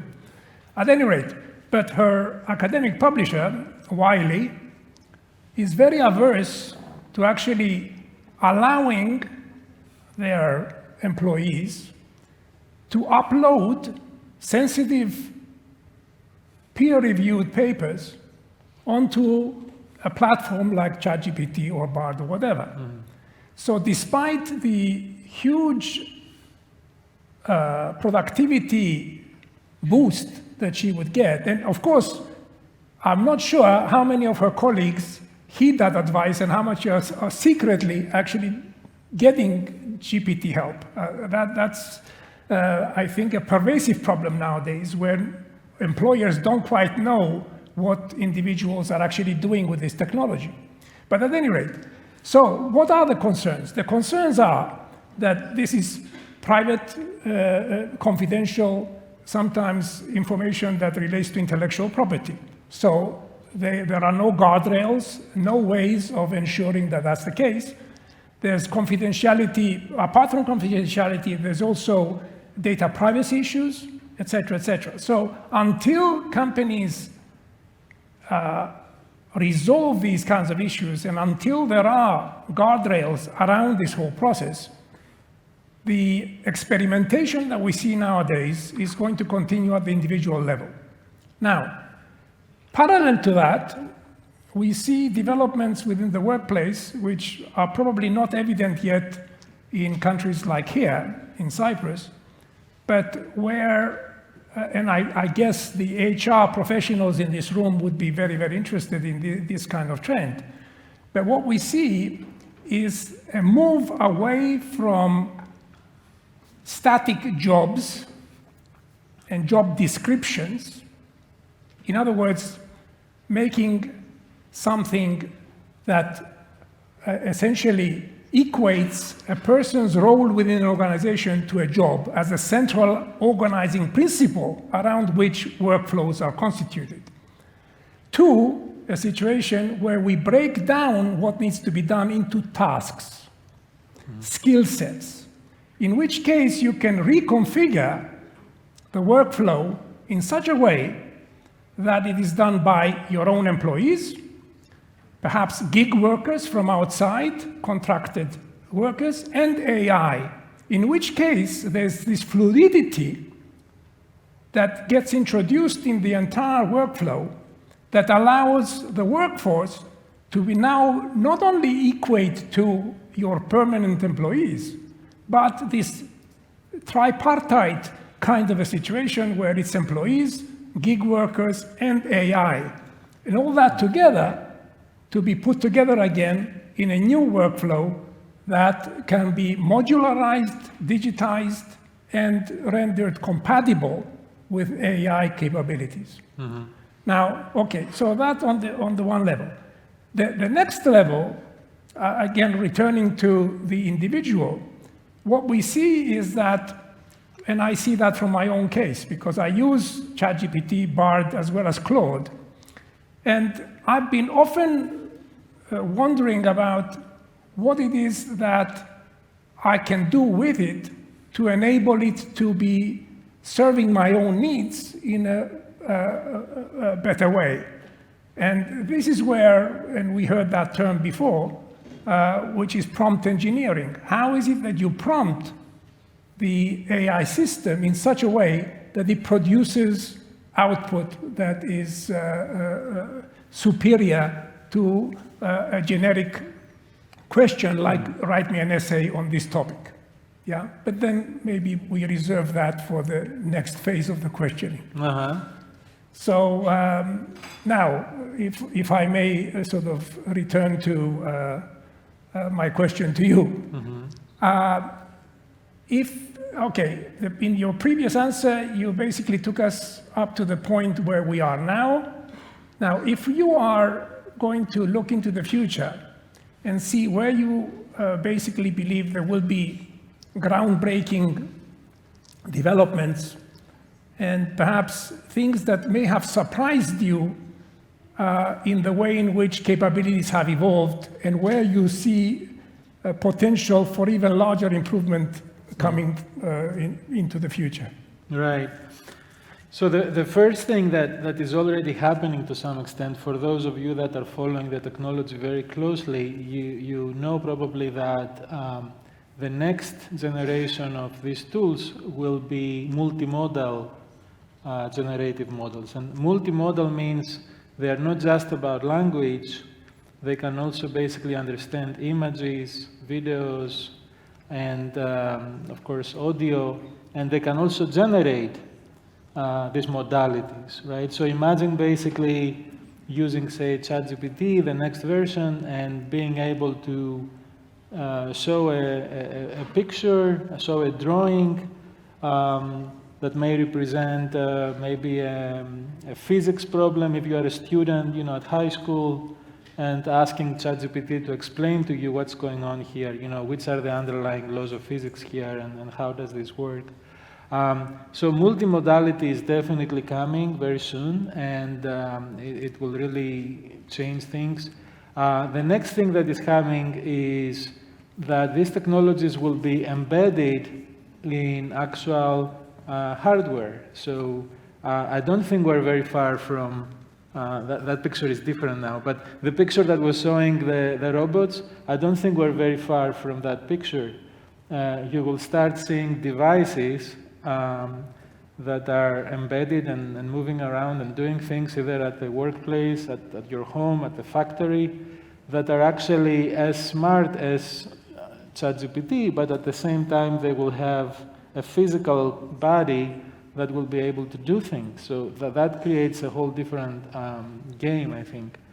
Of course, a lot of research is already being done to make these technologies more controllable by humans, right? To be able to have the so-called alignment between the human objectives and the objectives of these systems, right? So that is definitely right now an open issue, but of course people are working on this very, very, very much, very strongly. And there is, a whole bunch of related issues about not only controlling them, but making sure that they don't provide information that can be used for bad purposes, information that is, in some sense, not real, right? The whole issue of hallucinations. All of these are specific things that I believe they will be resolved. I don't think of them as absolutely, fundamental. We cannot do anything about them. Despite, let me, if I may, open a small parenthesis here. There is a lot of catastrophology, if there is such a word. Many people are afraid of AI and what can happen with AI. I think that's greatly exaggerated, and maybe there are reasons that it is exaggerated, but I don't think we should be afraid of AI. I think we should embrace AI and ask how to best utilize it in the workplace, which is the subject of this conference. I don't know if I gave you a good answer in terms of the future of AI. Yeah, I believe that, well, if I may just extend from that, because in the previous sessions, we had heard of some of the dangers of AI from the perspective not just of confidentiality and data integrity and all these safeguards that we need for us to be able to use AI more constructively in the future. But also, they mentioned the ability of AI systems to hallucinate as a potential huge problem, which it is. Because if it hallucinates, I actually tried it, and I'll give you an anecdote about that, but if the AI hallucinates, it means that essentially it is capable of something that we wish it to be able to do, which is to generate new ideas, brainstorm, etc. So hallucination might be the negative term we give to it because it makes things up. But surely making things up is that next level of AI capability beyond being reductive and transformative and generative to being latent and emergent. So latency and emergence are things that we see in AI systems now, and they are probably the areas which we should be most, let's say, afraid of, because they're fundamentally labor replacing. And I don't want to get into that too much, but I see that we have about 2 more minutes, and I really want to get your opinion on one more question. So what steps do you think organizations should take to harness AI's potential? How can managers assist their teams in acquiring the necessary skills to collaborate effectively with AI? Okay, a lot of people here are in the HR area, so learning and development and the extent to which we upskill and reskill workers insofar as the half-life of skills, if to borrow a physics term, has now been estimated at about 4 or 5 years. In other words, if you learn a skill, it's probably going to be useful for you for the next 4 or 5 years before you actually need to get back into, and probably it's reducing exponentially as we speak. So that's definitely an area. The next area is investing in ways in which they can get their data trained on AI systems so that they can build AI into their workflows. Because now the AI works on exogenous types of information that is out there on the internet, but not on the specific confidential data of the company itself. So that is probably the big challenge, is how to train AI to be more context specific on your own data, and then supplement that with whatever's out there. Right, absolutely. I don't know if we have time to cover all our questions. I think we were too ambitious in terms of questions, but is there a time you think for a question from the group? We can take one question if there is something specific someone wants to ask. Or everybody's dying to go for lunch. Okay. Thank you, Konstantinos. Thank you, Nikos. It's been a pleasure. So, to wrap up the main part of the conference, we invite to the stage Dr. Audrey Tang, chartered psychologist and award-winning business author. Dr. Tang's presentation is titled A New HR, Healthy Relationships in a Hybrid World. Audrey? For a couple of props to come on. If I can just leave this table here, please, that'll be lovely. Thank you very much. Hello, everybody. Thank you very much for having me. It's always a pleasure to be here. I'll just leave my little chairs in this corner. Thank you. Perfect. Perfect, perfect, perfect. As always, I've got fun things. Right. The future of work, to me, sounds like it used to be hybrid. It then changed and is added to. We've now got AI, we've got ChatGPT, we've got putting in prompts correctly, hallucinations, we've got age diversity, all of that absolutely fabulous. Really interesting work going on there, and it's a really interesting discussion to have. For me, still, it can be brought under one bracket, at least I hope it can, because I recently wrote the book on it. I believe the future of work is to do with well-being. Of course, we need to ask ourselves, in what way and how does well-being get broken down? Now, work itself is good for our health. That's what Public Health England says. Why? Because we spend around at least a third of our life in the workplace. It's the place where we can be praised. It's the place where we can learn skills. It's the place where we can fulfill 3 of the routes to happiness that the science of happiness has discovered for us. That's Martin Seligman and the School of Positive Psychology. He talks about how purpose and meaning, flow, being engaged in what you're doing, and healthy relationships all contribute to us feeling great in the workplace. And why not?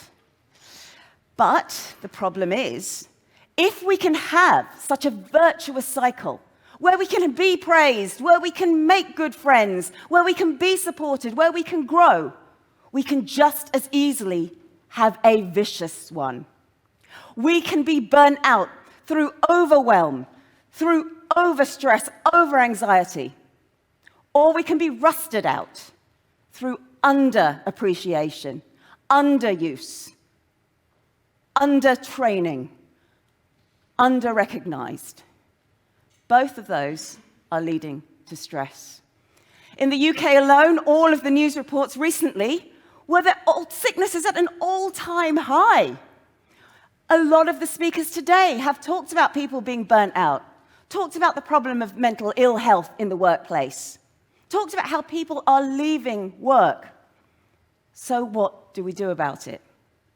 Well, positive psychology would say, look at the 3 paths to happiness. I will look at one of them today. I'm looking particularly at healthy relationships.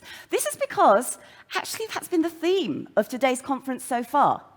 Also because, in my PhD back in 2012, that was the one key thing that I found buffered the effects of stress most broadly, having a healthy relationship in the workplace.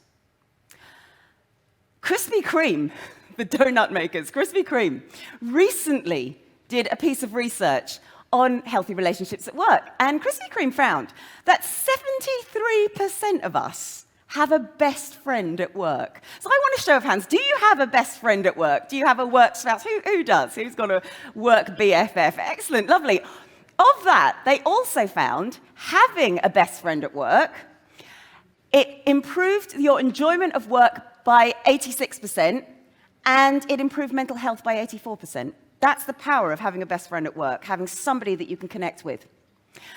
But conversely, 57% of people said, if I don't like the people I work with, I will leave.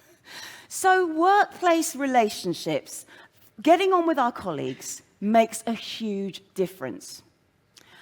Brené Brown, who studied trust and well-being and relationships in the workplace. She said the key thing is trust. And trust in itself can be broken down. She called it braving. She uses the acronym braving. So I would like you for the minute to think about your relationships at work and how many of them, using this acronym, follow or fulfill the following things. Let's start with B, boundaries. How many of your relationships in the workplace respect your boundaries? They don't come up to you whilst you're in the middle of something, oh, could I borrow you?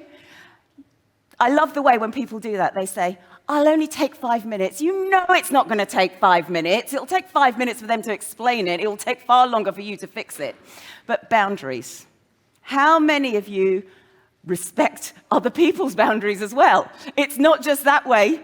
We need to behave in these trustworthy ways as well. So boundaries is the first one. So that's braving. R, responsibility. For Brené Brown, she reminds us that responsibility is not just titles. It's not just saying, hey, I'm the boss here, I'm the director, I'm the manager. No, it's about, do you deliver on what you say you're going to deliver on? Can you live up to your word? That's the responsibility that's important. So again, think of your relationships. Do they fulfill that criteria? And in terms of your own behavior, do you fulfill that criteria in return? As I said, it is two-way. That's R, responsibility. A, accountability. Accountability. How many people will be willing to put their hand up and go, yeah, sorry, that was me, that was my fault, and I take accountability for that. A lot of people are afraid of taking accountability because of blame and its little friend shame that comes with it. And in actual fact, people behave in very strange ways to avoid taking accountability. But the one thing I will say to yourselves is, if you can have some accountability, it means you have some power. Because if you're accountable somewhere, it means you had some way of changing it. So that's actually quite a positive thing. Accountability is not a scary, scary word. So that's boundaries, responsibility, accountability. V stands for the vault. For Brené Brown, she talks about keeping people's secrets. Not the ones where it's going to affect someone's health or affect the organizational health, but just if somebody tells you something that they want kept in confidence, can you keep it? She digs a bit deeper when she talks about the vault. And the reason she did it is because in her interviews, she found that a lot of people said, oh no, so-and-so, they wouldn't tell my secrets. And maybe that's the case. With your best friend at work, you probably wouldn't tell their secrets. But think about it. How often do you use somebody else's narrative as your currency when it perhaps isn't yours to share? That's about keeping the vault. And also, if you think about those relationships at work, other people.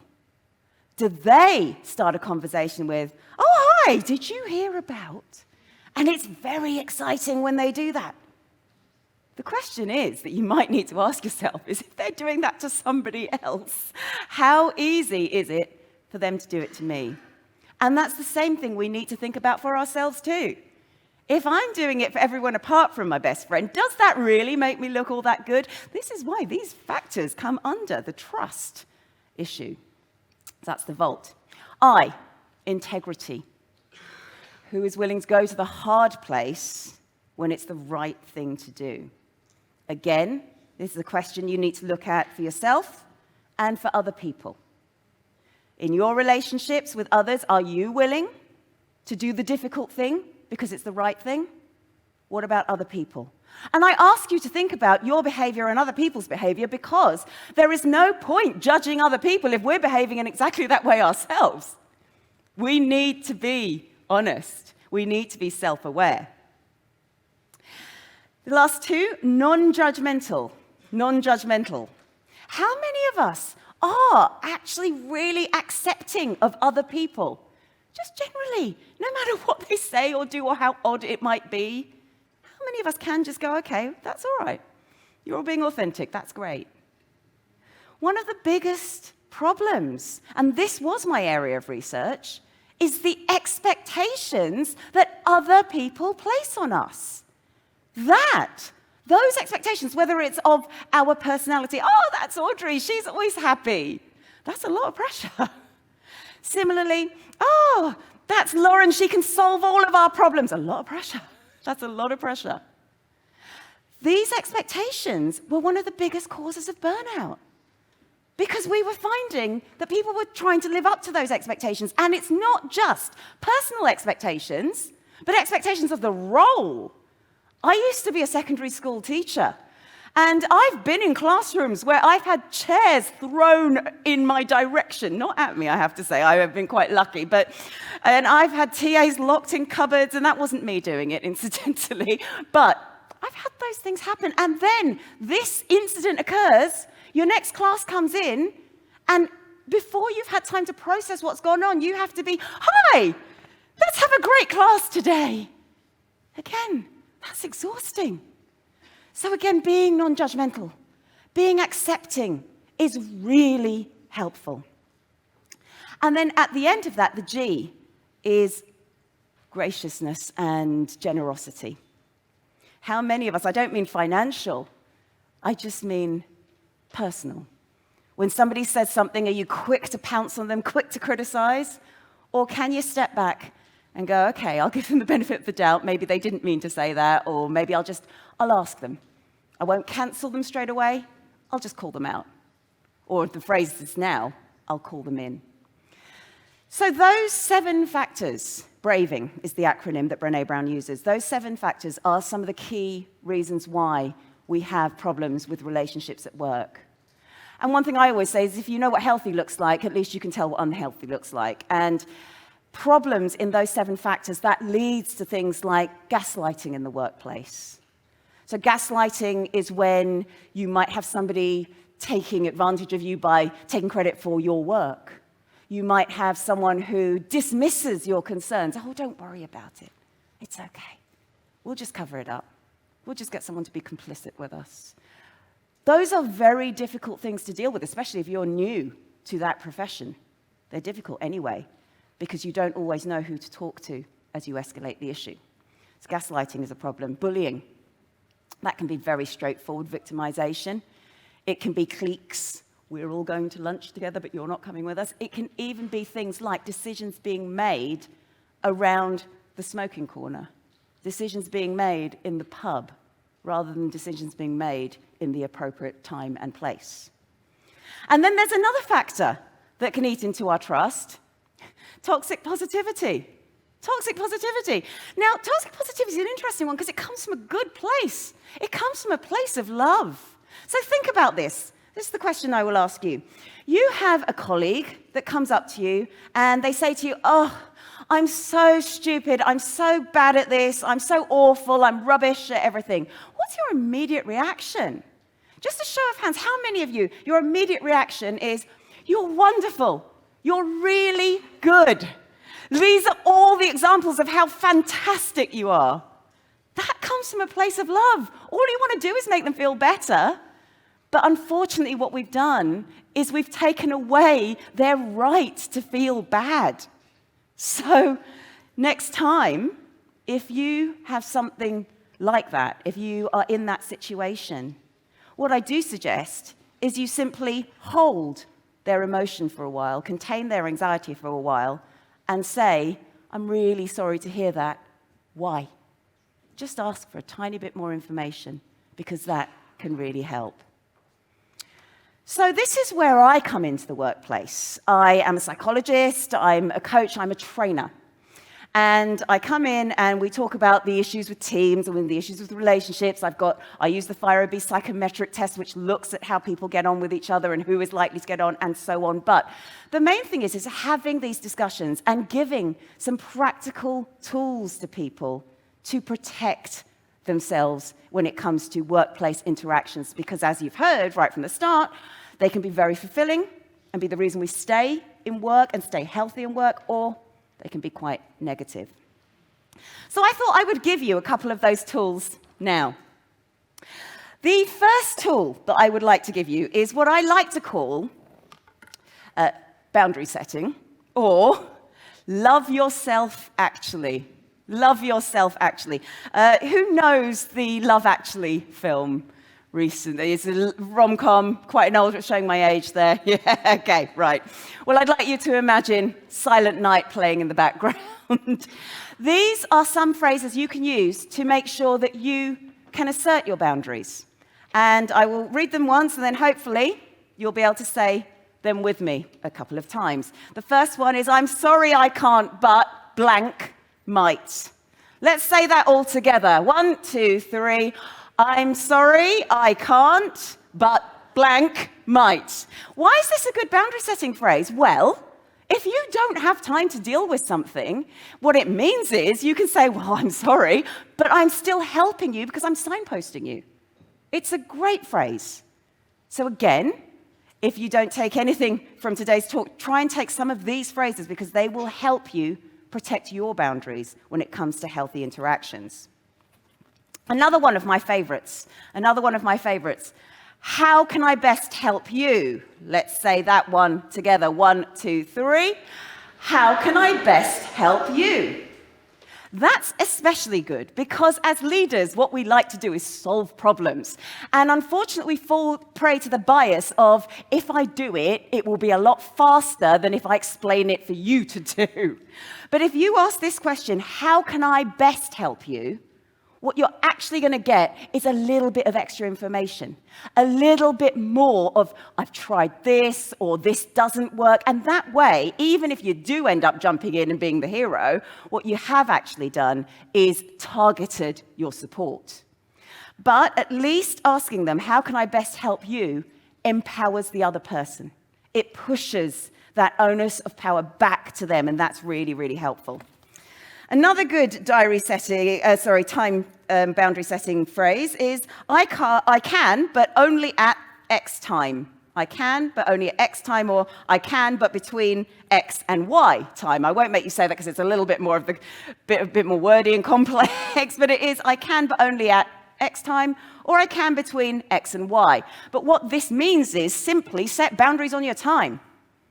Because that way, if you end up just saying, oh, yes, of course I'll help you move house, or whatever you might agree to when somebody pounces on you down the pub because you're excited and happy at that point, after you've helped them for 2 hours or so, you can say, oh, I did say I was going to go. Set boundaries on the time you can give to people. In the same way as you're still being helpful if you say to someone, I'd love to help you, but I can only do it at 5 o'clock today. We saw a great example here. I can talk to you more, but I'll talk to you in the break. There's nothing wrong with that. You're still being helpful. You're not actually saying no. And my all-time favorite, which I do want you all to say with me, is, I'll tell you later, I don't have my diary. So after 3, 1, 2, 3. I'll tell you later, I don't have my diary, or calendar, or whatever it is that you put your times in. Why is that one my all-time favorite? Because that way you buy yourself time. You're not saying no straight away, but you buy yourself time to think about whether you really want to do it, and you've also bought yourself time to think of an excuse if you don't want to do it. So that's the one that I would say take away with you. So that's one thing. Another thing that helps when it comes to healthy relationships, one-to-one, is not jumping in and reacting when someone annoys you or you're stressed or any of those other mental health factors come along. And so deep breathing. Deep breathing, that simply helps outside the point of crisis. Research has shown if you practice deep breathing outside the point of crisis, it's a lot easier to go back to that state of calm in the point of crisis. However, how many of you, if in the point of crisis someone says to you, calm down, breathe, how many of you really want to do that? Don't you actually want to smack the person? Yeah, I do. But deep breathing, I find using something like this breathing ball actually gets me out of my head, because the whole problem with stress in the 21st century is we propagate it in our own heads. But if we get ourselves out of it, that can really help. So all I want you to do very briefly with me is just take a few deep breaths. Breathing in as you watch the ball go out, and breathing out through the mouth. This works ever so well with children as well, but I don't see why children should have all the fun. Breathing in, and breathing out. It gets you outside your head. And because I do this with executives who don't like this kind of mindfulness, they really don't, they really object to it, there's an extra bonus to doing that little exercise. If any of you found it difficult to concentrate on that, if any of you found it difficult to concentrate, I want you to think about what you were thinking about instead of concentrating on this. Why? Because that thought catching, that's a little lovely phrase given to me by a psychologist called Meg Arrell. She talks about thought catching. If you can catch those thoughts, you know where your energy is going. You know what's consuming your time. And if you were, whilst you're doing that, oh, I'm really hungry, I want to have lunch, or I need to think about picking the kids up, or all of those things, at least you know where your time's going when you ask yourself, well, where did today go? So that's an extra benefit. But one more thing that I do suggest to people when it comes to deep breathing is if you can't deep breathe on the spot, sometimes affirmations help you as well. And this is one of my favorite affirmations. And it's very related to people. I cannot save people from themselves. And what I find is if I breathe in, and then under my breath I go with, I cannot save people from themselves. It helps me, but it also slows down my breathing. It engages the parasympathetic system. It engages my calm system, which removes and dissipates all the cortisol. So let's try that. Breathing in, and then in one breath, I cannot save people from themselves. It already makes you feel a little bit better. So affirmations are another great way of building our healthy relationships. Now, a couple more tips. Listening. How good are we at listening? Well, how many of you are guilty of this? Imagine this is a mobile phone, or imagine it's a tablet, and this is what happens usually in my house. My husband comes back, and I say, oh, hi, how was your day? And he starts telling me, and I go, yeah.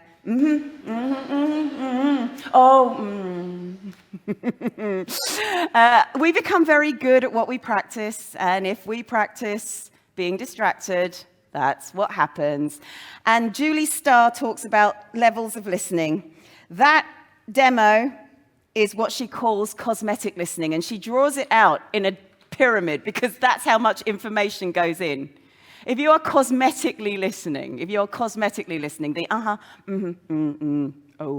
that sort of making the right noises, you've only taken in that much information. So let's not try that. Let's try the next step, which is conversational. And conversational listening, you get a little bit more information, which is great. Conversational listening, so it's not just one-sided in my house. You know, my husband gets the cosmetic listening, but in return, what we sometimes get when I say to him, what did I just say? He can tell me. He can tell me the last line of what I just said. What he can't tell me is what I meant, or what the context was, or anything else. That is conversational listening. You learn a little bit more information, but not enough. What STAR actually tells us we need to start practicing is active listening. Active listening, engaging in, asking questions, paraphrasing. And the reason why we sometimes get so afraid of engaging is because we think, I don't know what to say, and we get embarrassed and we get worried about it. But instead of thinking of those things, again, where your energy's going, remember, where's your energy going? Clogs our brain. Instead, ask them questions about what they just said, and if all else fails, paraphrase. Paraphrase back to them, oh, you said you're on a holiday, that's really interesting. Tell me more. And that way you don't need to think of what you need to say next because you've just paraphrased it back, and that keeps the conversation going. The last one is mainly used for coaches and teachers and managers if they are in a coaching capacity. And that is deep listening, and that's where you listen with your eyes as well. And that's where being on a phone or being on a tablet isn't quite so helpful because you can't see when people make a change and people make a difference. So what deep listening is if I'm in a session with someone and they suddenly change what they're doing or they start fiddling, I begin to realize that's probably the area I need to push more on. So deep listening gets us more information. It makes our conversations a lot healthier. The last two tips there related to that is, in a world where we meet so many people, we only have a finite amount of time and energy. So one thing I would suggest is you use open phrases and closed phrases, open positive and closed positive. An open positive is if you're really enjoying a conversation, you say, oh, that's really interesting, tell me more. You can practice this when we go for lunch. If you don't want to enjoy the conversation, except the problem is now you all know what you're doing, is the closed positive. That's really interesting, thank you for sharing that. The end. Move on, find someone else to talk to. Now, those are the secrets, so if you catch me doing it, you might want to question that. But the last thing I wanted to add when it comes to healthy relationships is be open. Be open to all relationships. Because as we've already seen, the workplace has changed. That is continually growing, it's very organic. So too do our relationships. Aristotle said we have friends for a season, friends for a reason, friends for life. But those friends and those friendships can change. Even myself, strangely enough, in 2017 at a Boussias conference, I met somebody who's become my absolute best friend in the whole wide world. He even wrote the foreword to my other book, The Leader's Guide to Resilience, which I brought out around the time I met him.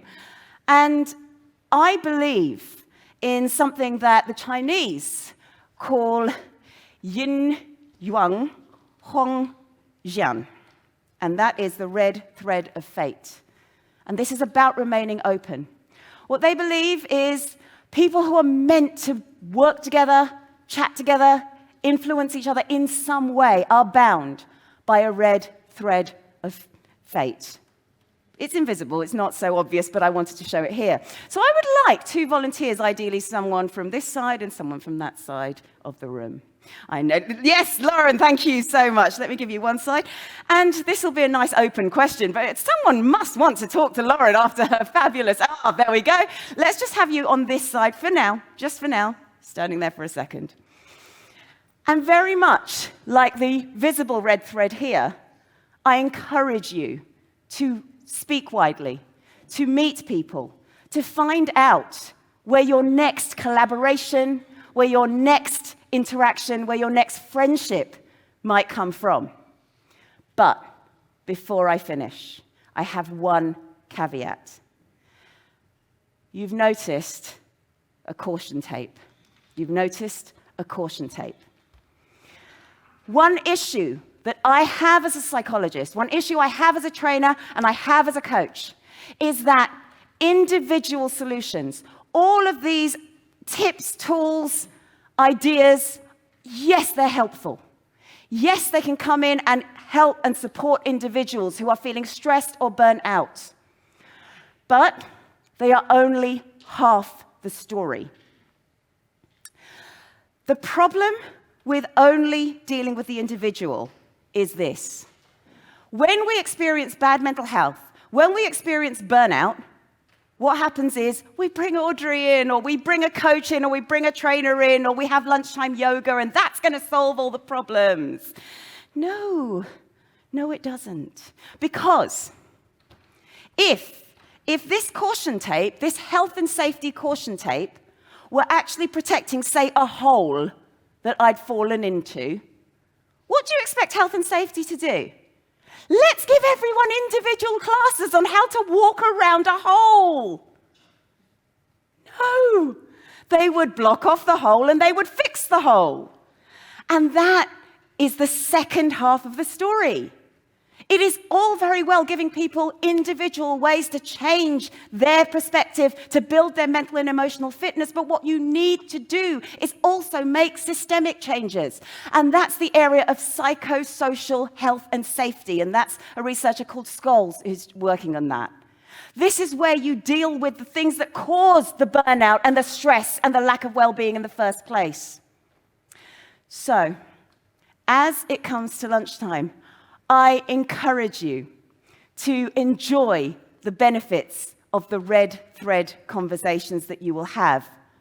I challenge each and every one of you to go back to your organizations and pick up the yellow thread. Thank you.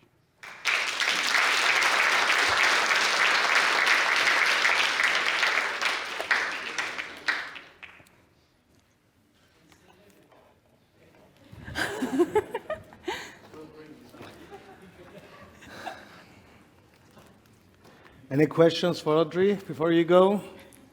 Any last minute? Okay, thank you so much, Audrey. Thank you.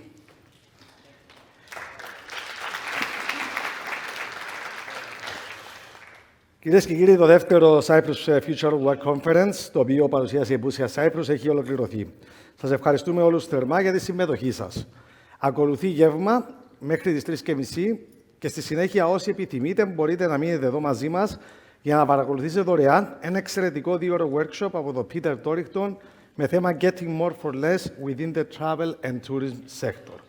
Το workshop τελεί υπό την αιγίδα του Υπουργείου Τουρισμού. Ευχαριστούμε τους ομιλητές μας, καθώς και τους φορείς που συνέδραμα σε αυτό το συνέδριο και το έθεσαν υπό την αιγίδα τους, όπως το Υπουργείο Εργασίας και Κοινωνικών Ασφαλίσεων, το ΚΕΒΕ, το Cyprus Payroll Management Association. Ευχαριστούμε επίσης τους χορηγούς μας, το Υπουργείο Τουρισμού, Parimat Cyprus, EPIC και τους υποστηριχτές CONEC, Omni Media, Salamis Organization. Σας ευχόμαστε όλους ένα καλό απόγευμα. Να είστε όλοι καλά.